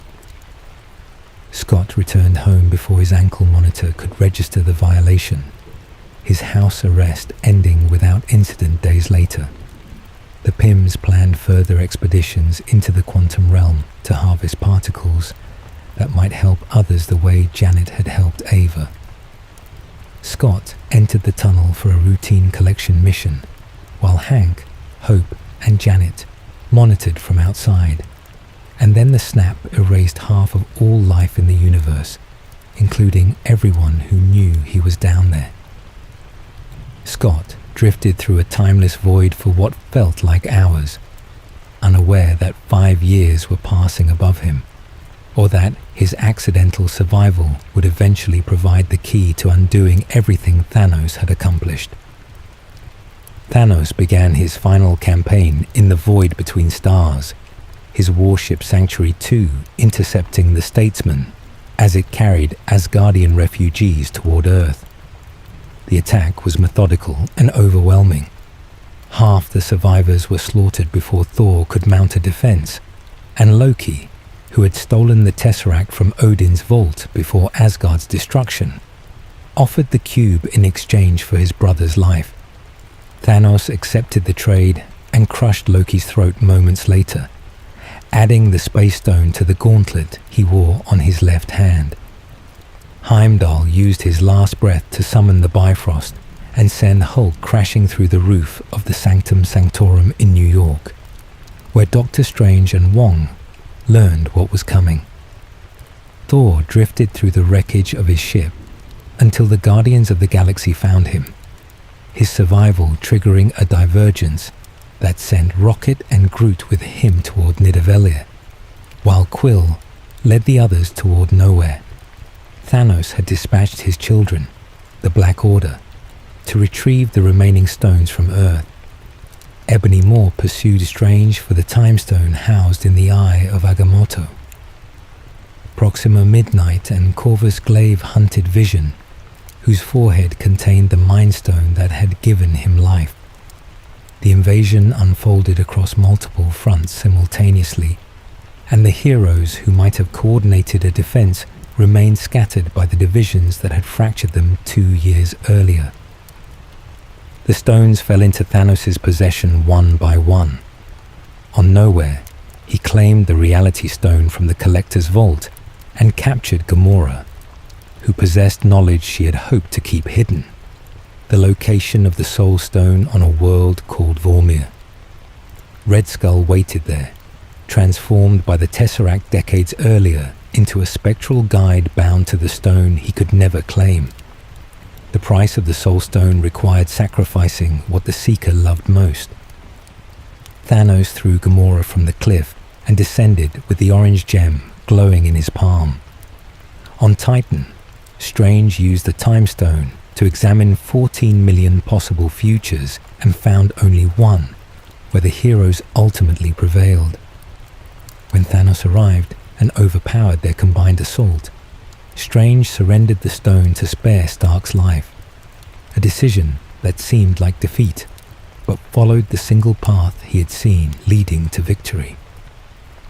In Wakanda, Shuri worked frantically to extract the Mind Stone from Vision's head without killing him, while waves of Outriders crashed against the kingdom's barriers. Thor arrived with Stormbreaker, an axe forged in the heart of a dying star, and carved through the invading army with lightning that turned the battle's tide. None of it mattered. Thanos appeared on the field, collected the Mind Stone by tearing it from Vision's skull, and completed the gauntlet before anyone could stop him. Thor buried Stormbreaker in the Titan's chest, but the blow came too late. Thanos snapped his fingers, and half of all life in the universe dissolved into ash. The effect spread instantaneously across every inhabited world, random and absolute, erasing trillions of beings without regard for age or innocence or worth. On the Wakandan battlefield, Bucky Barnes crumbled mid-sentence. T'Challa reached for Okoye and vanished before their hands could touch. Groot said his final words to Rocket before scattering on the wind. On Titan, the Guardians faded one by one. Mantis first, then Drax, then Quill, until only Nebula remained alongside Stark, stranded on a dead world with no way home. Peter Parker felt it coming before the change took him, his enhanced senses alerting him to something wrong in time to be terrified. He apologized to Stark as he dissolved in the man's arms. Strange accepted his fate calmly, telling Stark there had been no other way before turning to dust himself. Thanos used the Space Stone to escape to a garden world on the far side of the universe, where he watched the sun rise over a grateful cosmos he believed he had saved. The gauntlet had been destroyed by the energy required to power the snap. Its metal fused and cracked. The stones burned dark in their settings. He had won completely, and the survivors left behind faced a universe halved by a madman's certainty that genocide was mercy. 5 years passed after the snap, and the world that remained learned to exist in the shadow of what had been lost. Cities functioned at half capacity. Support groups met in church basements to process grief that had no precedent, and the Avengers who survived carried guilt that no amount of effort could ease. Tony Stark had withdrawn to a cabin beside a lake, raising his daughter Morgan with pepper pots in a life deliberately removed from heroism. Steve Rogers led counseling sessions for civilians struggling to move forward. Natasha Romanoff coordinated the remnants of global defense from the compound, tracking threats across a planet too broken to protect itself fully. Bruce Banner had spent years reconciling his two selves, eventually merging into a form that combined Hulk's strength with Banner's intellect, a breakthrough that came too late to matter. Thor had retreated to New Asgard, a fishing village in Norway, where surviving Asgardians built new lives and drowned his failure in alcohol until he barely resembled the warrior who had once wielded Mjolnir. Scott Lang changed everything when he emerged from the quantum realm believing only 5 hours had passed. The temporal compression he had experienced suggested something unprecedented. If time moved differently in the quantum realm, it might be possible to navigate through it to points in the past and retrieve the Infinity Stones before Thanos ever collected them. Tony refused initially, unwilling to risk the life he had built with Morgan for a plan that sounded like desperate fantasy. His resistance broke when he realized the science actually worked, and guilt over Peter Parker's death finally outweighed the safety of standing aside.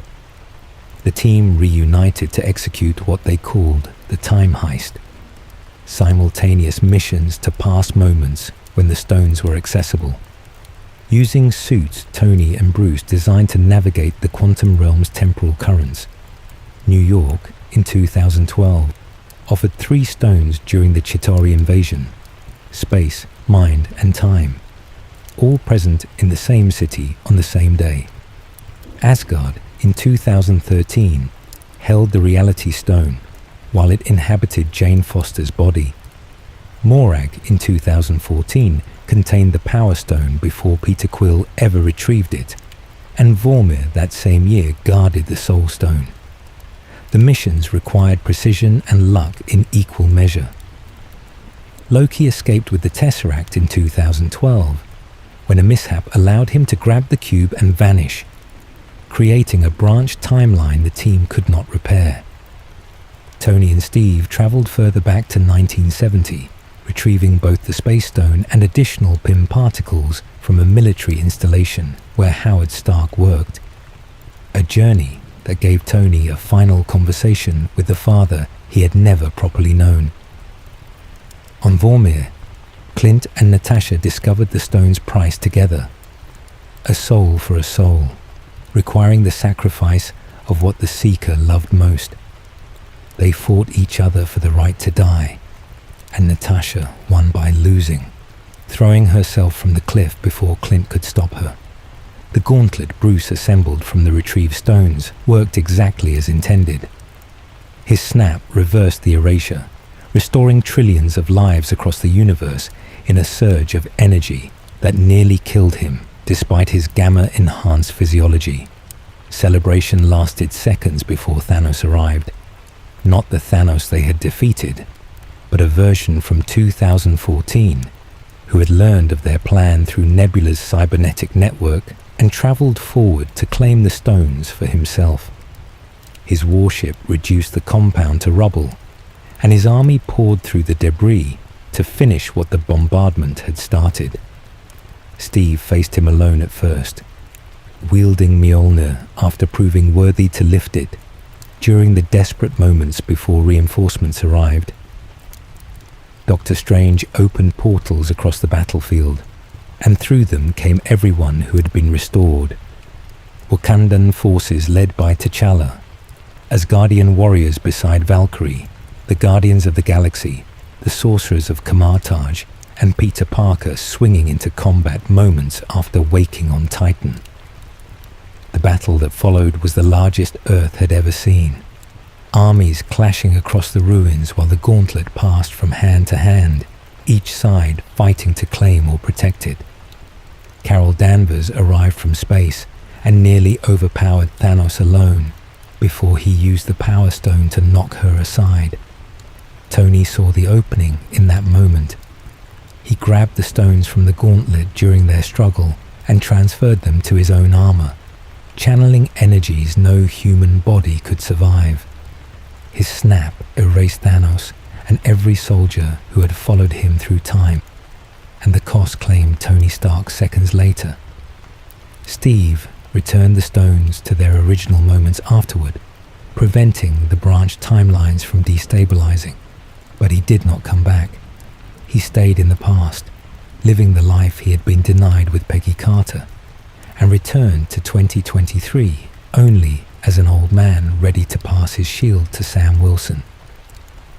After the battle ended and Tony Stark's funeral brought closure to those who had fought beside him, one final mission remained. Steve Rogers stood on the quantum platform at the ruins of the Avengers compound, wearing a time travel suit calibrated for precise navigation through the temporal stream. A briefcase beside him contained the 6 Infinity Stones and Mjolnir, artifacts borrowed from moments across history that needed to return to their proper places. Removing them had created branched timelines, alternate realities that would spiral into chaos without the stones that balanced their existence. Bruce Banner operated the controls, preparing to send Steve backward through the quantum realm, with coordinates mapped to each retrieval point. Sam Wilson and Bucky Barnes watched from nearby, both understanding that this mission carried weight beyond its stated purpose. Bucky had spent months in Wakanda undergoing treatments that dismantled the programming Hydra had layered into his mind across decades, and the man who emerged from that process knew Steve better than anyone alive. The look they exchanged before the platform activated said everything words could not. Sam noticed, but did not fully understand. Not yet. Steve moved through time methodically, placing each artifact exactly where it belonged. The Space Stone returned to the SHIELD facility in 1970, where Howard Stark had stored it among classified research. The Mind Stone slid back into Loki's scepter in 2012 New York, restored to the moment before the Avengers had claimed it from the Chitauri invasion's aftermath. The Reality Stone flowed into Jane Foster on Asgard in 2013, resuming its parasitic bond with her body. The Power Stone settled into its orb on Morag in 2014, waiting for Peter Quill to retrieve it months later. The Soul Stone returned to Vormir's altar, where Red Skull would continue his eternal watch over the cliff that had claimed Natasha's life. The Time Stone passed back to the Ancient One on the Sanctum's rooftop in 2012, fulfilling the promise Strange had made when he borrowed it. Mjolnir found its way to Thor's hand in Asgard, completing the restoration. Every timeline healed, every branch stabilized. Steve could have returned immediately after the final delivery, but the quantum suit offered him something he had never allowed himself to consider, a choice that belonged entirely to him.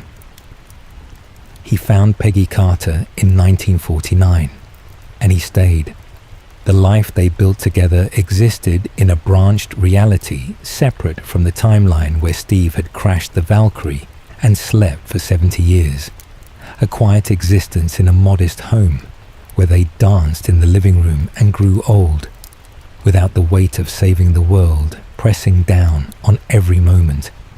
Steve watched history unfold from the sidelines, resisting the urge to intervene, allowing events to proceed as they needed to, even when doing so required patience that tested everything he believed. When enough years had passed, he found his way back to the primary timeline, not through the quantum platform, but through methods he never explained. Sam and Bucky noticed an old man sitting on a bench near the lake, and recognition came slowly. Steve's face had weathered into something unfamiliar, but his eyes remained the same.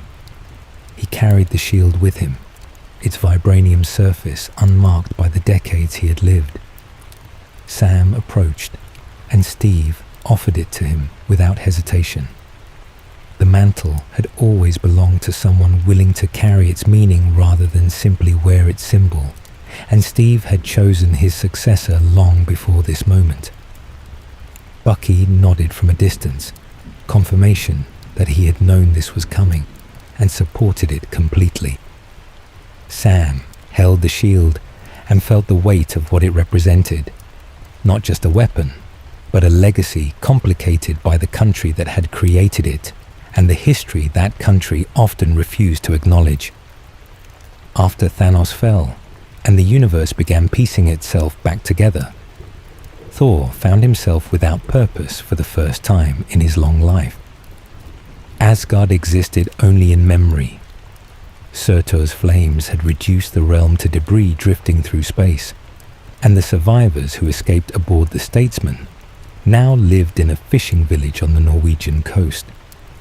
They called it New Asgard, a modest collection of buildings where longhouses stood beside modern infrastructure, and Asgardian refugees learned to coexist with human neighbors who barely understood what they had lost. Valkyrie governed the settlement with practical authority, managing trade agreements and cultural preservation, while Thor retreated into isolation. The years between the snap and its reversal had broken something inside him. He had failed to stop Thanos when it mattered, aimed for the chest instead of the head, and watched half the universe dissolve because of that single mistake. Guilt manifested as withdrawal, his body softening and his spirit dimming, until the warrior who had once commanded storms became unrecognizable even to himself. The battle that ended Thanos offered temporary reprieve, wielding both Mjolnir and Stormbreaker, fighting beside his mother's memory and his father's legacy. But victory did not erase the emptiness waiting afterward. Thor appointed Valkyrie as king of New Asgard before he left, trusting her to lead their people through whatever challenges lay ahead. His place was no longer on Earth, tied to a throne that reminded him of everyone he had failed to protect. The Guardians of the Galaxy offered something different: movement without destination, purpose without permanence, a ship full of misfits who understood loss in ways Asgardian courts never could. He boarded the Benatar alongside Quill, Rocket, Drax, Mantis, Nebula, and the small tree that Groot had regrown into since sacrificing himself years earlier.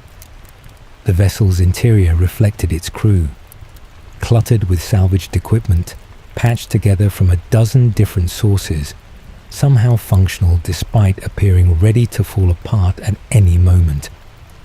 Quill bristled at Thor's presence almost immediately, territorial instincts flaring whenever the Asgardians' natural authority drew attention away from his own leadership. Their arguments provided entertainment for the rest of the crew, who had spent enough years together to recognize posturing that masked deeper insecurities on both sides. Missions carried them across sectors still recovering from the chaos the snap had caused. Fringe worlds had descended into lawlessness during the 5 years when governments collapsed and populations halved overnight, and the Guardians found no shortage of work restoring order or pursuing bounties on those who had exploited the catastrophe. Thor threw himself into combat with something resembling enthusiasm, Stormbreaker channeling lightning through pirate fleets and mercenary compounds with force that reminded him who he had been before grief hollowed him out. The axe could summon the Bifrost itself, opening pathways between worlds without requiring Asgard's observatory, a capability that made the Benatar's already impressive range nearly limitless. Nebula had integrated fully into the crew by now, her cybernetic systems interfacing with the ship's navigation to plot courses through unstable wormhole clusters. She searched for the variant of Gamora who had traveled forward from 2014, a version of her sister who shared her face but none of their history, who had fought against Thanos in the final battle, and then vanished before anyone could explain what she meant to the people trying to find her. Healing happened slowly aboard that ship, measured in conversations that grew less guarded and silences that felt comfortable rather than heavy. Thor remained uncertain where his journey would lead, but for the first time since Asgard burned, he was not facing the uncertainty alone. In 2018, just days before Thanos would reshape the universe with a snap of his fingers, Scott Lang reunited with Hope Van Dyne and Hank Pym in San Francisco to attempt something that had seemed impossible for 30 years. Their laboratory occupied a building that could shrink to the size of a suitcase, portable and hidden from anyone who might interfere with work that pushed far beyond legal boundaries. Inside, a quantum tunnel hummed with refined Pym particles and stabilized energy fields, its controls installed in Luis's ex-con security van for mobility. The device opened a gateway to the quantum realm, a dimension existing beneath the fabric of ordinary matter, where conventional physics dissolved into chaos and time moved according to principles no scientist fully understood. Janet Van Dyne had been trapped there since 1987, when she shrank past the point of return to disable a Soviet nuclear missile. Hank had spent decades believing she was dead, but Scott's accidental journey into the realm years earlier had changed everything. Exposure to that environment created a quantum entanglement between Scott and Janet, allowing fragments of her consciousness to surface in his mind as visions and coordinates. She was alive, she could be located, and the tunnel they had built could bring her home. The rescue attempt faced immediate complications.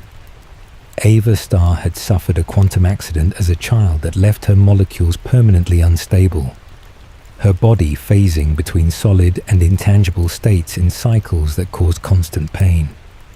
Bill Foster, a former colleague of Hank's who had helped raise Ava after her parents died in the same accident that afflicted her, believed the quantum tunnel's energy could stabilize her condition. They pursued the technology through any means necessary, Ava's ghost suit allowing her to phase through walls and strike from angles no conventional fighter could anticipate. Hope engaged her in combat, while Hank deployed ant swarms as distractions, the conflict threatening to derail the mission before it could begin.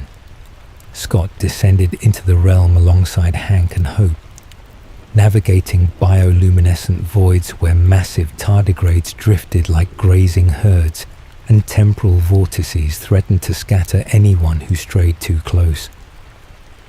Janet waited in a habitat she had constructed from the realm's strange materials, her body transformed by 3 decades of adaptation. Prolonged exposure had granted her abilities beyond anything Pym particles alone could explain.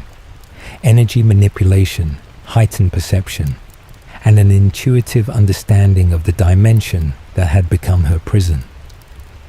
The reunion lasted only moments before they ascended together, a family restored after longer separation than most marriages ever endure. Janet addressed Ava's suffering before the celebration could properly begin. The energy she had absorbed from the quantum realm flowed through her touch into the unstable woman, realigning molecules that had been out of phase since childhood.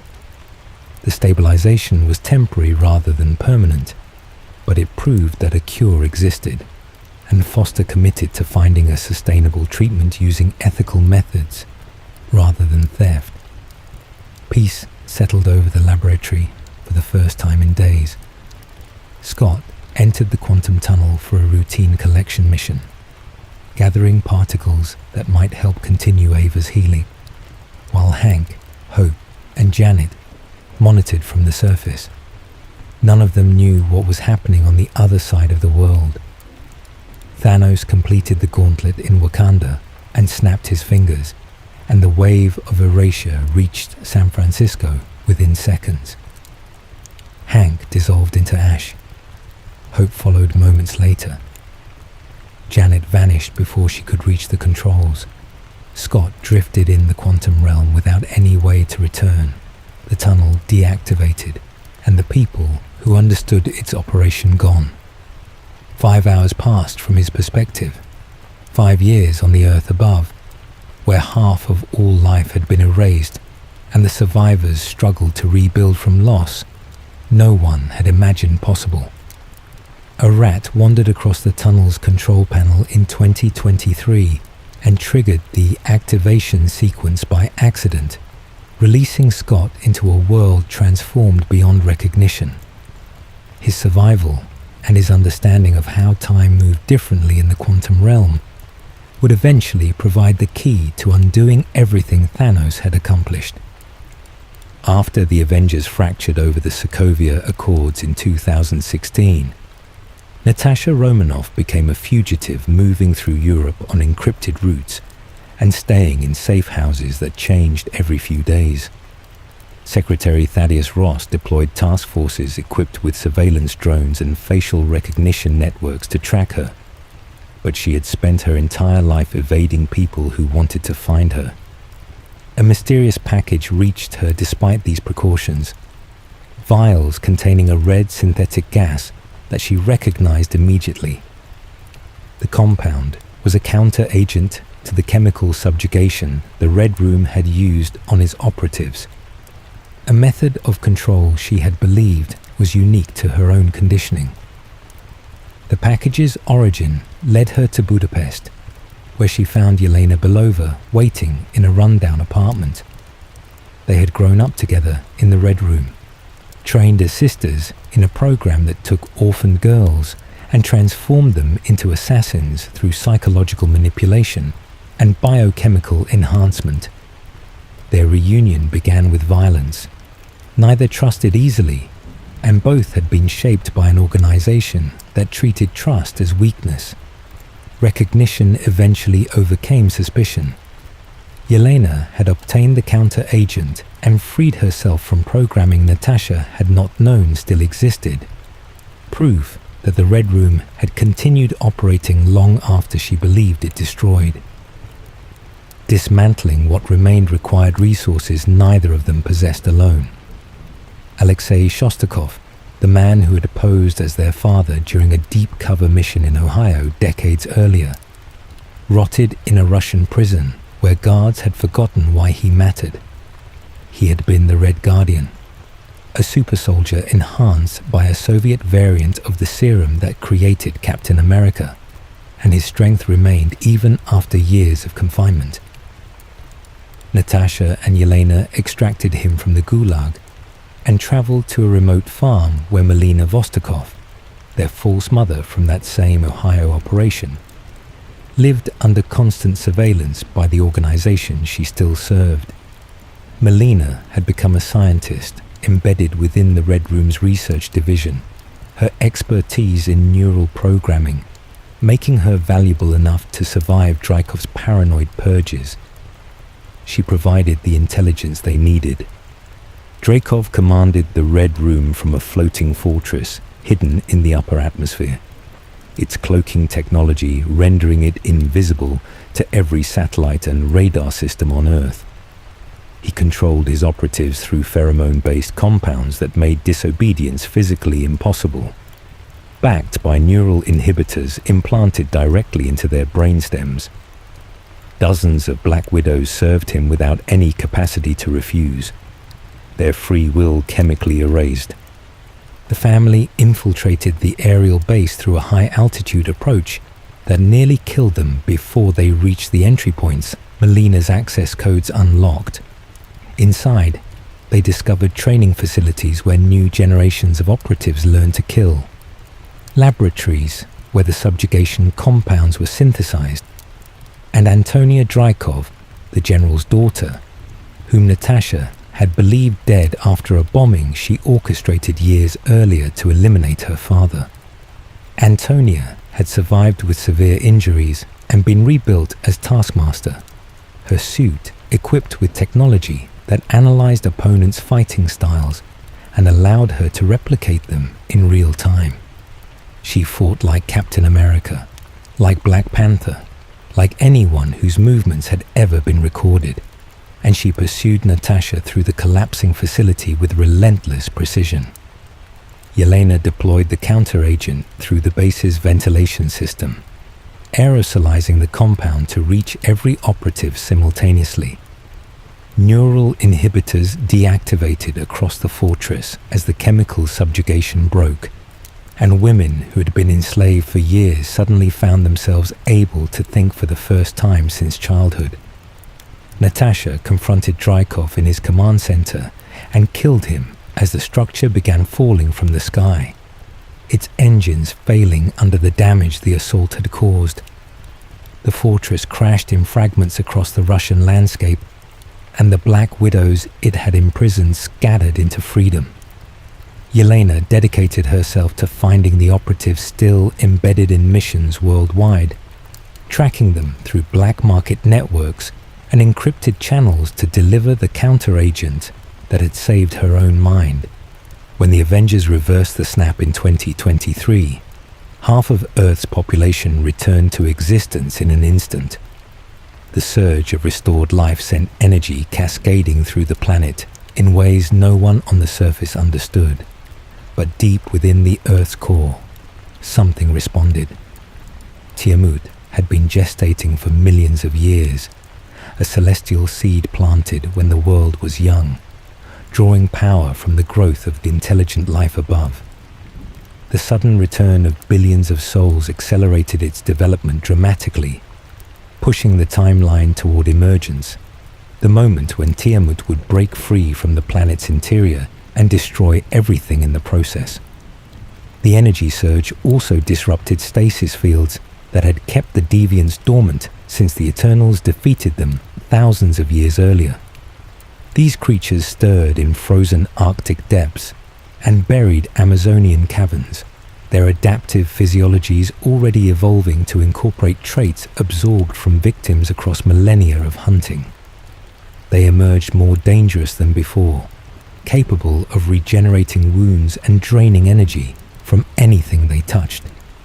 The Eternals felt the disturbance through connections woven into their synthetic bodies at the moment of creation, an ancient warning system designed to alert them when deviants threatened the populations they had been sent to protect. The Eternals had scattered across the globe after completing their original mission, each finding ways to exist among humanity without revealing their immortal nature. Cersei worked as a curator at a natural history museum in London, teaching lessons about ancient civilizations she had personally witnessed rise and fall. Kingo had become a Bollywood superstar in Mumbai, his eternal charisma translating perfectly into blockbuster performances where superhuman agility could be dismissed as special effects and wire work. Others had retreated further from public life, but all of them felt the same pull drawing them back together. They converged at Ajax Ranch in South Dakota, expecting their leader to explain what was happening and guide their response. Instead, they found her dead, killed by a deviant that had evolved enough to absorb her healing abilities when it consumed her. The loss shattered assumptions they had carried for 7,000 years. Ajak had always spoken for Arishem, communicating with the Celestial who had created them and receiving instructions that none of the others could access directly. Without her, they had no way to understand why the deviants had returned, or what the accelerating energy readings beneath the surface actually meant. Icarus knew more than he revealed. His loyalty to Arishem had never wavered across all the centuries he had spent on Earth, and he understood the purpose behind their mission in ways the others had been shielded from. The Eternals existed to protect developing civilizations from deviant interference, but only so those civilizations could generate enough life energy to fuel celestial birth. Every world they had guarded eventually died in emergence. its population erased so that a new cosmic architect could rise from the ashes. Tiamut's awakening was not a catastrophe to prevent. It was the purpose they had been designed to serve. Icarus kept this knowledge hidden while the others debated humanity's worth. Listening to arguments about quantum computing and space exploration and artistic achievement, as if any of it could matter against the scale of universal expansion. Cersei had developed feelings for the species they had watched evolve from scattered tribes into a global civilization, attachments that violated everything their programming should have enforced. The team fractured along lines of loyalty and conscience. Some committed to stopping the emergence regardless of Arisham's design. Others uncertain whether defying a celestial was even possible. Above them all, Arisham waited for judgment, ready to extract memories from their indestructible bodies and evaluate whether their deviation warranted punishment or understanding. The Blip's reversal in 2023 did more than restore half of humanity. It flooded the planet with life energy on a scale Earth had never experienced. Deep within the mantle, Tiamut responded to this surge by accelerating toward full maturation, the celestial seed drawing power from billions of restored souls who had no idea their return was fueling something catastrophic. Seismic readings spiked across monitoring stations worldwide, and the Eternals recognized the pattern immediately. Emergence was approaching far ahead of the timeline their original mission had anticipated, and the focal point centered beneath the Indian Ocean, where tectonic activity had begun destabilizing the seafloor. The same energy surge that awakened Tiamut also thawed deviants from stasis fields that had held them dormant for thousands of years. These creatures emerged from polar ice and buried caverns with physiologies more dangerous than before, their adaptive biology having incorporated traits from every victim they had consumed across millennia of hunting. Crow, the most evolved among them, had already killed Ajak and absorbed her regenerative abilities, then claimed Gilgamesh's immense strength in a subsequent attack. He had become something unprecedented, a deviant capable of draining eternal power through direct contact, his form shifting into configurations that blended the abilities of everyone he had consumed. The Eternals gathered knowing that stopping the emergence meant defying Arisham directly, rejecting the purpose they had been created to fulfill. Icarus alone remained committed to the mission as designed, his loyalty to the Celestial who had built him overriding 7,000 years of connection to the species they had protected. He concealed his intentions, while the others prepared for a confrontation none of them had ever imagined. Their plans centered on the Unimind, a synchronized fusion of all their individual powers channeled through a single conduit. Phastos constructed technological amplifiers to stabilize the connection, and Druig's telepathic abilities would coordinate their consciousness into unified focus. Cersei served as the focal point, her transmutation powers positioned to affect Tiamut directly if the combined energy proved sufficient. They converged on the emergence site as Tiamut began breaking through the ocean floor, the Celestial's massive form rising toward the surface in a birth that would crack the planet apart. Crow attacked during the ritual, his tendrils lashing toward the linked Eternals to drain their power before they could complete the fusion. Icarus revealed his betrayal moments later, firing optical beams at his former family in an attempt to shatter their connection and allow the emergence to proceed as Arishem intended. The Unimind held despite everything working against it. Cersei channeled the combined power of her kind into Tiamut's ascending form and transmuted living celestial flesh into inert marble, freezing the entity mid-emergence with its head and one hand protruding above the waves. The petrification spread through the entire body, halting the birth permanently and leaving a monument visible from space. Proof that something unprecedented had occurred in the Indian Ocean. Icarus could not live with what he had attempted or what his family had accomplished against his efforts. He flew directly into the sun, choosing annihilation over existence in a universe where everything he believed had been proven wrong. Arishem responded to the deviation by manifesting above Earth's atmosphere, his form so vast that satellites captured images of geometric patterns blocking the stars.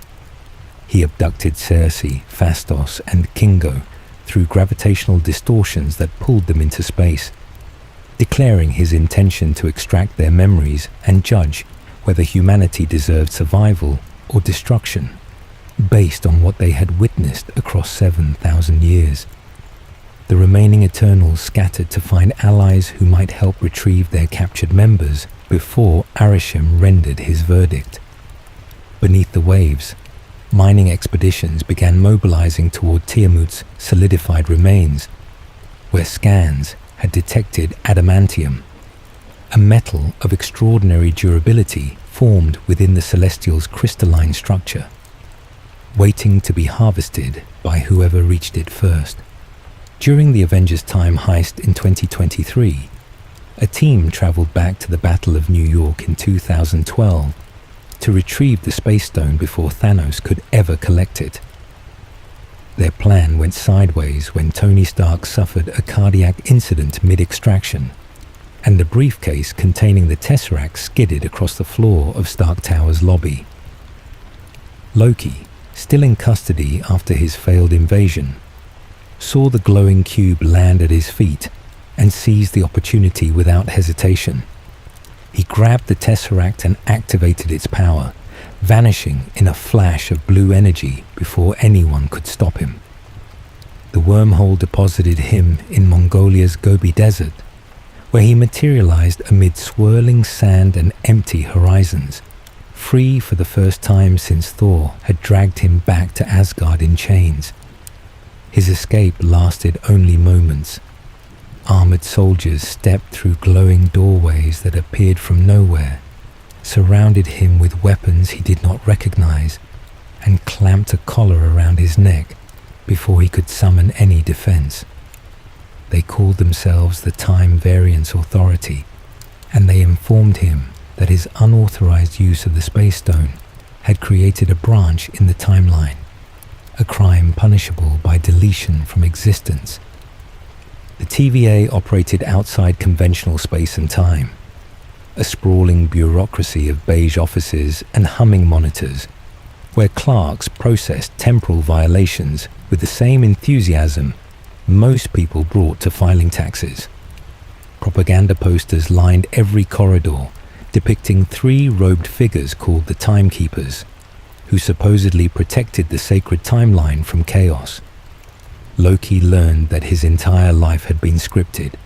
Every scheme, every failure, every moment of apparent free will, all part of a single approved path designed to prevent something called a multiversal war. An analyst named Mobius M. Mobius recruited him for a special assignment, hunting a variant of himself who had been causing nexus events across history while evading capture for years. This variant turned out to be Sylvie Laufeydottir, a female version of Loki raised in an Asgard the TVA had pruned when she was a child.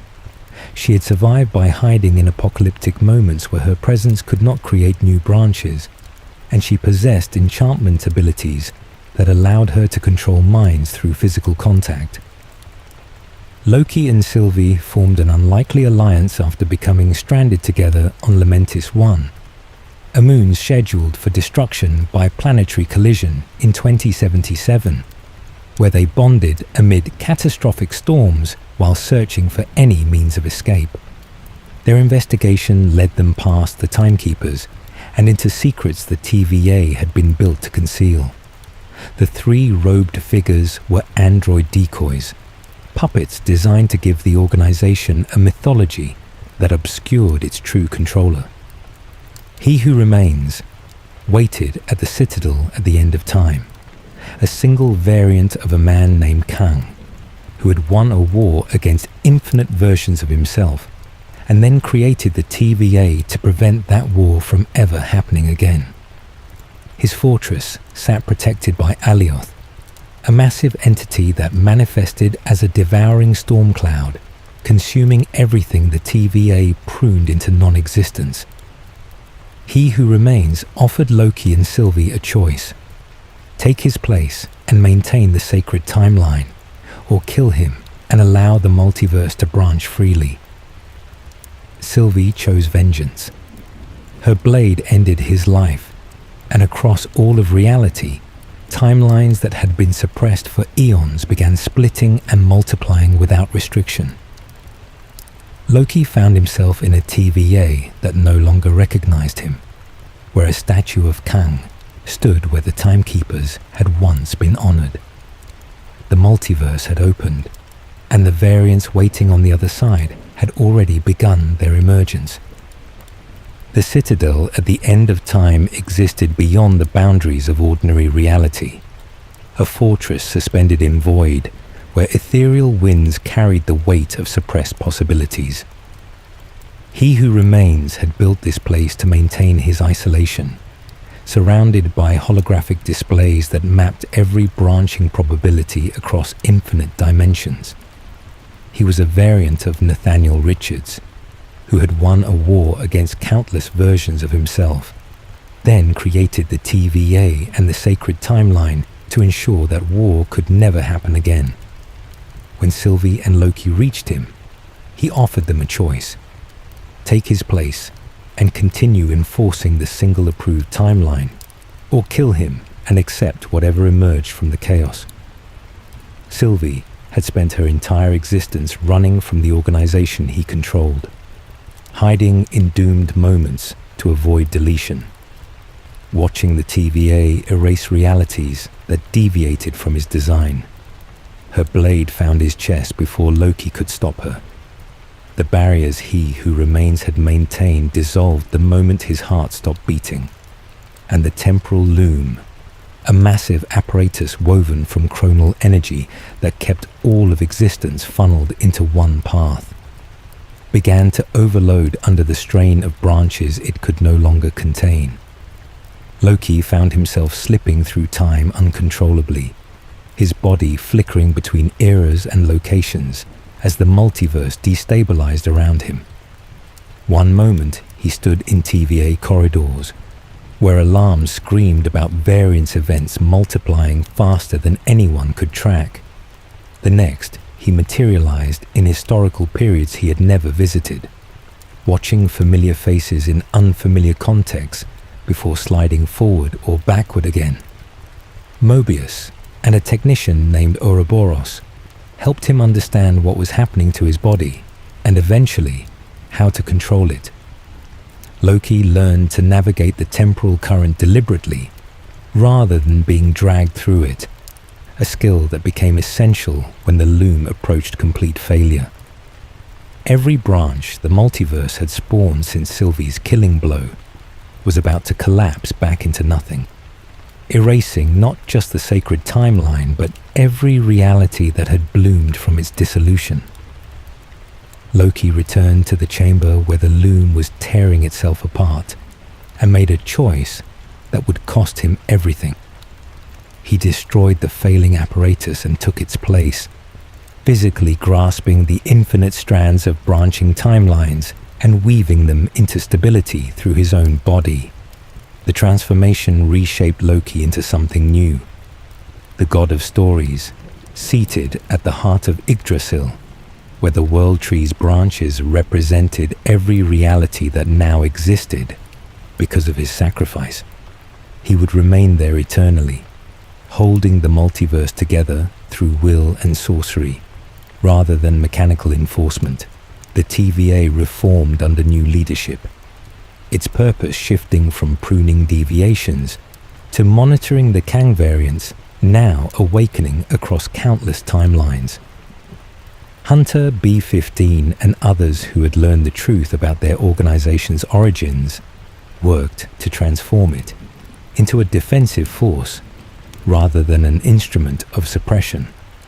Reset charges that once deleted entire branches were repurposed for targeted interventions against conquering variants who threatened to destabilize the fragile new order. Barriers between realities had thinned permanently, creating possibilities for connections and crossovers that the sacred timeline would never have permitted.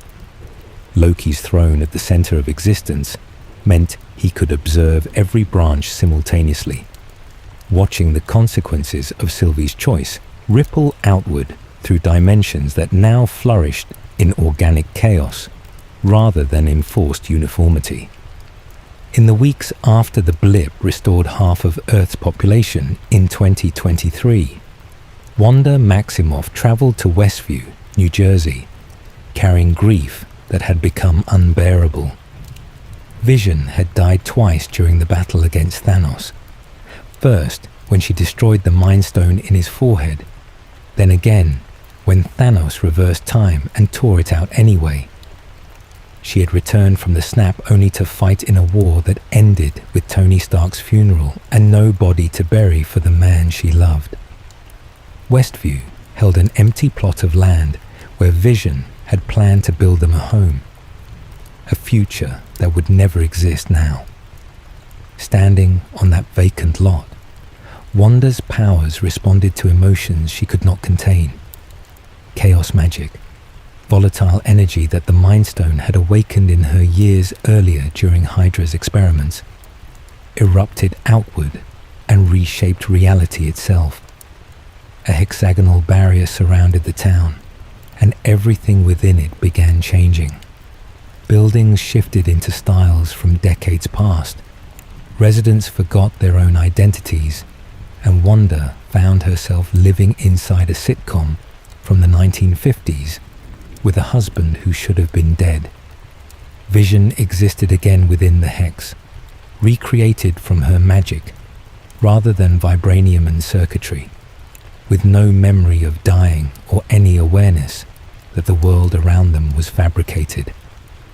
Twin sons appeared as well, Billy and Tommy, aging rapidly through childhood as episodes progressed through television eras Wanda had watched during her own youth in Sokovia. Agatha Harkness sensed the Hex's power from across the continent and inserted herself into Westview as the nosy neighbor Agnes, her centuries of witchcraft allowing her to navigate the construct without falling under its control. She observed Wanda's sitcom reality through multiple episodes, probing for weaknesses and gathering information about abilities that exceeded anything she had encountered in her long life. The Darkhold, an ancient book of spells inscribed by the elder god Chthon, contained prophecies about a being called the Scarlet Witch, a figure of spontaneous creation capable of rewriting existence through chaos magic. Agatha recognized Wanda as that prophecy made real. Outside the barrier, SWORD established a perimeter under acting director Tyler Hayward, deploying drones and sensors to monitor broadcasts that somehow transmitted from inside the anomaly. Hayward pursued his own agenda beneath the official investigation, reconstructing Vision's original body from components SWORD had confiscated after the battle in Wakanda. He harvested traces of chaos magic from a drone Wanda had expelled from the Hex, and used that energy to activate what he called White Vision, an emotionless weapon operating on protocol rather than personality. Monica Rambeau, a SWORD agent whose mother had founded the organization, breached the Hex repeatedly while attempting to reach Wanda. Each passage through the barrier rewrote her cellular structure until new abilities emerged. Photon-based powers that allowed her to absorb energy, phase through solid matter, and perceive spectrums invisible to ordinary sight. Wanda and Agatha clashed above Westview in a confrontation that drew on centuries of magical knowledge against raw power that had never been properly trained. runes Agatha cast to suppress Wanda's abilities backfired when the Scarlet Witch turned the same technique against her, absorbing Agatha's accumulated magic and binding the ancient witch to the Agnes persona as permanent punishment.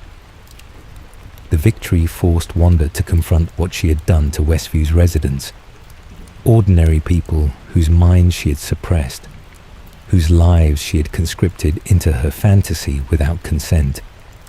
She dismantled the Hex in a wave of relinquishing control, watching the barrier collapse inward and erase everything it had created. Vision faded as the magic sustaining him dissolved. Billy and Tommy disappeared into the closing walls of red energy, their existence tied to a construct that could not survive outside its boundaries. Westview's residents returned to themselves carrying trauma they would spend years processing, memories of being puppets in someone else's grief. Wanda retreated into isolation with the Darkhold, studying its pages in a remote cabin while the book's corrupting influence worked its way into her mind. Across the multiverse, voices that sounded like her children called out for help, spectral echoes suggesting that Billy and Tommy existed somewhere in realities she might be able to reach if she learned enough from the spells Chthon had left behind. During the summer of 2024, Peter Parker joined his classmates on a school trip through Europe, hoping to escape the responsibilities that had consumed his life since returning from the snap. Tony Stark's death still weighed on him, and the expectations attached to being mentored by Iron Man felt heavier with each passing month. Quentin Beck appeared in Venice during an attack by a massive water creature, presenting himself as a hero from a parallel dimension called Earth 833. He claimed interdimensional beings called elementals had destroyed his world and followed him to this reality, where they now threatened major cities across the globe. Nick Fury recruited Peter to assist in the fight, and Beck, calling himself Mysterio, quickly became the mentor figure Peter had been missing since Tony's funeral. The elementals seemed unstoppable, towering constructs of fire, water, earth, and air that left destruction wherever they manifested. Peter trusted Beck completely, even handing over the glasses Tony had left him, a control interface for an orbital defense network of weaponized drones. He wanted someone else to carry the burden, someone who seemed more qualified for the scale of threats the world now faced. Beck had manufactured every piece of his heroic narrative. Years earlier, he had worked at Stark Industries developing holographic technology called binarily augmented retroframing, designed originally for therapeutic applications.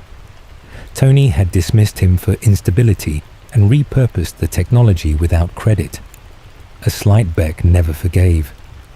He gathered other disgruntled former Stark employees and combined their collective expertise into a system capable of projecting hyper-realistic illusions while swarms of weaponized drones created actual destruction beneath the holograms. The elementals were elaborate fakes, stage-managed crises designed to position Beck as Earth's next great protector.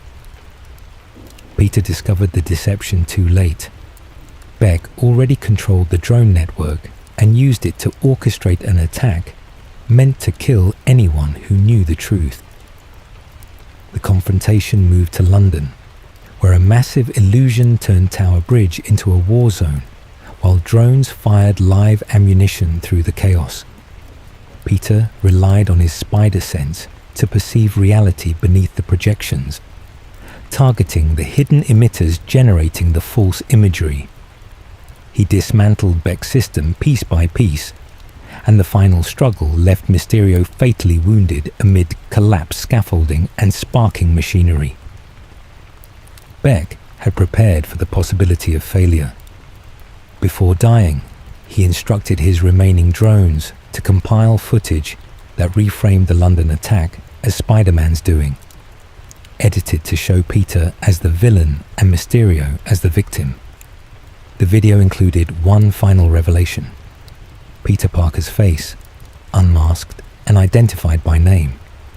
Jonah Jameson, broadcast the footage through the Daily Bugle's digital platform, his commentary amplifying accusations that Spider-Man had murdered a hero and orchestrated terrorist attacks across Europe.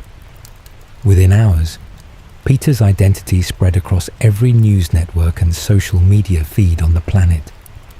The anonymity that had protected his aunt, his friends, and his ability to walk through Queens without confrontation vanished completely. Reporters surrounded his apartment building. Protesters gathered with signs demanding his arrest. Peter had inherited Tony's technology, Tony's enemies, and now Tony's level of public exposure, without any of the resources or experience that might have helped him navigate what came next. Happy Hogan offered safe houses and encrypted communications, tools built for exactly this kind of crisis, but no amount of Stark infrastructure could undo what Beck had accomplished with a single edited video. In the autumn of 2024, Peter Parker arrived at the New York Sanctum, desperate for a solution to the chaos consuming his life. Mysterio's dying broadcast had exposed his identity to the world, and the consequences had spiraled beyond anything he could manage alone. Reporters camped outside his apartment. Lawyers pursued criminal charges for the London attacks he had been framed for committing. Universities rejected MJ and Ned's applications simply for their association with him. Peter asked Doctor Strange for help, specifically a spell called the Runes of Kofkol that would erase the memory of his secret identity from every mind on Earth. Strange agreed despite reservations about the incantation's complexity, leading Peter into a chamber beneath the sanctum, where orange sparks began tracing sigils through the air. The casting required absolute concentration, but Peter kept interrupting to request exceptions. Spare MJ, spare Ned, spare Aunt May, spare Happy. Each amendment destabilized the spell further. The multiverse had already been weakened by events at the Citadel at the end of time, where Sylvie's killing of He Who Remains had shattered barriers between realities. Strange contained the damaged spell before it could complete, but the cracks it had created in dimensional walls did not seal themselves. Those fractures pulled people through from alternate universes, specifically individuals who knew Peter Parker was Spider-Man in their own realities. Norman Osborn arrived first, the Green Goblin whose glider carried pumpkin bombs and whose fractured mind shifted between desperate scientist and cackling murderer.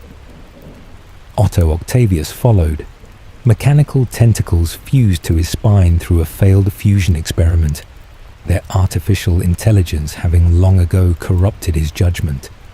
Flint Marko materialized as living sand, his body transformed by a particle accelerator accident into something that could reshape itself at will. Kurt Connors emerged as the Lizard, his attempt to regrow a lost arm having mutated him into a reptilian creature driven by predatory instinct. Max Dillon crackled with bioelectricity as Electro, his power drawn from a mutation that let him absorb and project current at lethal levels. Each villain remembered dying or facing defeat at the hands of their own Spider-Man, and each posed threats that Peter's Stark-enhanced suit struggled to contain. Two additional figures came through the rifts as well, alternate versions of Peter Parker himself, one older and carrying grief from losses Peter had not yet experienced, the other having survived his own years of isolation after similar tragedies.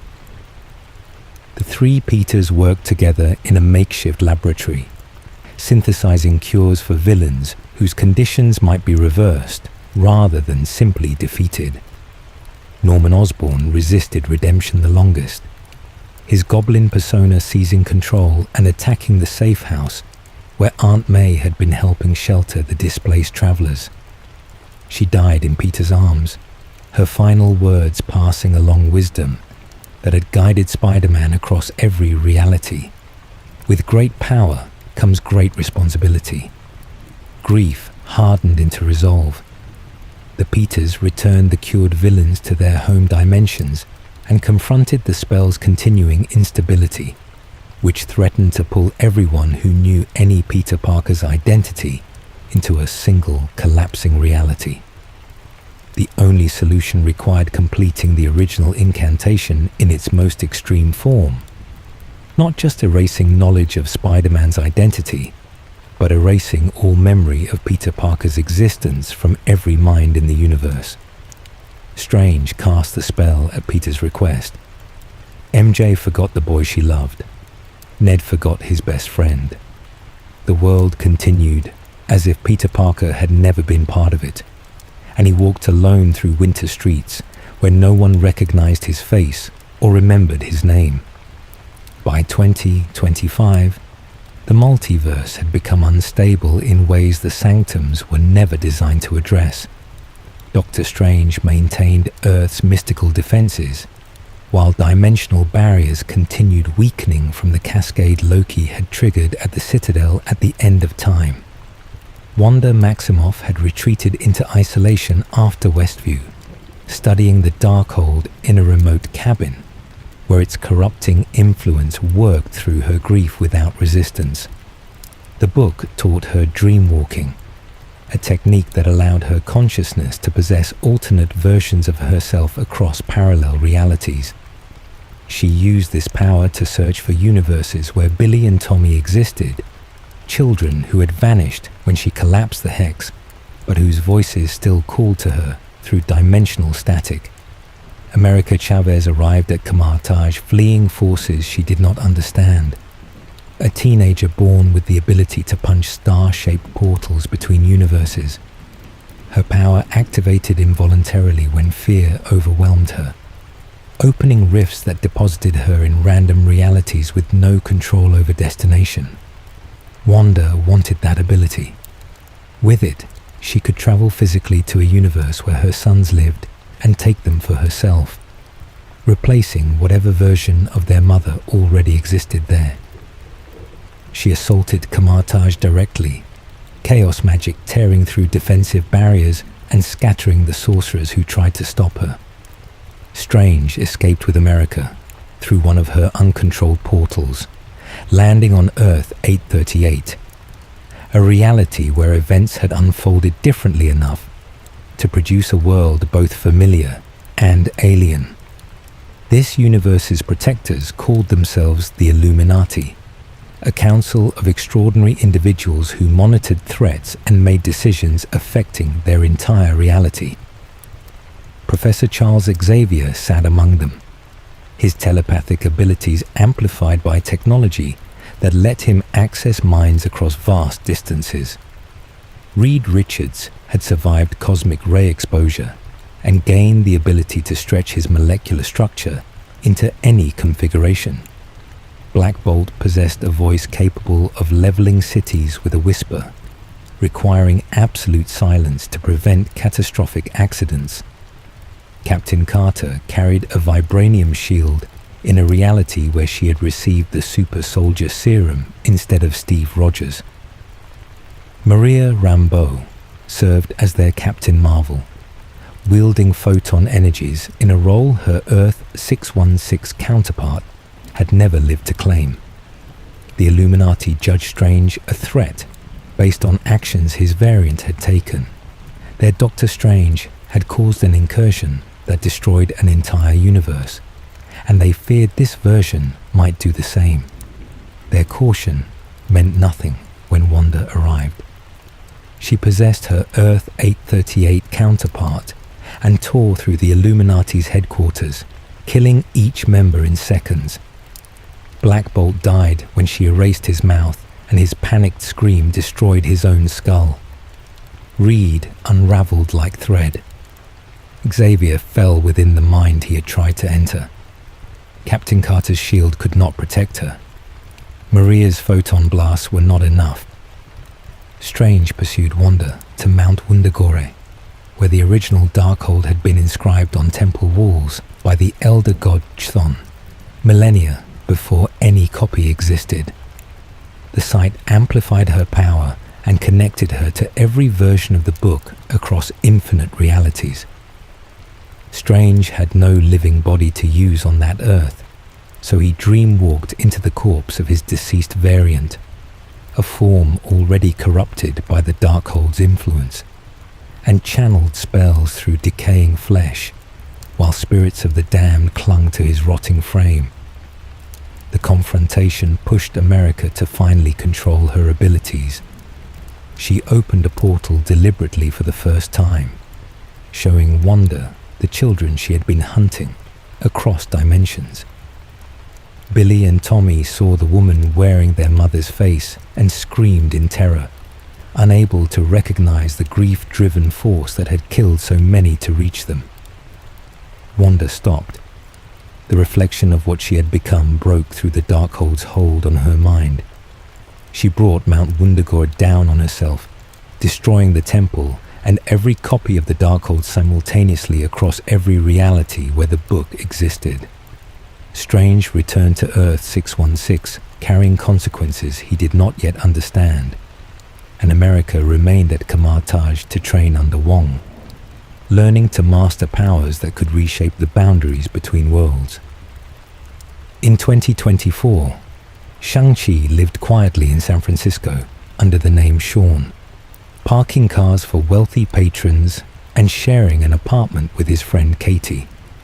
A decade had passed since he fled his father's compound, and he had built a life designed to forget the training that had shaped him into a killer before he turned 15. That anonymity ended on a morning commute when Ten Rings operatives boarded his bus and attacked without warning. Razor Fist led the assault, his blade arm cutting through the vehicle's interior as he reached for the jade pendant hanging from Shang-Chi's neck. The pendant had belonged to his mother Ying Li, a gift that carried traces of Ta Lo's mystical energy and served as a key to the hidden dimension where she had been born. Shang-Chi defended himself using skills he had tried to bury, improvising weapons from bus rails and fighting through a moving vehicle while passengers scrambled for safety. He subdued the attackers, but the encounter confirmed his father still controlled a global network capable of finding him anywhere. Wenwu wanted the pendant, and no amount of distance would protect Shang-Chi from the Ten Rings' reach. Macau held answers and complications in equal measure. Xialing had built an underground fighting operation called the Golden Daggers Club, a neon-lit arena where combatants battled for crowds who bet on outcomes displayed across holographic scoreboards. Brother and sister had not spoken since Shang-Chi escaped their father's compound, and their reunion carried resentment Xialing had nursed for years. Anger at being abandoned by the sibling who had been given everything while she taught herself to fight in shadowed corners. Wenwu's forces interrupted before they could resolve anything, capturing both and transporting them to the mountain fortress where Shang-Chi had spent his childhood. The 10 rings hung dormant in their father's throne room. 10 bands of extraterrestrial metal, capable of projecting concussive force, extending as whips or forming shields. Wenwu believed. He heard Ying Li's voice calling from beyond Ta Lo's sealed gateway, promising she could be saved if he freed her. His children recognized the manipulation immediately. Something else spoke through those whispers. The Dweller in Darkness, a soul-devouring entity imprisoned within Ta Lo's depths for centuries, using Wenwu's grief to orchestrate its own release. Morris, a faceless creature from Ta Lo who had escaped years earlier, guided them through a water map ritual that opened passage to the hidden dimension. Shang-Chi and Xialing arrived to find villagers preparing for war. their armor forged from dragon scales, and their weapons capable of channeling the realm's spiritual energy. Wenwu's army followed close behind, and battle erupted across Ta Lo's forests and lakes. The Great Protector emerged from the water, a massive dragon embodying the realm's guardian spirit, its scales deflecting ring blasts while its presence empowered the defenders with ethereal strength. Wenwu shattered the gate, despite his children's attempts to stop him, and the Dweller's minions poured through the breach, shadowy creatures that drained life force from anything they touched. Wenwu finally understood his mistake when the Dweller itself emerged, a tentacled horror that seized him before he could react. His final act was transferring the 10 rings to Shang-Chi, a redemption purchased with his own soul. The rings synchronized with Shang-Chi's chi, responding to his movements as extensions of his will. He destroyed the Dweller in a surge of combined power, sealing Ta Lo's barriers and ending the invasion.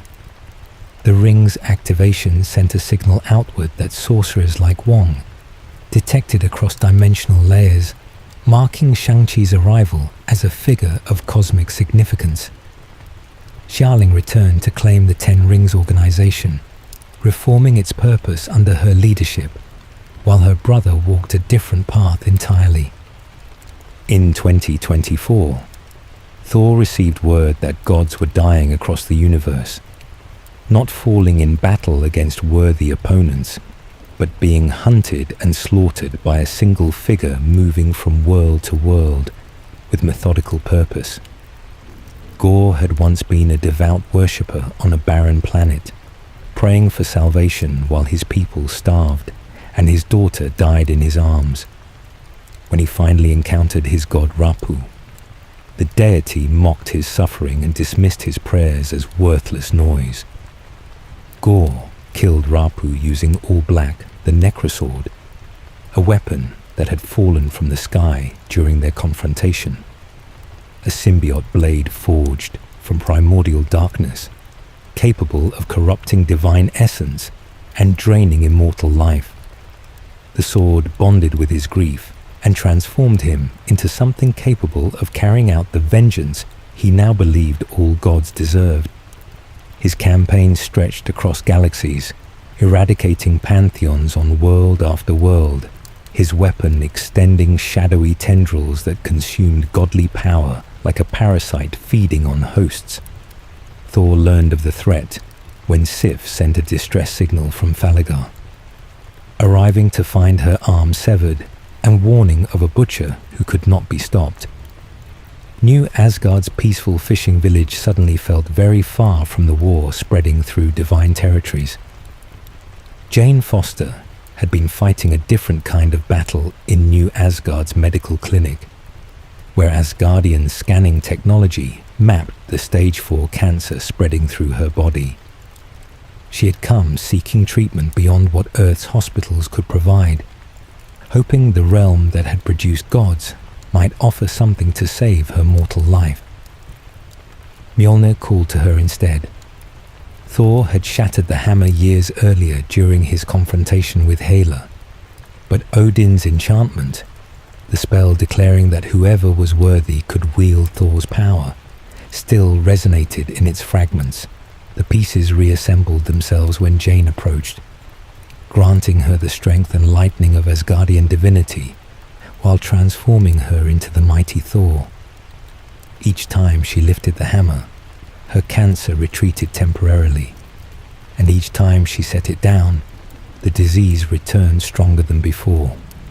The weapon was keeping her alive in battle while accelerating her death outside of it. She joined Thor anyway, traveling to Omnipotent City, where gods from countless pantheons gathered in council. Zeus refused to help, more concerned with protecting his own realm than risking his forces against a god-killer. Thor took Zeus's thunderbolt by force after their negotiation collapsed into violence, leaving the Olympian wounded and furious on his golden throne. Gorr's Endgame centered on eternity, a cosmic entity existing at the universe's heart, accessible only through the Bifrost power contained in Stormbreaker. Whoever reached eternity first and made contact could have any wish granted, reality reshaping itself according to their desire. Gorr intended to wish for the death of every god in existence simultaneously, ending divine tyranny across all creation in a single moment. Thor, Jane, and Valkyrie pursued him to the gate, where shadows and lightning collided in volleys that distorted the gateway's luminous structure. The Necrosword had been draining Gorr's life as payment for its power, and the battle pushed him toward his final moments. His daughter Love appeared in the gateway's manifesting light, not a trick, but eternity responding to the wish, taking shape in his heart.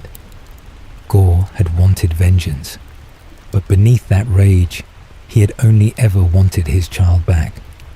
He chose resurrection over annihilation. Love returned to life as Gorr died, and Jane used the last of her strength to help destroy the Necrosword before it could claim another host. The effort cost her everything. Her mortal body gave out, and she ascended to Valhalla, where Heimdall welcomed her among the honored dead. Thor returned to New Asgard carrying a child who was not his by blood, but became his by choice, raising Love alongside the memory of the woman who had given everything to help him save the universe from a grief he understood better than he wished he did.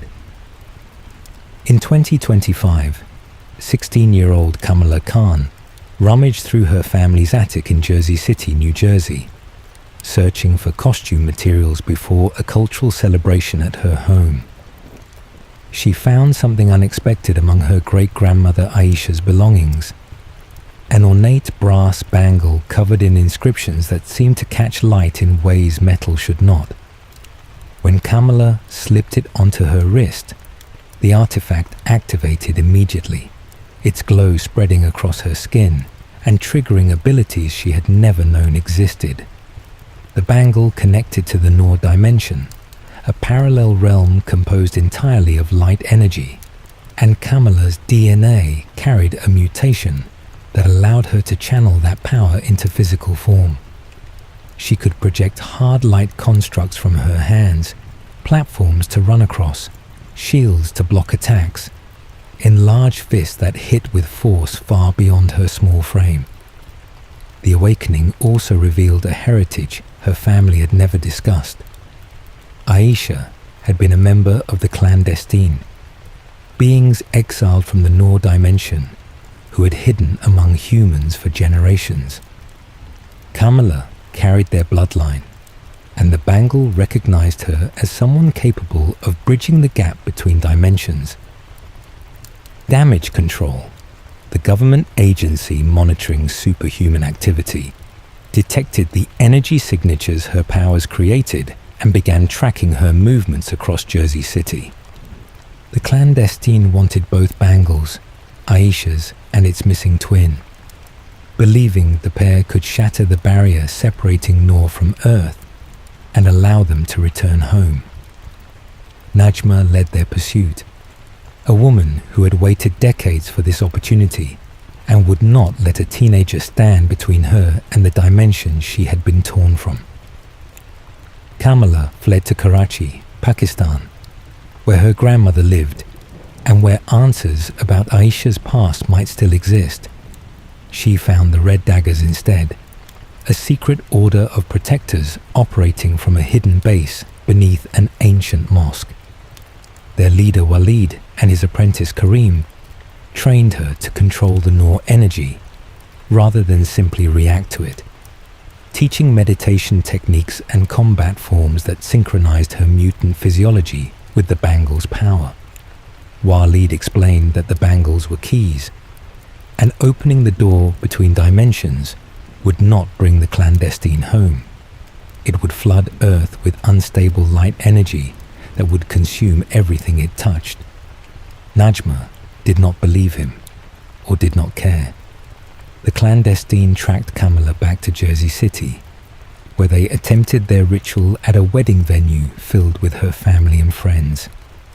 Kamala stopped the breach by mastering her constructs in the moment they mattered most.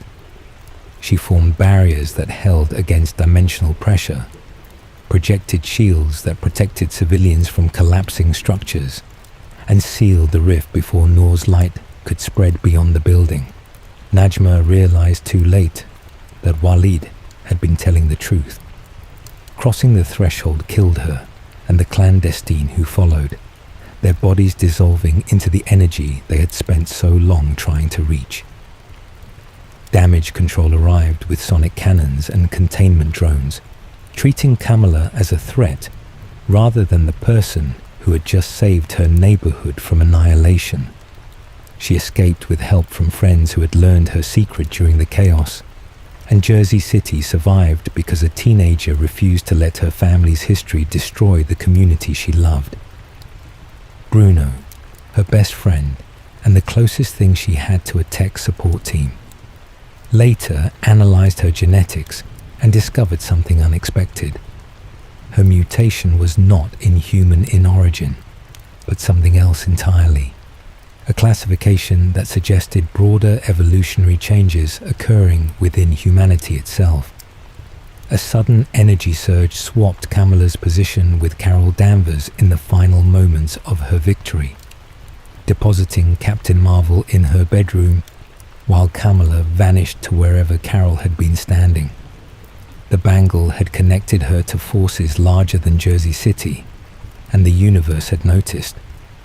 In early 2025, Maya Lopez left New York behind after her confrontation with Clint Barton and Kate Bishop, returning to Tamaha, Oklahoma, where her Choctaw family still lived on land their ancestors had walked for generations. The rural town offered distance from the violence that had defined her adult life. First as an enforcer for Wilson Fisk, then as a vigilante hunting the people responsible for her father's death. She attended family gatherings and participated in traditional ceremonies, seeking connection to a heritage she had been separated from since childhood. During these rituals, something awakened inside her. Visions came without warning, ancestral spirits manifesting through her bloodline to share their experiences directly with her consciousness. Maya could feel what they had felt, see through their eyes, and draw strength from warriors who had faced their own impossible odds centuries before her birth. These connections enhanced her physical abilities in ways that defied explanation. Bursts of amplified speed, precision, and power that activated when she needed them most. Her deafness, which others had treated as a limitation, became an advantage in this context. Environmental vibrations registered through her body like a natural radar, and the ancestral echoes communicated through sensation rather than sound. The homecoming forced Maya to confront truths she had avoided since learning that Ronin had not killed her father. Wilson Fisk had orchestrated the murder himself, manipulating gang conflicts to eliminate a man who had become inconvenient to his operations.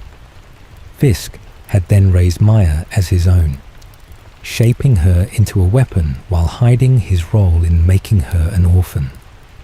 His criminal empire stretched from New York's towers to political ambitions that now included a mayoral campaign built on rigged elections and corrupt alliances. Maya tracked his operations to warehouses and rural hideouts where surveillance equipment hummed alongside enforcers who had no idea what was coming for them.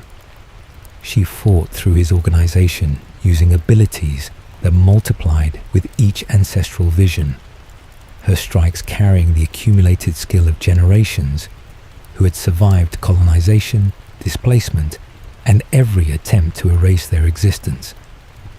Fisk himself remained in New York, but his influence extended everywhere, and Maya understood that ending his empire meant confronting the man directly.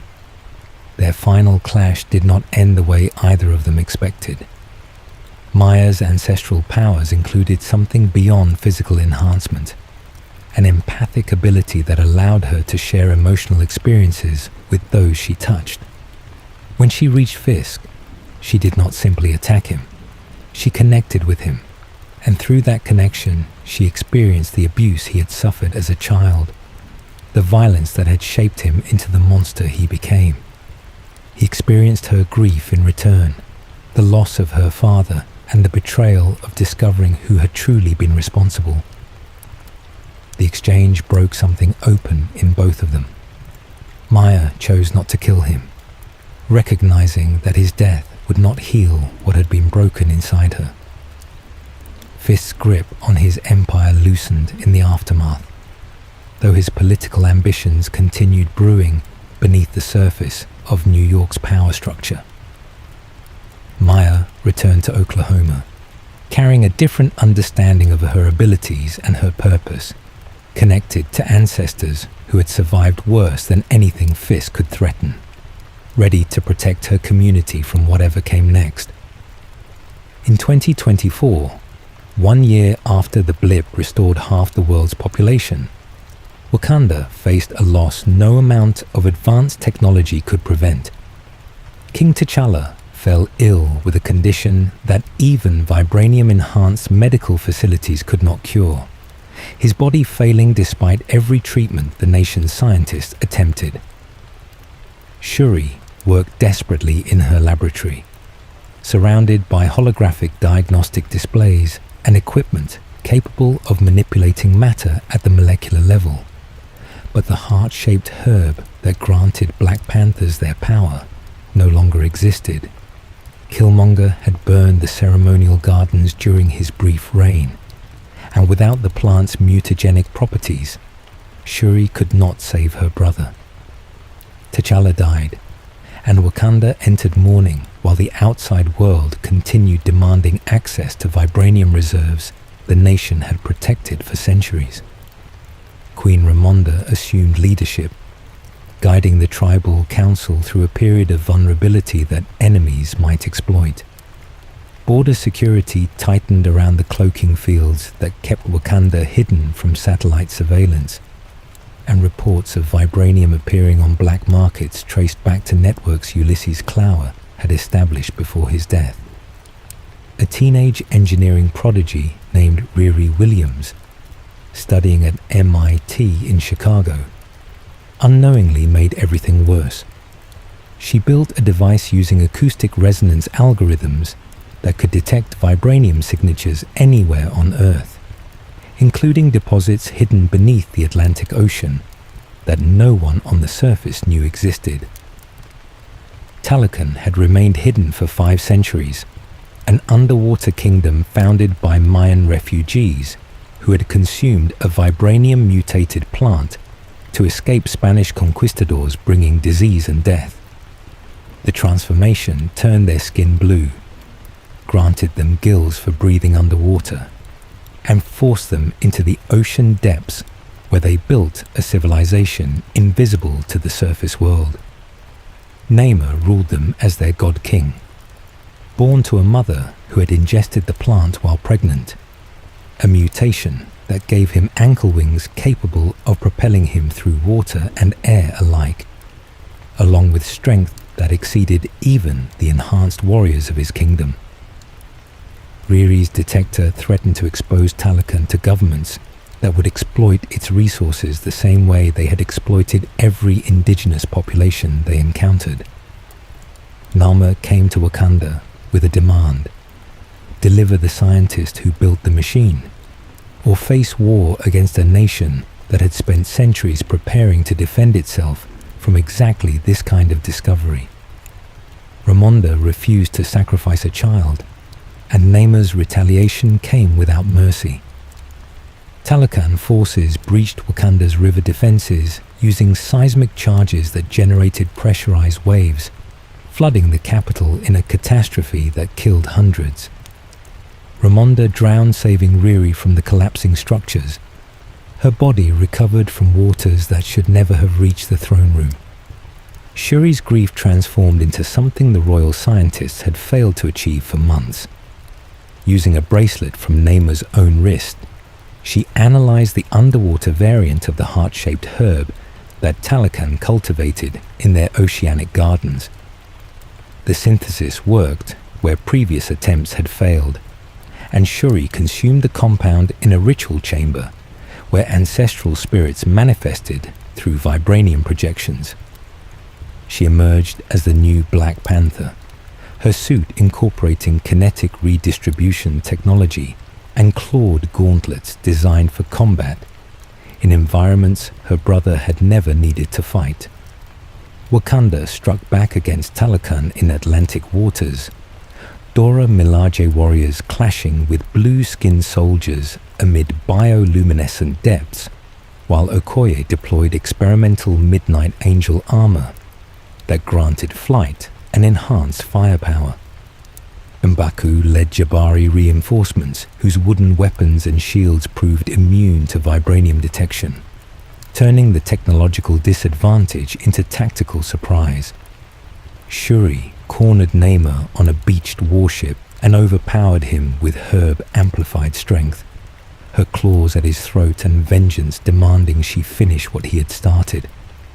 She chose mercy instead. Killing Namor would have turned Talokan into a permanent enemy, and Wakanda could not afford another war while still recovering from losses that had already claimed too much. The alliance they forged protected both nations from surface powers who would exploit their resources without hesitation.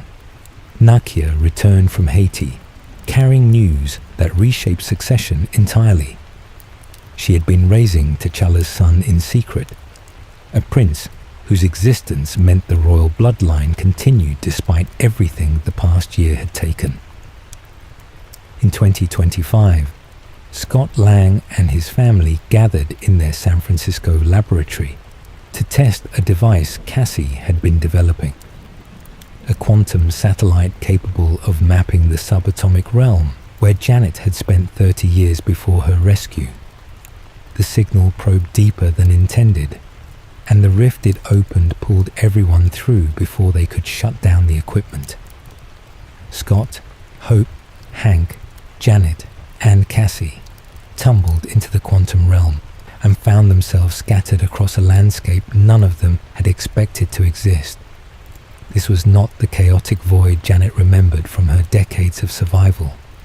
An empire had been built in the time since her escape, ruled by a tyrant who had transformed the realm into a fascist domain of towering citadels and oppressed populations. Kang the Conqueror governed from the city of Axia, his authority enforced by temporal surveillance drones and energy suppression fields that prevented any resistance from organizing effectively. Janet recognized the architecture immediately. She had helped build the technology sustaining this empire before she understood what kind of man she was helping. The exiled Kang variant had seemed desperate when she first encountered him, stranded without the multiversal engine core that powered his vessel. She repaired it for him, then sabotaged the work when she realized he intended to escape the quantum realm and conquer every timeline he could reach. The family reunited in Axia's lower districts, where subjugated inhabitants lived under constant surveillance, and dissent meant disappearance. Cassie refused to accept that nothing could be done. She repurposed her satellite device to broadcast across the realm's communication networks, sending a signal that reached every corner of Kang's territory simultaneously. The message was simple. Resistance was possible, and the moment to act had arrived. Gentora led freedom fighters who had been waiting for exactly this kind of catalyst, and beings like the telepathic Veb joined the uprising as crowds overwhelmed patrols using improvised weapons calibrated to the realm's unique energy frequencies. Kang's enforcer complicated the rebellion. Darren Cross, the man Scott had defeated years earlier during his first mission as Ant-Man.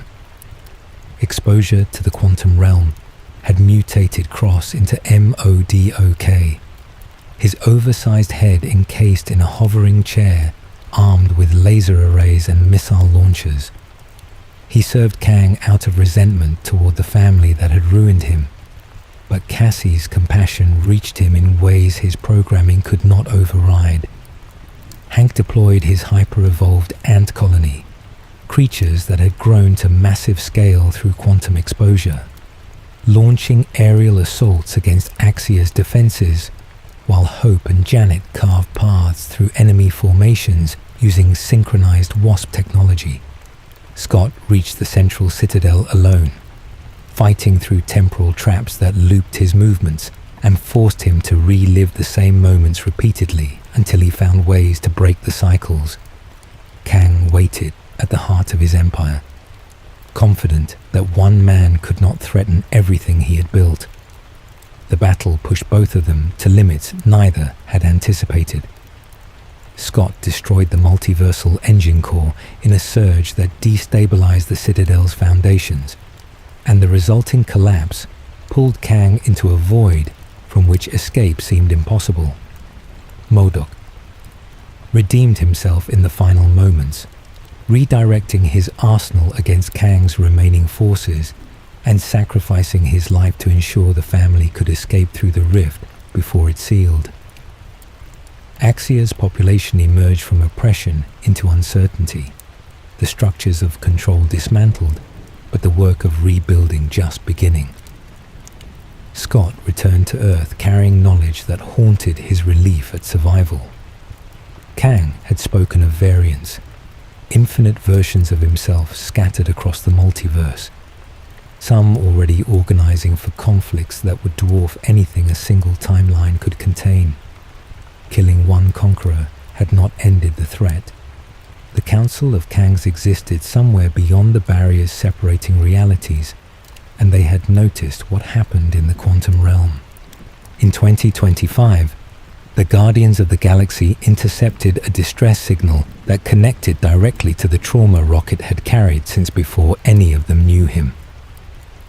Adam Warlock attacked their ship before they could investigate, a golden-skinned being of perfect genetic engineering dispatched by the Sovereign to eliminate the team that had embarrassed their civilization years earlier. His assault left Rocket critically wounded, cybernetic vital signs flickering on medical bay monitors, while the others scrambled to stabilize him. Saving his life required accessing the kill switch embedded in his biology during creation, code that only his maker possessed.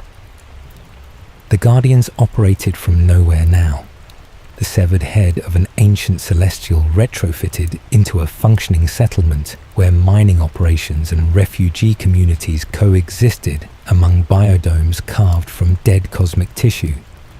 Peter Quill coordinated the mission from the station's command center, while Nebula, Drax, Mantis, and the 2014 variant of Gamora prepared for what they all understood would be the most personal fight they had ever undertaken. Rocket's creator still lived, and reaching him meant traveling to counter Earth, a duplicated planet orbiting a distant star, populated by anthropomorphic animal hybrids engineered through processes that had begun with experiments on a raccoon decades earlier. Counter Earth appeared almost normal from orbit, a world of cities and forests that resembled the planet the High Evolutionary had copied. The surface revealed the horror beneath that imitation. Anthropomorphic beings lived in settlements designed to test their social development, constantly monitored by surveillance systems that reported failures to laboratories, where corrections were applied through pain. The High Evolutionary had spent centuries pursuing genetic perfection, creating species and destroying them when they failed to meet his standards.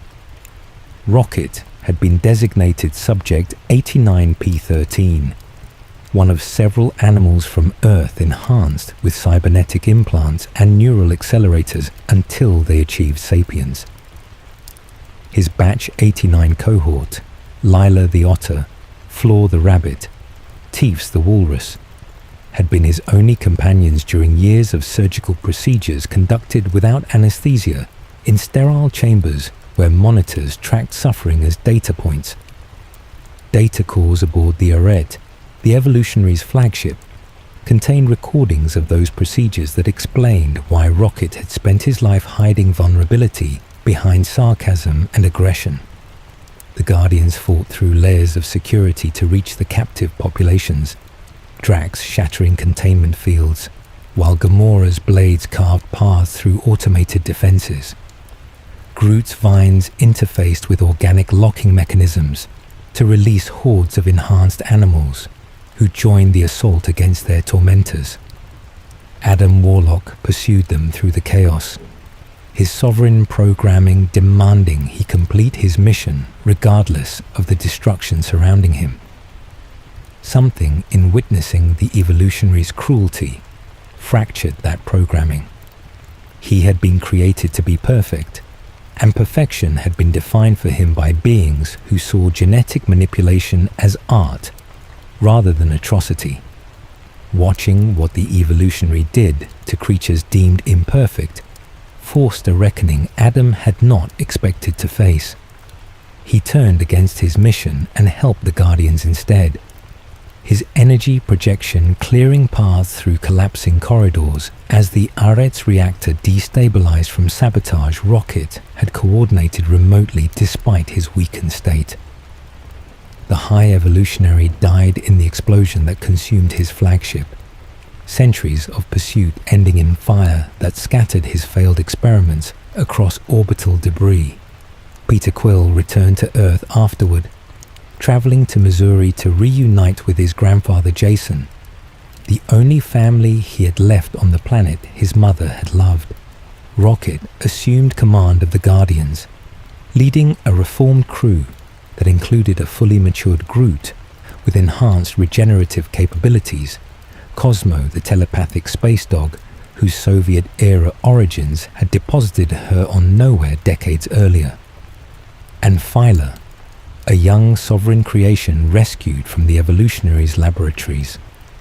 Gamora chose a different path, rejoining the Ravagers under Starker Ogord, rather than pretending she could become the woman her variant had been before Thanos killed her on Vormir.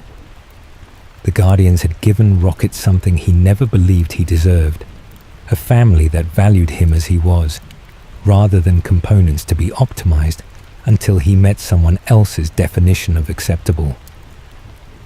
After Sylvie killed He Who Remains at the Citadel at the end of time, the multiverse began expanding without restraint. The temporal loom had been designed to prune excess branches and maintain a single approved timeline. But the death of its architect removed the constraints that kept the machinery functional. Infinite realities sprouted simultaneously, each one adding strain to a system never built to accommodate such growth. The loom approached catastrophic failure, its mechanisms whirring toward a collapse that would erase every timeline rather than allow them to coexist. Loki experienced the instability directly through involuntary time slipping, his body phasing between eras without warning or control.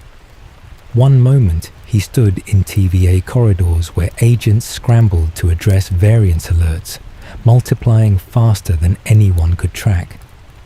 The next, he materialized in historical periods or future moments, watching familiar faces in contexts that made no sense before sliding forward or backward again. Mobius helped him understand what was happening, and an engineer named Victor Timely, himself a Kang variant from an earlier century, provided technical insight into the loom's design. Hunter B-15 coordinated the TVA's response as the organization's leadership fractured under pressure, her directives echoing through endless offices where agents struggled to adapt protocols written for a reality that no longer existed.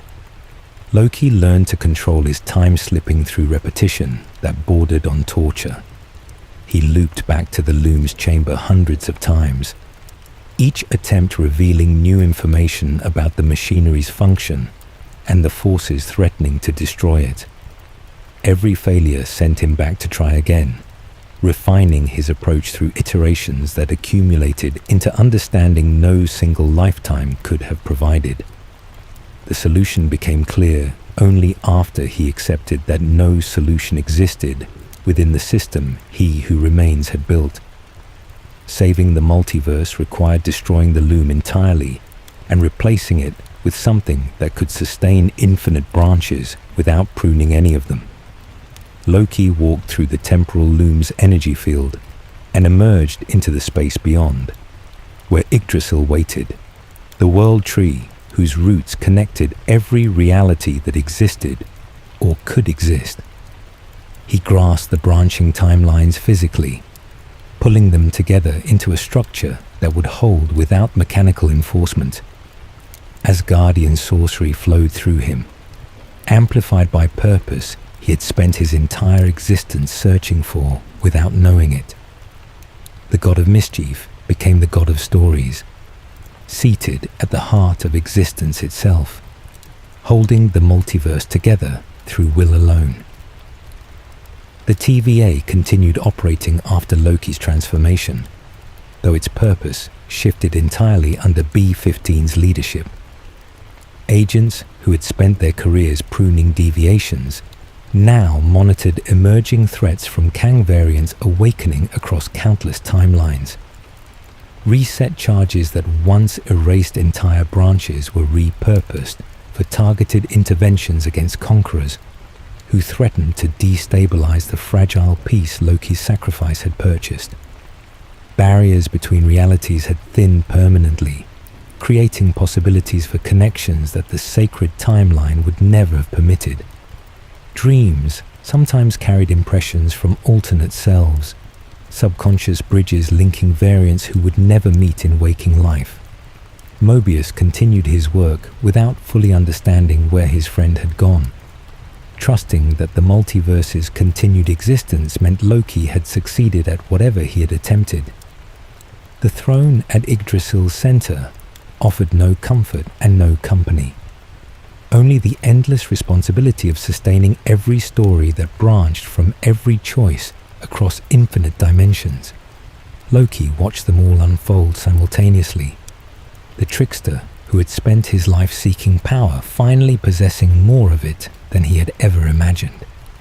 Bound eternally to a purpose that mattered more than anything he had pursued before. By 2025, Skrull refugees had been living in secret among humanity for 3 decades.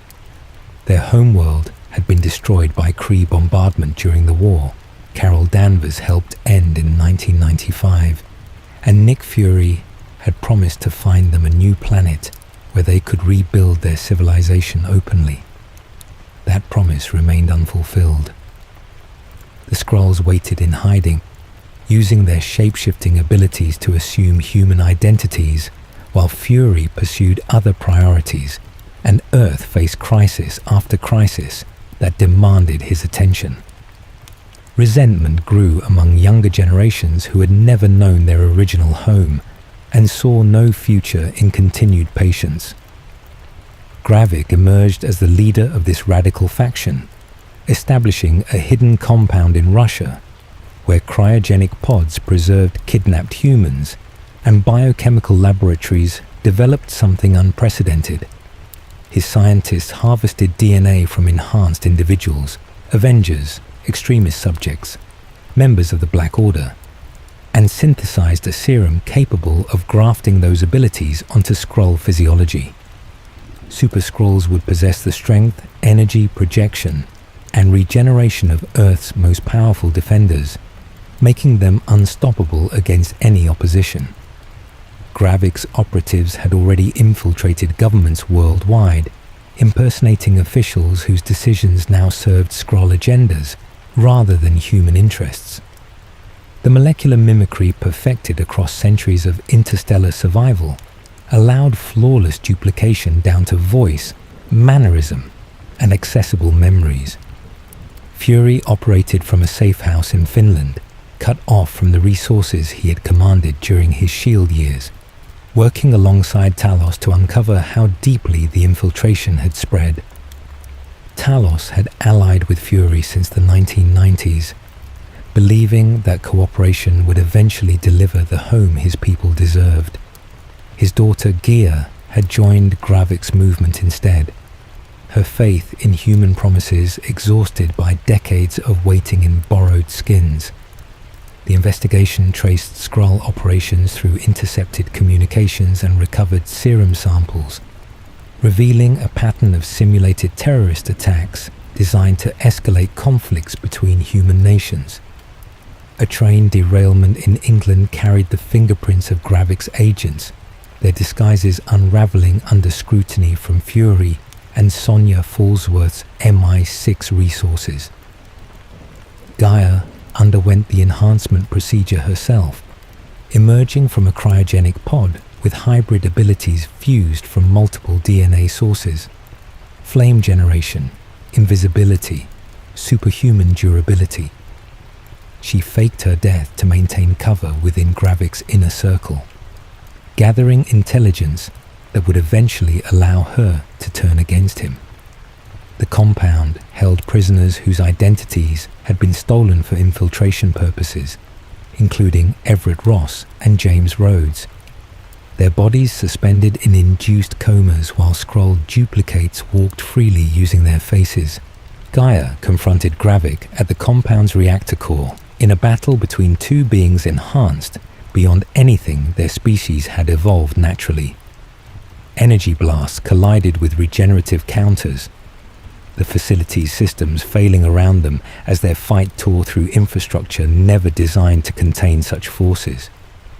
She killed him and freed the captives, their original identities restored as the pods deactivated and consciousness returned to bodies that had been imprisoned for months. Fury departed Earth afterward, traveling to the SABER space station to coordinate with Monica Rambeau on defenses against threats that might approach from beyond the planet's atmosphere. President Ritson responded to the revealed infiltration with an executive order declaring all extraterrestrial beings on Earth enemy combatants, a decree that endangered peaceful Skrulls who had lived quietly among humans for decades and now faced vigilante violence from populations who could not distinguish between refugees and radicals. Gaia carried abilities that made her one of the most powerful beings on the planet, a hybrid whose enhanced form represented everything her species had sacrificed to survive extinction. Talos had died during the crisis, killed by Gravik while trying to prevent the violence his daughter now inherited responsibility for addressing. The Skrulls remained without a home, their situation more precarious than before, hunted by humans who had learned to fear what they could not identify. In 2025, Carol Danvers patrolled the galaxy's outer reaches aboard a vessel equipped with Kree-derived scanning technology, monitoring threats that might require intervention before they spread to inhabited systems. She had spent decades away from Earth, helping displaced populations and responding to crises across sectors that most humans would never know existed. Something unexpected interrupted her solitary mission when her powers began swapping her location with two people on Earth she had never coordinated with directly. Monica Rambeau, now working aboard the SABER space station, had developed spectrum-based abilities after passing through Wanda's Hex multiple times during the Westview incident. Kamala Khan's bangle channeled Noor energy from an extra-dimensional source connected to her genetic heritage. When Monica investigated an anomaly using her powers at the same moment Kamala activated her constructs, quantum entanglement linked all three of them through the bangle's unique frequency. Using their abilities simultaneously caused their physical positions to swap instantaneously, trading places across distances that should have made such exchanges impossible. The connection operated without their consent or control, forcing them to coordinate or risk materializing in dangerous situations whenever any of them accessed their powers. Dar-Ben had claimed the title of accuser among the Kree, wielding a universal weapon hammer forged from ancient relics that amplified her ability to open jump points between locations. Hala's sun was dying. The homeworld Carol had helped decades earlier now faced extinction as its star collapsed toward failure. Dar-Ben blamed Carol for the damage and pursued restoration through conquest rather than cooperation, opening wormhole rifts to siphon atmospheric resources from other worlds. Aladna lost water reserves that sustained its musical civilization. Tarnax 4, where Skrull refugees had finally established a settlement, faced ecological collapse as its atmosphere bled into unstable portals. The Marvels tracked her path through hyperspace, their entanglement forcing them to develop coordinated tactics that used the swapping mechanic as an advantage rather than a liability. Carol's photon blast combined with Monica's energy absorption and Kamala's hard light constructs in sequences that moved faster than any single fighter could achieve, their positions shifting mid-combat to strike from angles enemies could not anticipate. Confronting Dar-Ben required reaching Hala itself, where the dying sun threatened to extinguish everything the Kree had built across millennia of Imperial expansion. Stabilizing the star demanded more power than any individual could channel alone. Carol and Kamala combined their energies through the quantum bands, projecting a containment field that infused the collapsing core with restorative Nor plasma drawn from the dimension Kamala's bangle accessed.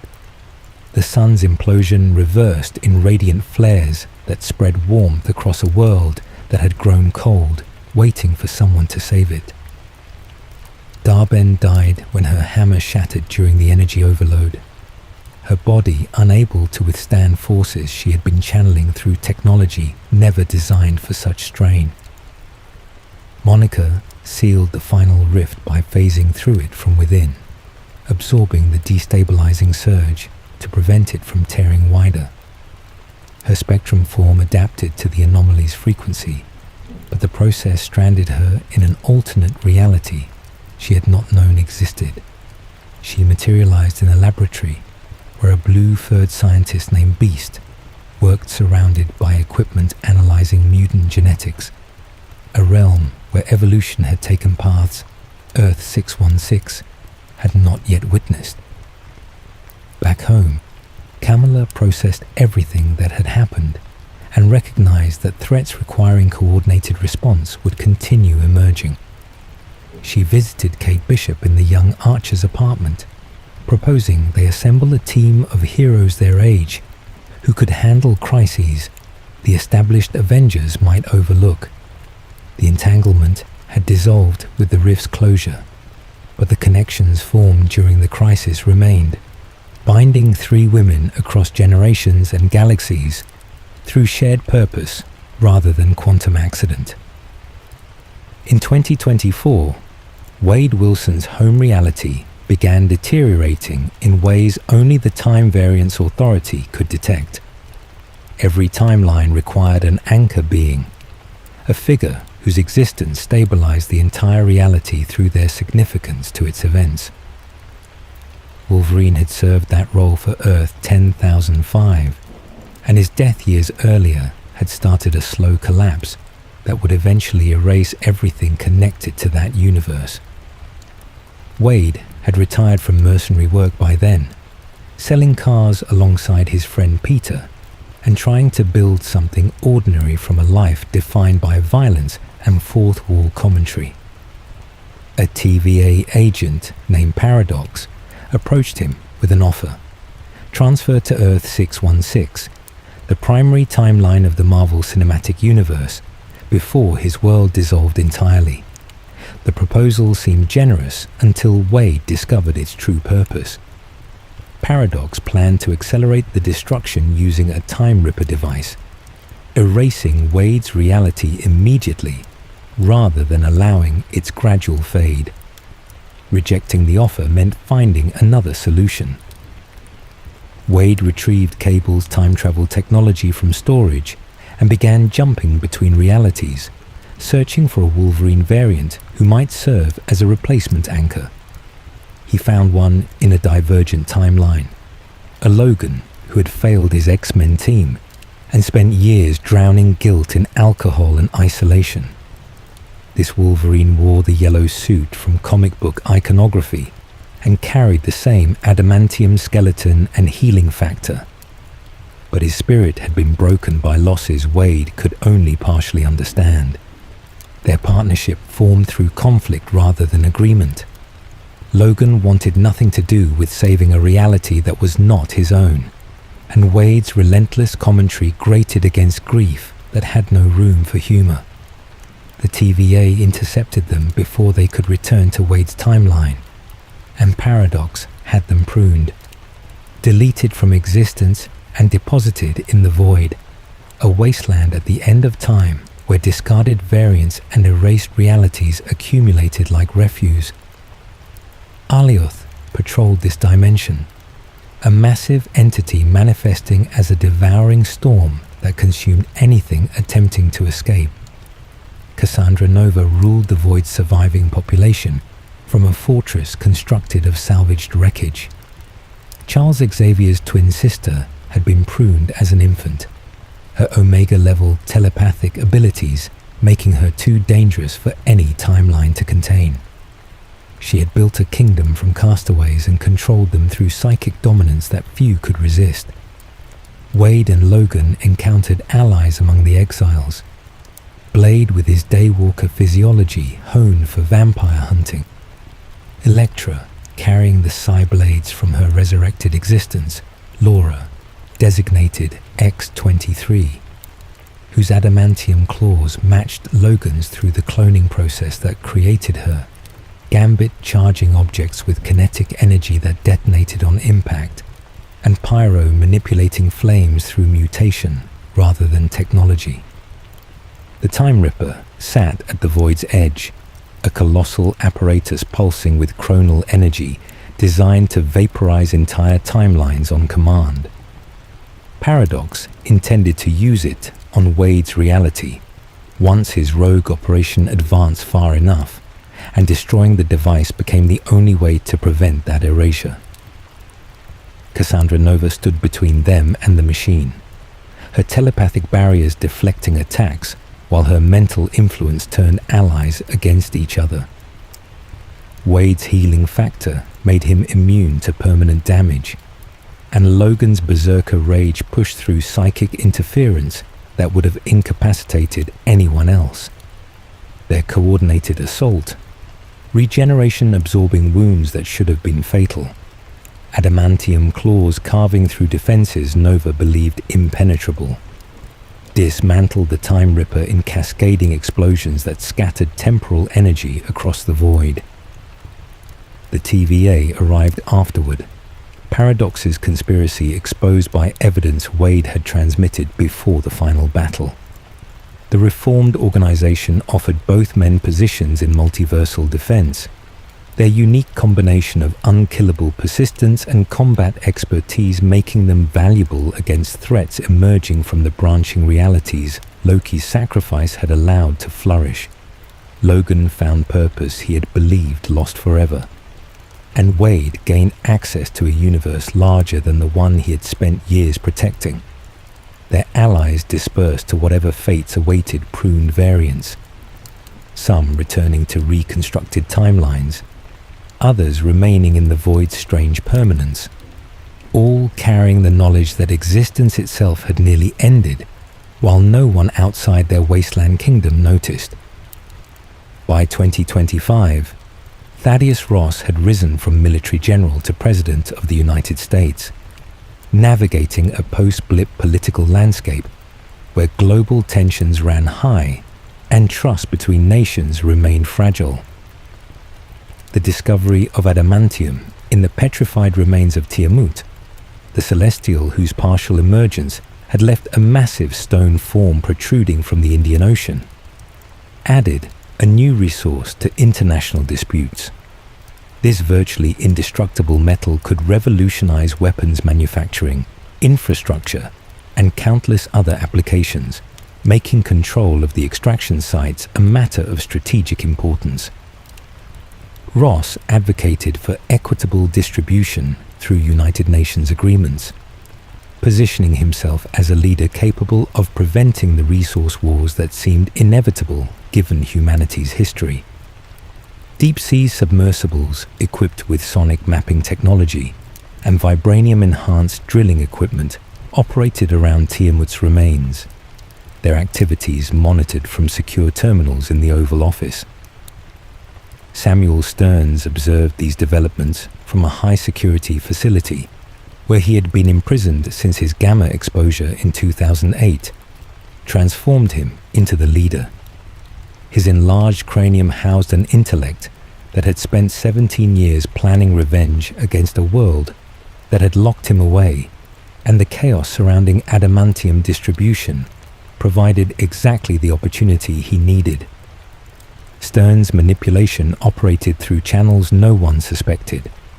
Gamma-infused compounds smuggled into the White House through compromised staff members gradually affected Ross's physiology without his knowledge, preparing his body for a transformation he had no idea was coming. Neural influences embedded in the routines of presidential aides allowed Stearns to shape decisions and access classified information from his cell. The culmination arrived during a diplomatic summit where foreign delegations gathered to finalize adamantium agreements. Ross's transformation into the Red Hulk erupted without warning, his body expanding into a massive crimson form that radiated heat and possessed strength capable of leveling buildings. The summit descended into chaos as delegates fled and security forces attempted containment measures that proved entirely inadequate. Sam Wilson arrived as Captain America, the vibranium shield he had inherited from Steve Rogers, deflecting blows that would have killed anyone without enhanced durability. Joaquin Torres flew support as the new Falcon, his XO-7 wingsuit upgraded with drone integrations that helped him intercept brainwashed pilots Stearns had positioned to attack foreign delegations under the guise of American aggression. The battle moved through urban environments and secured compounds, Wilson's tactical experience guiding responses to a threat unlike anything he had faced since accepting the shield. Red Hulk's rampage required redirection rather than defeat. Ross remained somewhere inside the creature, a president transformed against his will into a weapon meant to destabilize everything he had worked to build. Torres disrupted aerial attacks, while Wilson used shield deflections amplified by his suit's thrusters to keep the Hulk contained until the transformation exhausted itself. Both Ross and Stearns ended up in the raft, the offshore super prison designed to hold enhanced individuals too dangerous for conventional facilities. Force-filled cells and neural dampeners prevented either from attempting escape, and interrogations revealed something that extended far beyond a single gamma-mutated genius seeking revenge. Stearns spoke of multiversal incursions during his questioning, breaches where branched realities could bleed into their own timeline, destabilizing everything the TVA had been monitoring since Loki's sacrifice opened the multiverse to organic growth. Wilson emerged from the crisis with his leadership validated, a Captain America who had prevented international war while honoring the legacy Steve Rogers had entrusted to him. In 2025, Valentina Allegra de Fontaine operated from fortified compounds where surveillance systems tracked assets across continents and orbital networks monitored threats most governments refused to acknowledge. She had spent years recruiting individuals the official hero community would never accept. Operatives whose methods crossed lines that disqualified them from Avengers consideration, but whose abilities made them too valuable to waste. Yelena Belova answered her calls despite reservations that deepened with each assignment. The Red Room training she could never fully escape making her effective at work that fed a depression she medicated with violence. John Walker carried a shield again as US agent, the vibranium disc a reminder of the Captain America title he had claimed and lost, his enhanced physiology the result of government serums that had pushed his body past ordinary limits. Ava Star phased through solid matter as Ghost. Her quantum instability a condition that caused constant pain, but granted infiltration capabilities no conventional operative could match. Antonia Dreykov wore the Taskmaster mask that concealed both her identity and the programming her father had installed, photographic reflexes allowing her to replicate any fighting style she observed. Bob Reynolds completed the roster as something far more dangerous than the others combined, the Sentry, whose power approached cosmic scale, but whose mind contained a second entity called the Void that manifested his traumas as tangible destruction. Valentina deployed them on a government-sanctioned operation to retrieve classified assets from a fortified facility, presenting the mission as legitimate work serving national interests. The team functioned effectively despite personal friction, Yelena's tactical precision complementing Walker's direct approach, while Ghost's phasing bypassed security measures that would have stopped conventional forces. Taskmaster's mimicry synchronized with group maneuvers during unexpected resistance, and Sentry's presence alone deterred escalation from guards who recognized what his involvement meant. Success bred suspicion rather than satisfaction. Intercepted communications revealed that Valentina had been using them as disposable instruments in schemes extending far beyond official authorization. Her plans, including their eventual elimination, once they became liabilities.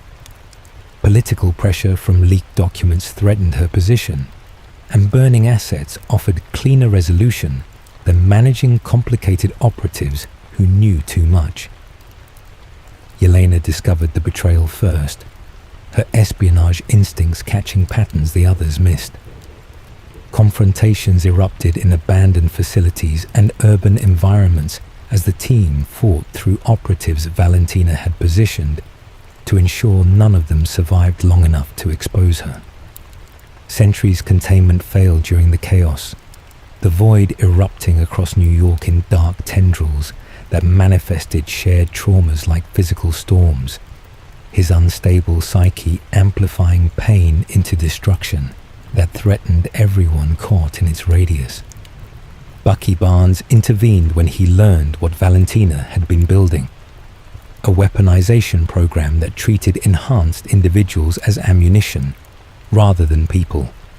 His presence helped anchor Bob Reynolds during the Void rampage, coordinated efforts from Yelena and the others pulling the fractured man back from dissolution that would have consumed the city. The team emerged from Valentina's betrayal with something unexpected. Trust, forged through survival rather than assignment. They claimed the name Thunderbolts for themselves, a designation that acknowledged their complicated histories while asserting independence from handlers who saw them as tools. Territorial disputes with Sam Wilson's developing Avengers roster created friction that would require negotiation. Competing claims over operational jurisdiction, reflecting deeper questions about who authorized heroism in a world still recovering from the blip. Valentina's political collapse removed her immediate threat, but left the infrastructure she had built intact, networks and resources that others might claim, for purposes equally dangerous.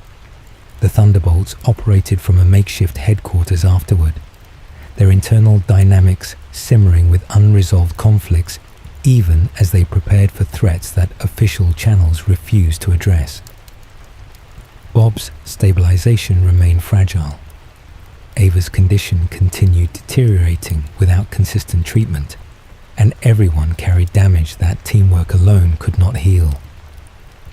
Centuries before Wakanda revealed itself to the modern world, a secret order protected the nation's most dangerous resource from those exploit it.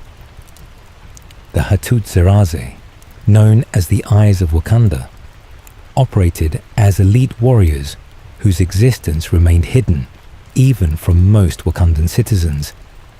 These operatives consumed the heart-shaped herb to gain enhanced strength, speed, and reflexes. then deployed across continents using cloaking technology that rendered them invisible to detection methods available in any era they traveled. Their missions traced vibranium that had been stolen, traded, or discovered outside Wakandan borders. Artifacts whose unique properties could destabilize entire regions if foreign powers learned to weaponize them. Colonial empires and rival kingdoms occasionally acquired fragments through raids, shipwrecks, or expeditions that stumbled upon deposits the meteor's initial impact had scattered beyond the primary crater.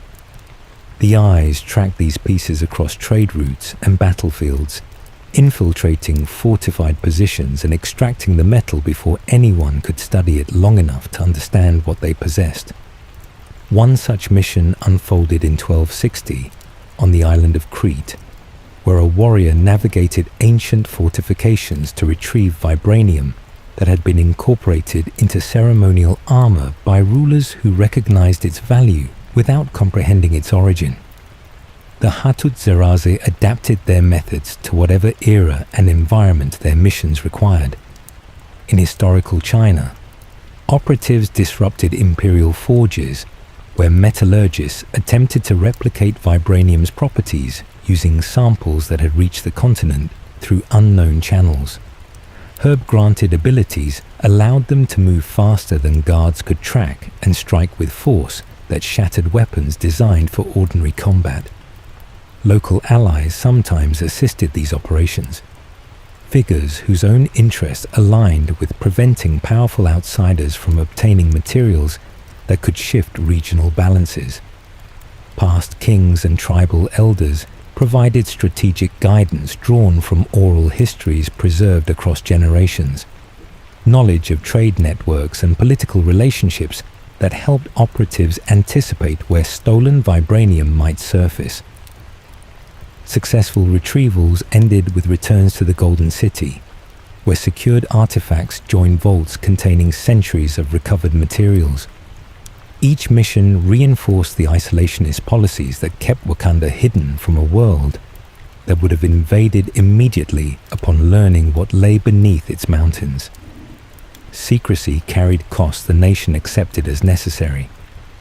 Operatives who died on foreign soil could never be acknowledged, and families mourned warriors whose final missions remained classified even within Wakanda's borders. The Eyes of Wakanda established traditions that later organizations inherited and refined. The Dora Milaje drew from training methods the Hattuserazi had developed across centuries of covert operations, adapting techniques designed for infiltration into protocols suited for visible royal protection. Border security systems that rendered Wakanda undetectable to satellite surveillance evolved from cloaking technology the Eyes had carried on missions generations earlier. The Warriors' Chronicles preserved in royal archives documented not just successful retrievals, but the ethical weight of maintaining secrecy in a world where vibranium could have ended conflicts or advanced medicine if shared responsibly. Wakanda chose protection over generosity, a decision each generation reaffirmed after reviewing records of what outsiders had attempted when even small quantities reached their hands. The meteor that struck African soil millions of years ago had scattered fragments across distances no ancient Wakandans could have fully mapped, and the Eyes spent centuries ensuring those scattered pieces never accumulated into threats the nation would eventually need to confront. Their missions formed the foundation for a kingdom that survived colonialism untouched and entered the modern era with technological advantages no other nation could match. On Earth 838, the year 1960 unfolded beneath retro-futuristic skies, where space exploration had advanced faster than the main timeline ever achieved. Reed Richards led a crew of 4 on an orbital test flight that encountered cosmic radiation unlike anything their instruments had predicted. The exposure rewrote their biology in seconds.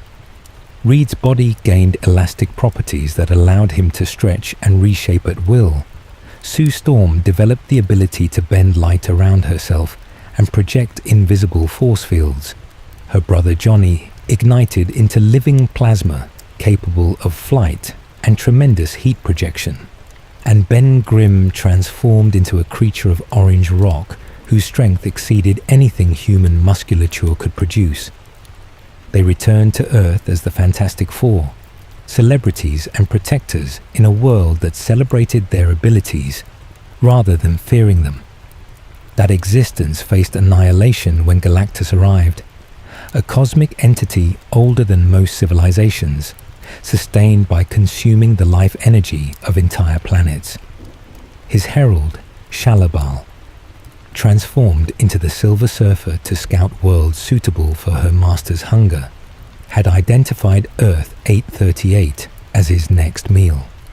The Fantastic Four stood against a being whose power dwarfed everything they had faced before, and the battle tore holes in reality itself.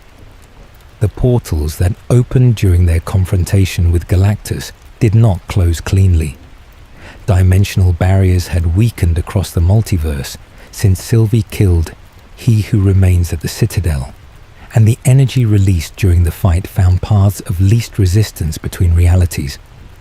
The Fantastic Four fell through a vortex that deposited them in 2025 on Earth 616, stranded in a timeline that had evolved decades beyond the world they remembered, while they experienced no passage of time at all. Reed immediately began analyzing their situation, his intellect adapting to technologies that exceeded his era's capabilities, while following principles he recognized from his own research. Stark Industries' archives provided data on the incursions that had been bleeding realities together since the sacred timeline's dissolution. Sue's force fields proved compatible with the vibrational frequencies of Wakandan technology, her projections synchronizing with defensive systems in ways that suggested her powers operated on similar principles. Johnny discovered that his flames burn hotter in this reality, possibly influenced by ambient energies left behind by events like the Infinity War or Wanda's chaos magic manifestations. Ben's strength remained constant. Rock did not care which universe it occupied. Adapting to displacement-strained bonds that the space mission's shared trauma had originally forged. The team had built lives on Earth 838, relationships and routines that no longer existed for them. Reed threw himself into understanding multiversal mechanics, his calculations tracing the damage spreading through Yggdrasil's structure and identifying threats that this timeline's defenders might not recognize until too late. Sue held the group together through patience that had always been her contribution, mediating conflicts that erupted from grief none of them had time to properly process. Johnny channeled frustration into action, engaging threats that emerged from shadow operations still active after Valentina's exposure, his plasma trails lighting urban skies during confrontations with forces testing this Earth's defenses. Ben provided stability through presence alone, his unbreakable form a reminder that some things endured regardless of which reality contained them. The Fantastic Four had not chosen to join this timeline's conflicts, but their arrival opened possibilities that extended beyond simple heroism. Reed's research suggested connections between cosmic radiation, mutant genetics, and the adamantium deposits being extracted from Tiamut's remains. Patterns that hinted at evolutionary developments this Earth had not yet witnessed, but might soon confront. The multiverse continues expanding beyond the events that have already reshaped Earth, and the realities connected to it through Yggdrasil's branching structure. Avengers. Doomsday arrives on December 18, 2026, as the culmination of Phase 6 and a reunion directed by Anthony and Joe Russo. the filmmakers who guided the Infinity War and Endgame chapters to their conclusions. The threat this time emerges from Doctor Doom, ruler of Latveria, and a figure whose mastery combines advanced robotics with sorcery drawn from texts as old as the Darkhold. Robert Downey Jr. returns to the MCU in this role, his history as Tony Stark, lending weight to a character whose armored presence carries different meaning than Iron Man ever did. Pedro Pascal portrays Reed Richards as the Fantastic Four integrate fully into this timeline's conflicts, joined by Vanessa Kirby as Sue Storm, and their teammates whose cosmic radiation origins connect them to forces this Earth is only beginning to understand. Chris Hemsworth continues as Thor, Anthony Mackie carries the shield as Sam Wilson, and Kelsey Grammer appears as Beast, confirmation that mutant integration has progressed beyond hints and into active participation. Filming commenced in April 2025 in London, with production details remaining guarded, while the scope suggests incursions escalating toward the confrontation promised in Avengers: Secret Wars, scheduled for December 17, 2027. Spider-Man. Brand New Day reaches theaters on July 31, 2026, directed by Destin Daniel Cretton, and serving as the 38th entry in the Marvel Cinematic Universe. Tom Holland returns as Peter Parker, now attempting to build a normal college existence in a world where no one remembers his name or his connection to Spider-Man. The spell Doctor Strange cast erased Peter from every mind on the planet, leaving him isolated in ways the character has never experienced across any previous adaptation.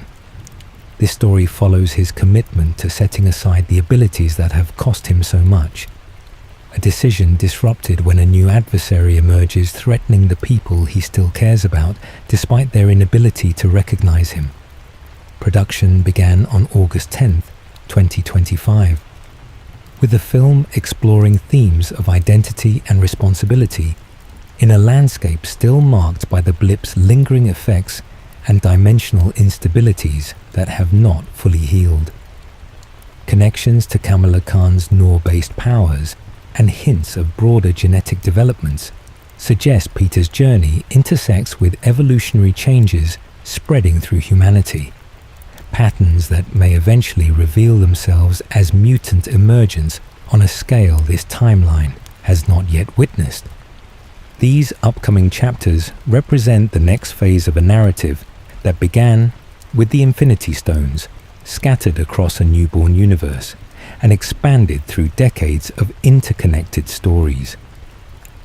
Doomsday promises dimensional conflict on a scale that requires assembling heroes from multiple realities, while Brand New Day returns focus to the personal costs heroism extracts from individuals who never asked for the burdens they carry.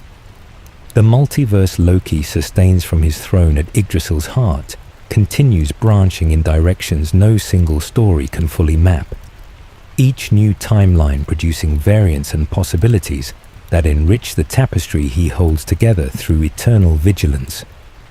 Earth remains a crossroads where cosmic forces intersect with human resilience, its defenders drawing strength from technologies, mutations, and magical traditions that trace back to events as ancient as the Celestials' first seeding, and as recent as the Snap's reversal. The stories ahead will explore what emerges from the foundations these earlier chapters established, building toward conflicts and alliances that honor everything that came before, while venturing into territories the universe has not yet revealed.